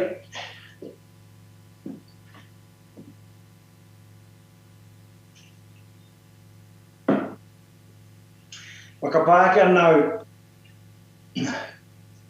kia kuia te pātai e a te kupu Māori mo tēnei mea mo te period, te nuinga o ngā Wahine ka whakautu pēnei mai, o e mate Wahine. Engari, ka rau tino rongoa ki tērā kupu puta mai na ngā ngutu o ngā mātu I mua, e pāeke. Tāra te tino kupu I rongo ai au ko te pāeke. Ara kei te koro mo te pāeke tanga mai o te toto. Te māturu tanga mai o te toto. Ne, kāre e kino kāre e pai e tina ai te māturu mai. Te mate Wahine e whakawātanga kei reira. Kei te ki o e mate. E kino. Kāre te pai. Engari, tōna teka, e ora kei reira. Kei Shani, kei a pare uia, ngā uia, Shani Murphy ngā kōrera o rote I tana pukapuka. Aua pero, aua atua me e rātu. E nui ngā kupu ma tau ātua. Engari, e are I te mea e kino. Pakapāke anau nā tau iwi nā te pāke a tērā I kawe mai. Ka uru mai ki roto I te reo, ai te gorotea I roto I te reo, engari e ara I te whakaaro Māori tūtu. Ko te pāeke, ko te aua, atua awa pero me e rātu. Ngā kupu kōrero tūturu I rongo ai au. E ora.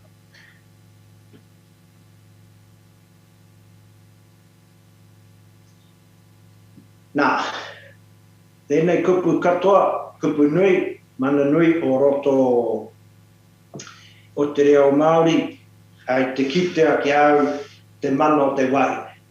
Apū kai te koro no te apūtanga o te waine, a kai te koro no oki no te apū te wāanga o te iwi. Nā, ka kite e kore tā te apū o te iwi, me e kore apū te waine. E ritinga kei reira, kai te koro no te oranga o te iwi, o te apū, o te whānau, o te waine tonu. Pērā me te whānau. Ara, kai te moe no tātou ki tēnei mea ki te whānau, engari anō oki ku taua kupenora mo te whaka whānau piripō. Piripō, tamariki, e whaka whānau I era. I kore e tā te whānau me e kore e whānau mai, e tamariki, e pepe, e piripō. Tatui o ki te whenua, ako tau wā ono, e whenua ka puta mai muri o te piripō, ka whaka o kia ki te whenua tonu, te whenua e taka I nei e toto. A papatua no koe takutura, te whenua ki te whenua.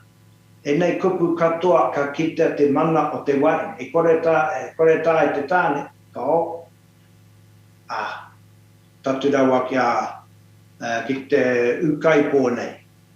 Ara, ko tō paine tonu, ko tō paine keki rā nei, e pāngai nei I te piripō ki te waiu, I te pō, engari ko tō kāinga tonu, tōna te kanga ka oki koe te kāinga kia purea koe ngā aua tāpiri māte, ko tō ukai pō tonu tērā.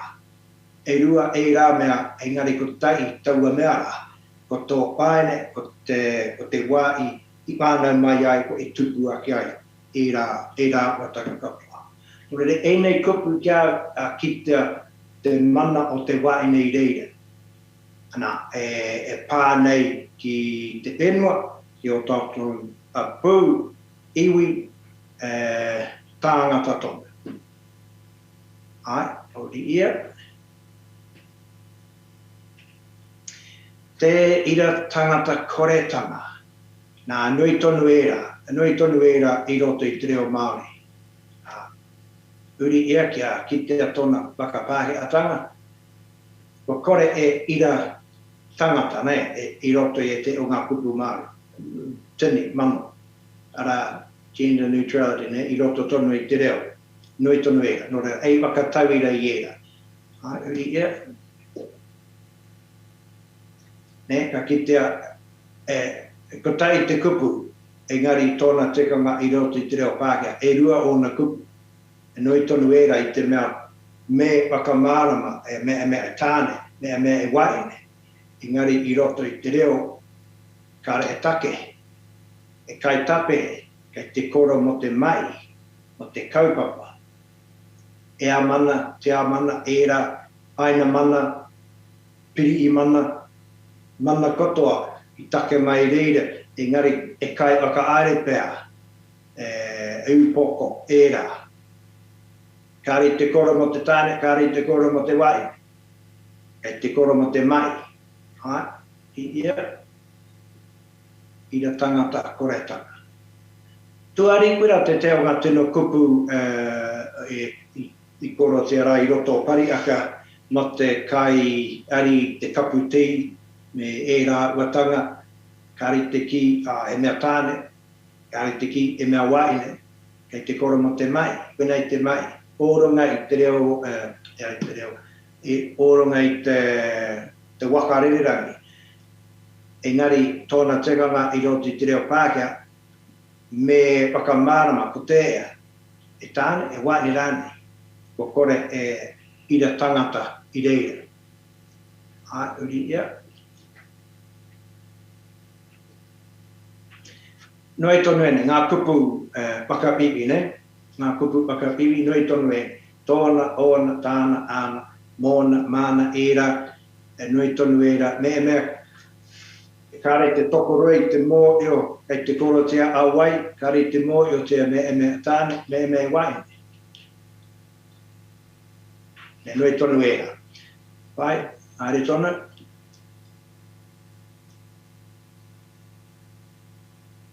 Nā, ki te tiro ia e nei, ka tere kitea e pakawātanga kei reira. E painga kei reira, a e kino kei reira. Engari i roto i te reo Māori, kareka, kei te koro mo te mai, kei te kai i te rau. Nui tonu ngā mea a ko pou i a koe, nei, kua kai nge koe.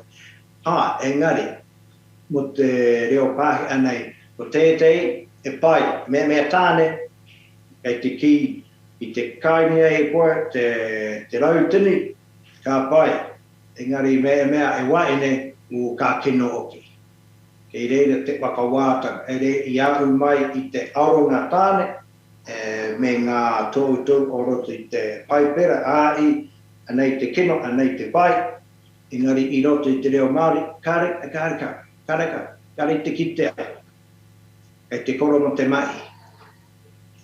Nore re kore tā e nei.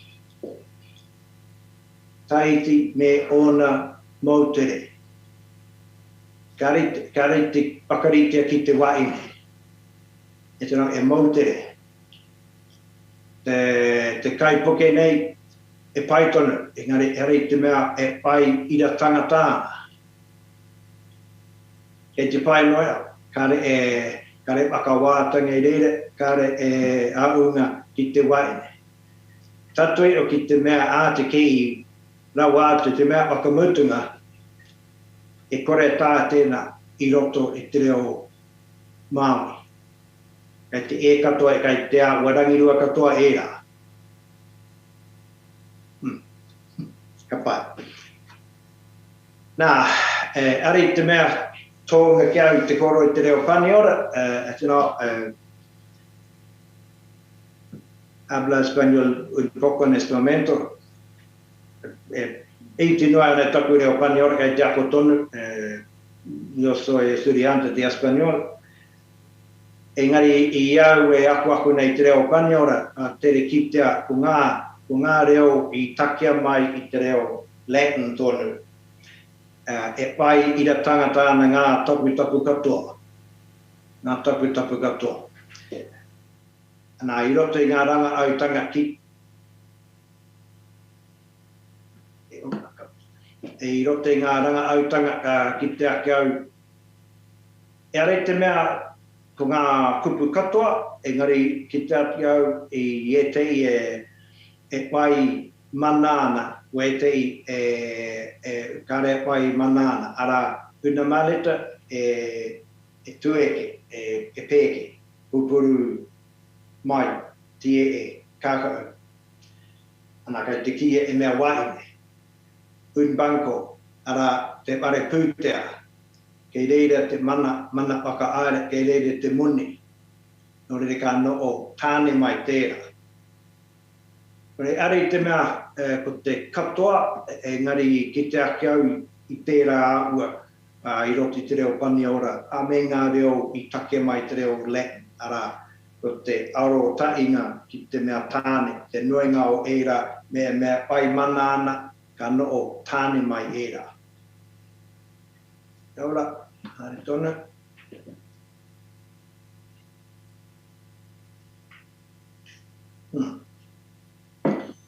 No reira, tēnei a ua te ira tangata koretanga i roto i tēnei mei te pakapapa. Māma te kite i taku te tiro, uri ea.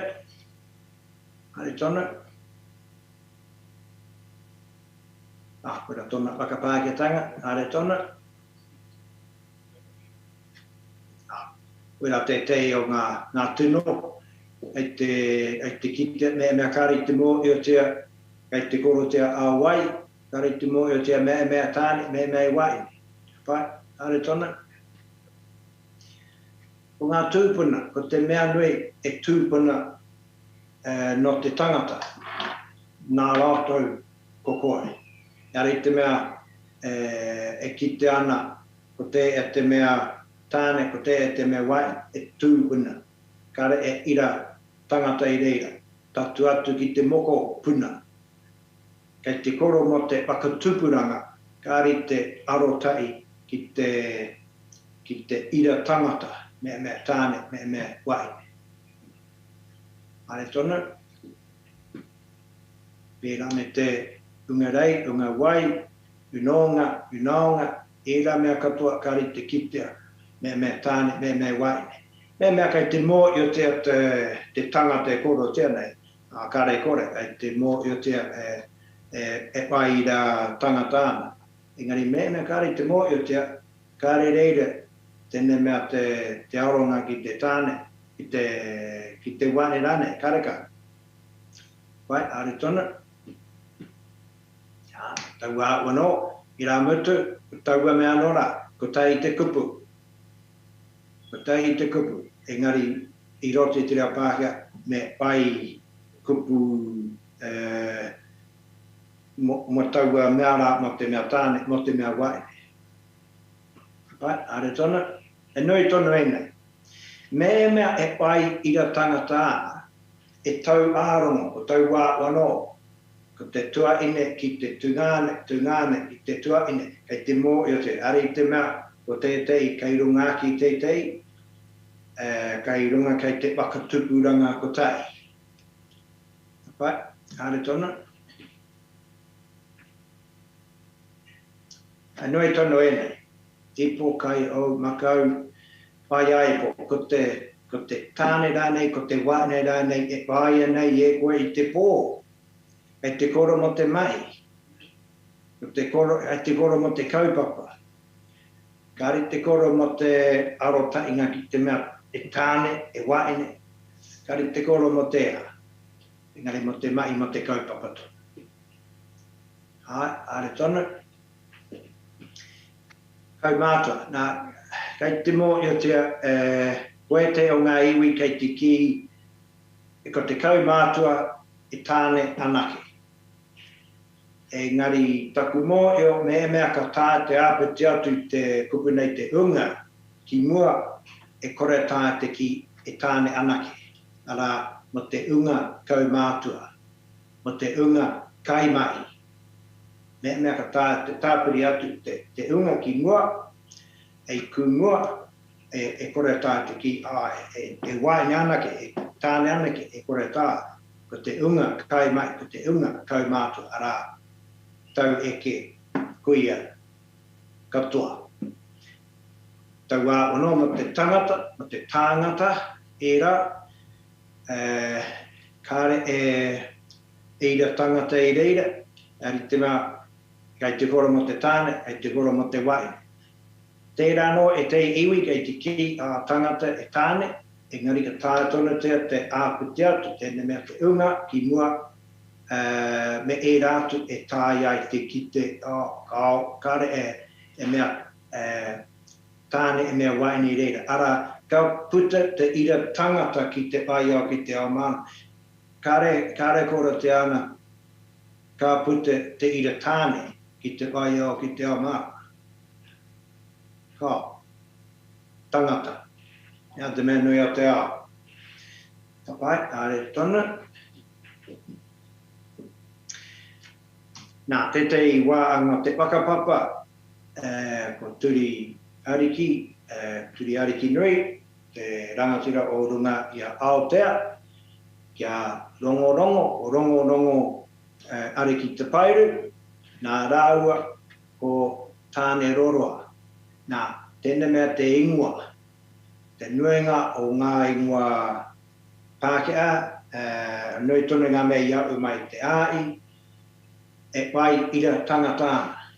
Nā, kei konei e pai ira tangata ana, engari e waine ke a tāne roroa. Tāne roa ki te. Nō reire e are I te mea e kotero, tamā ene me tapa ki te ingua e pai ira waina. Tau a ono Kei te koro mo te te iaua, te rape pakanga, te inganga mai o te irangatira, e rā watanga. Tēnei kei te kare kore, kei te koro mo te tāne tāroaroa. Ora kei te koro mo te āua, kare te koro o e mea tāne mea Wahine, a me tapa ki te ingoa, te one nei, te mere nei, te rā momo. Pai, are tonu, tēnei ture reo e wakararu nei te taura, ngana nei te aku i te reo, te a, o, a, o rānei. Te a me te o. Are tonu. Are tonu. Ture reo tēnei. Ia umai i te tapu me te noa. E whakapākia nā, me e mea i ngā tūpuna te whakaro e mana nui ki atu tō te tāne i tō te Wahine, kua o mo te tāne, kua a mo te Wahine. I ngare kare pē rāna.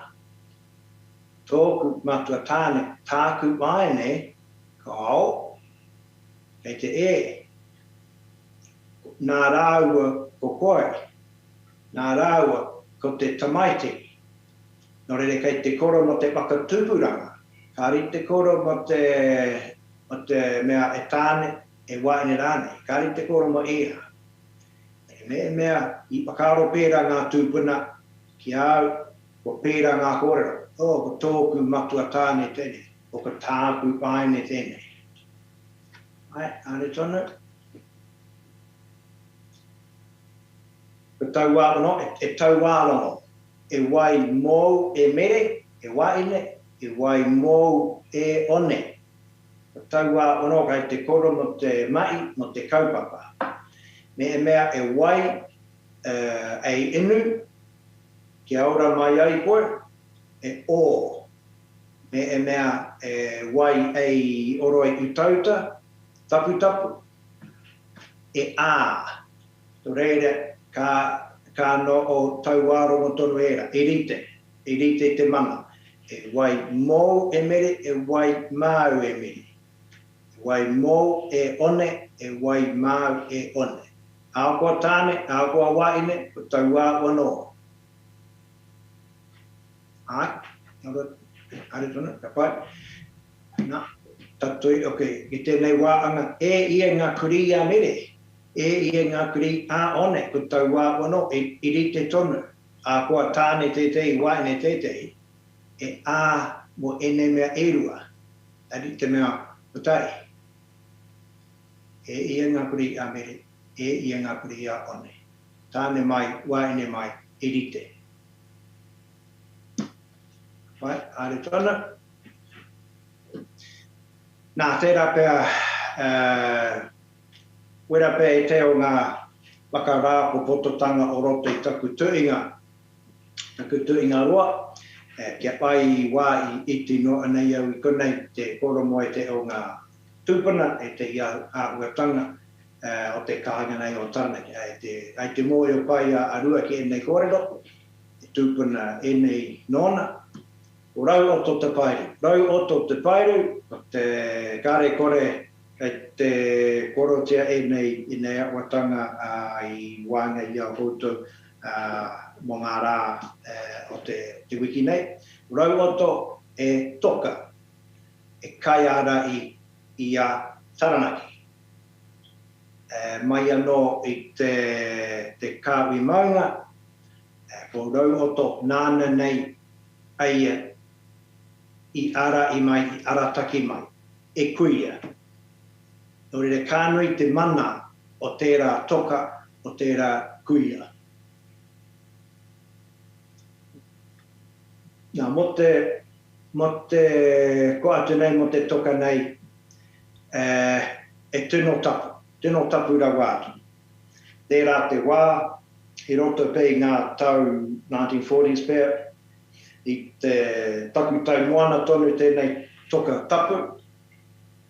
E nui tonu ngā mea e ngana nei ki te kaiā, ki te tā ai, i taua meara, ki te rā weke weke. ki te tutu me e rā. Nō reira ka pakaritea, ka piripiria I ngā kaumātua o taua wāra kia ikina te tapu, kia whakanoatea, ara kia auna ia te tapu, kia tāi ai te kukume mai te toka tapu nei, ki mua tonu o te pune o mara, kia pai ai te teaki, te manaki I taua toka rā. Nore ka pakaritea, ka piripiria ko wai te toonga ei iki I te tapu o te ao marama. Ka puta I a rātou te ingoa nei, koera te tino toonga, e Wahine, e koia tonu.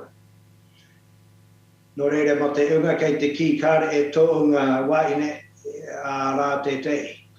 A rā ki mai a uirangi ki au, koera te tino toonga I tūtaki a ia. E te wā ora. Ia tamare ki ana, ne ka tūtaki ki a te ao mana, kāta I te toonga koia.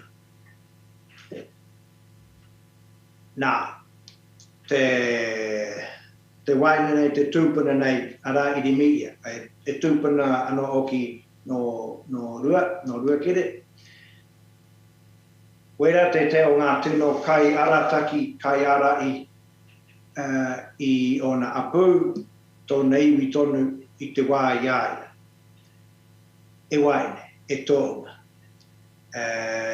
1770s pēr I mua I te tainga mau te Pākehā, wea te teo ngā tino kai whakaare, kai arataki I tōna iwi I ona apu.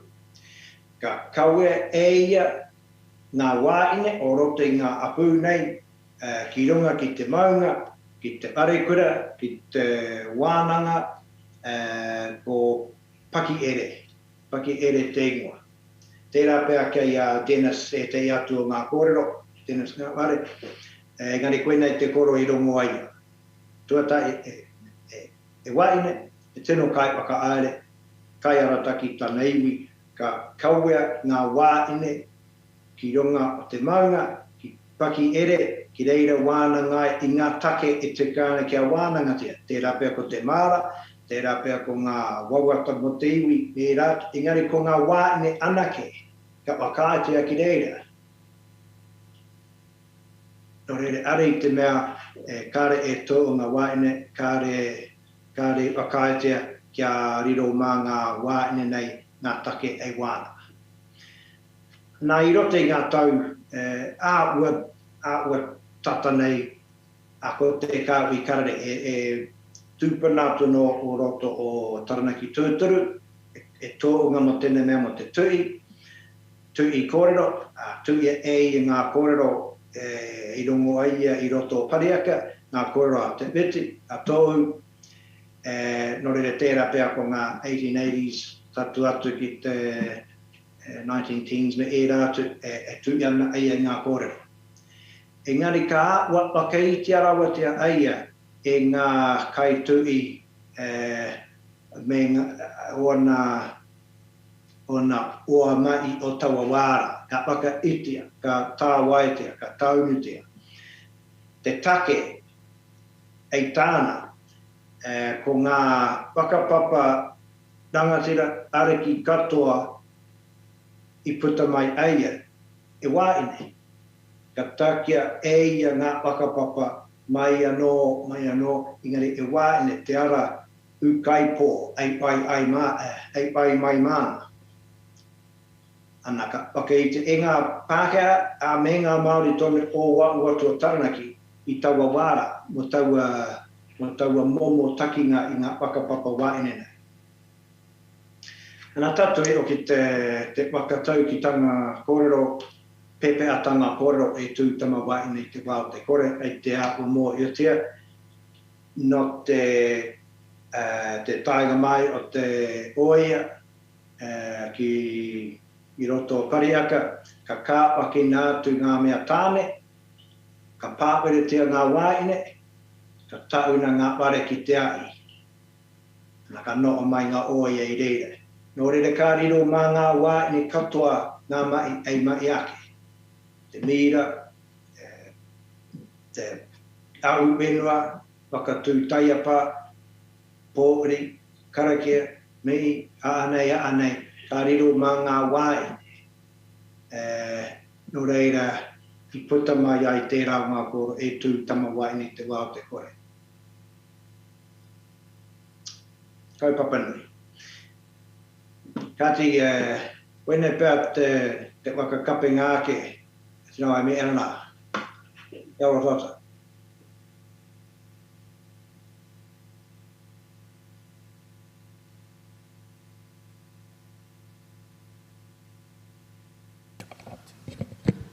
Tēnā koe, Kiri, nā pātai nai nei. Kia koe. Tēnā koe, Kiri. Me ngā kōrero, mihi nui nei kia koe, whaihua nei mātou ki o rangahau. Ko ti a koe ngā mahi uau a hoi no tā mātou, he inu I tērā puna ko ti a koe te whakakao mai. Te keri ana I runga I te whenua na kia āhei nei te ruku ki tōna o unutanga. Keri, e nui ngā kōrero kua rere mō te āhua o te reo me tēnei mea a mana Wahine. O tira mana tāne me ngā momo kawe. E rua aku pātai, ko te pātai tuatahi, ko tētahi o ngā kōrero ka puta mo te takatāpui. Me te āhua o te reo e ki ana ko ia, ko tangata, ne era momo ki ana koe te ira tangata koretanga nei. Tērā āhua o ngā kōrero, he māmā ke te aronga atu o te ao Māori ki tērā te takatāpui I te korenga o taua momo reo Pākehā e aroana he tāne koe he Wahine rānei kaore he waenga. Kei te pirangia ki a rongo I o whakaro e pāna ki tērā kei whea tērā I roto I te reo. Tērā pēr me o ki atu ki taku kōrero mo te aronga I agu mai ai I te moana nui a kiwa ne. Te mea I te moana nui a kiwa ka tere kitea ngā whawhawhine me e rātu ka no o tāne mai Wahine mai te tanga toko tei.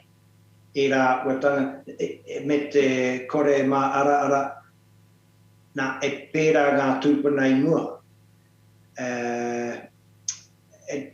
Tērā no e tei paki waitara kāri te tino mō o tea engari kei te aua kōrotia, kei te unai e te iwa. A mō tērā aua mo te takatāpui, mo te Wahine mate ki te Wahine, tāne mate ki te tāne.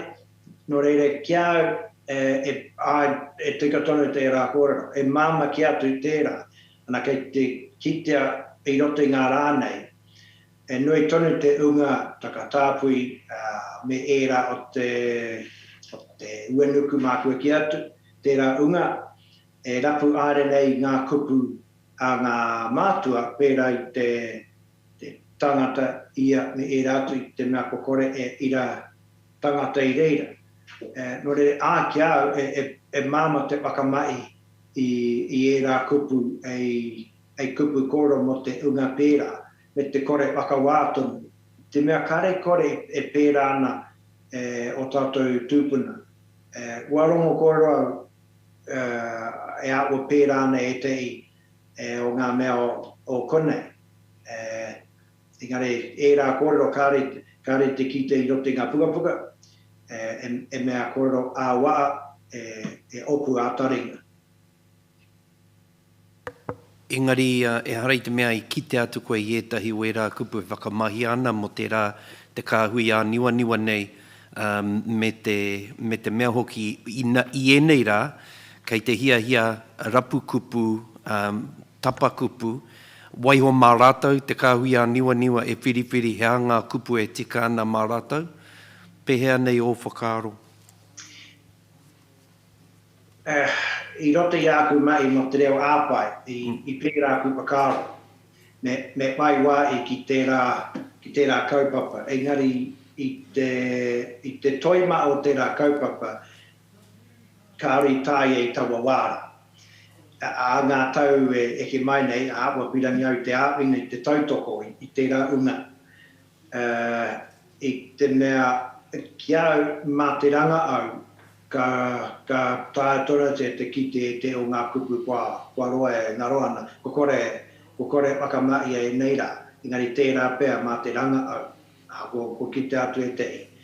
Me te māmano oki i te tiki atu i ngā kupu korotea nei e neira, nā runga i taua i a koretanga mo te hermaphrodite me e rātu. Ne. Koia. Kiri, ko taku pātai whakamutunga e hāngai ana. Ki te io o kōrero, ko ngā momo kanga a te Māori, e hara i te mea he kanga i runga i te mea he wahine, he ai, he ahara nei, engari ko te tino kanga pēnei tonu, ko te kai au i a koe, ne? Ko koe taku kai.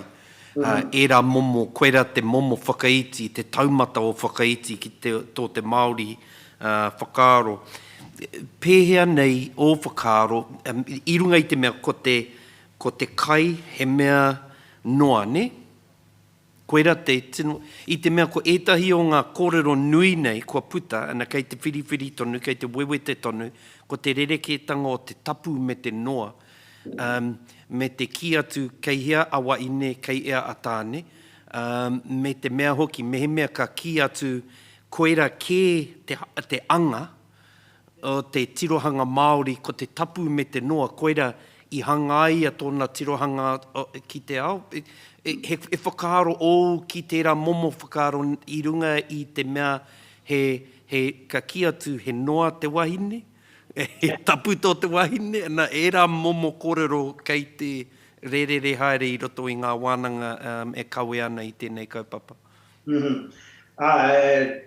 Te ka tonu tā, e nui tonu ngā mea kei te āwanga mo tērā ua, e nui tonu te unga kei te ki e noa te wahine, e tapu te tāne, e ngari ki au kei te ngaro te i wāanga, ara ko te mana pēnei mana whakaaere, ara power tonu.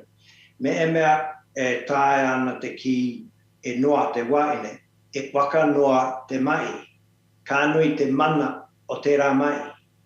Nō reira me e mea e putanga ki te tāne, ki te kakari, ki te papai, ki te pakanga, na kua oki mai ka toro puku ki raro i te wahine ei whakanoa, ei iki te tapu o taua kaupapa. Ka nui te mana o tērā, nui tonu o tātou tūpuna, o tātou kuia, i pēra, ka no o ki runga i te tuanui o te whare, ka mea, ngā mea ka kuu ki raro i au, ka ora mai koutou, ingari ngā mea kāre puta mai ana ki roto i taku whare, ki raro i au, ko te patua katoa tea.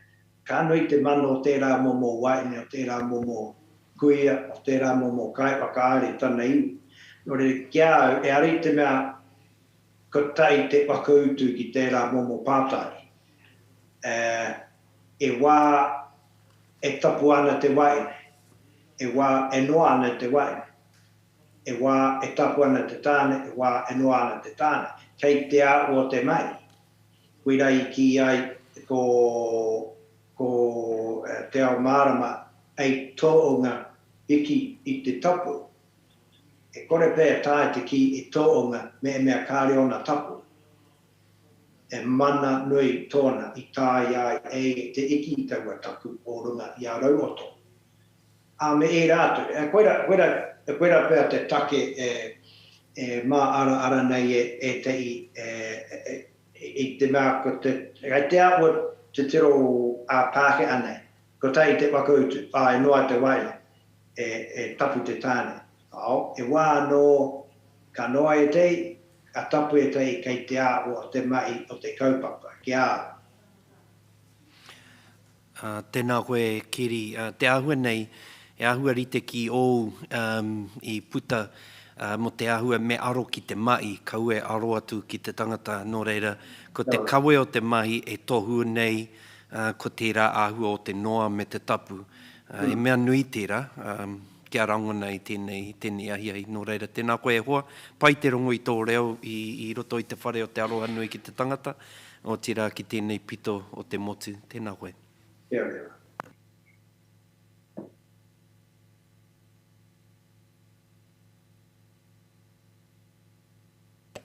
Tēnā koe kere, ko mutu ngā pātai mo te wānei.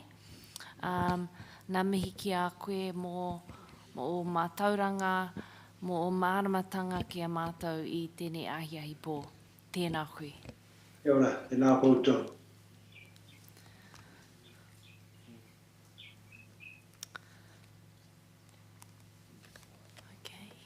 Well, I think that brings us to the end of the evidence for the day. So, big thanks to everybody who has participated in giving evidence, supporting evidence, and arranging for evidence to be given.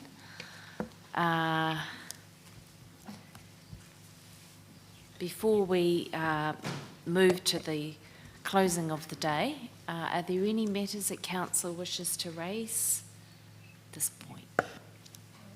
May it please the Tribunal, just one matter.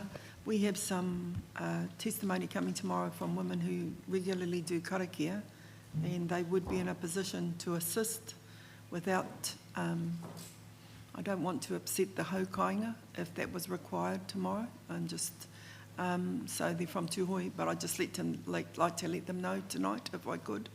And ka reo te hea ki te takahi te mano o tēnei o ngā tūāhuatanga. Okay. So that's all. I just like some direction on that, please.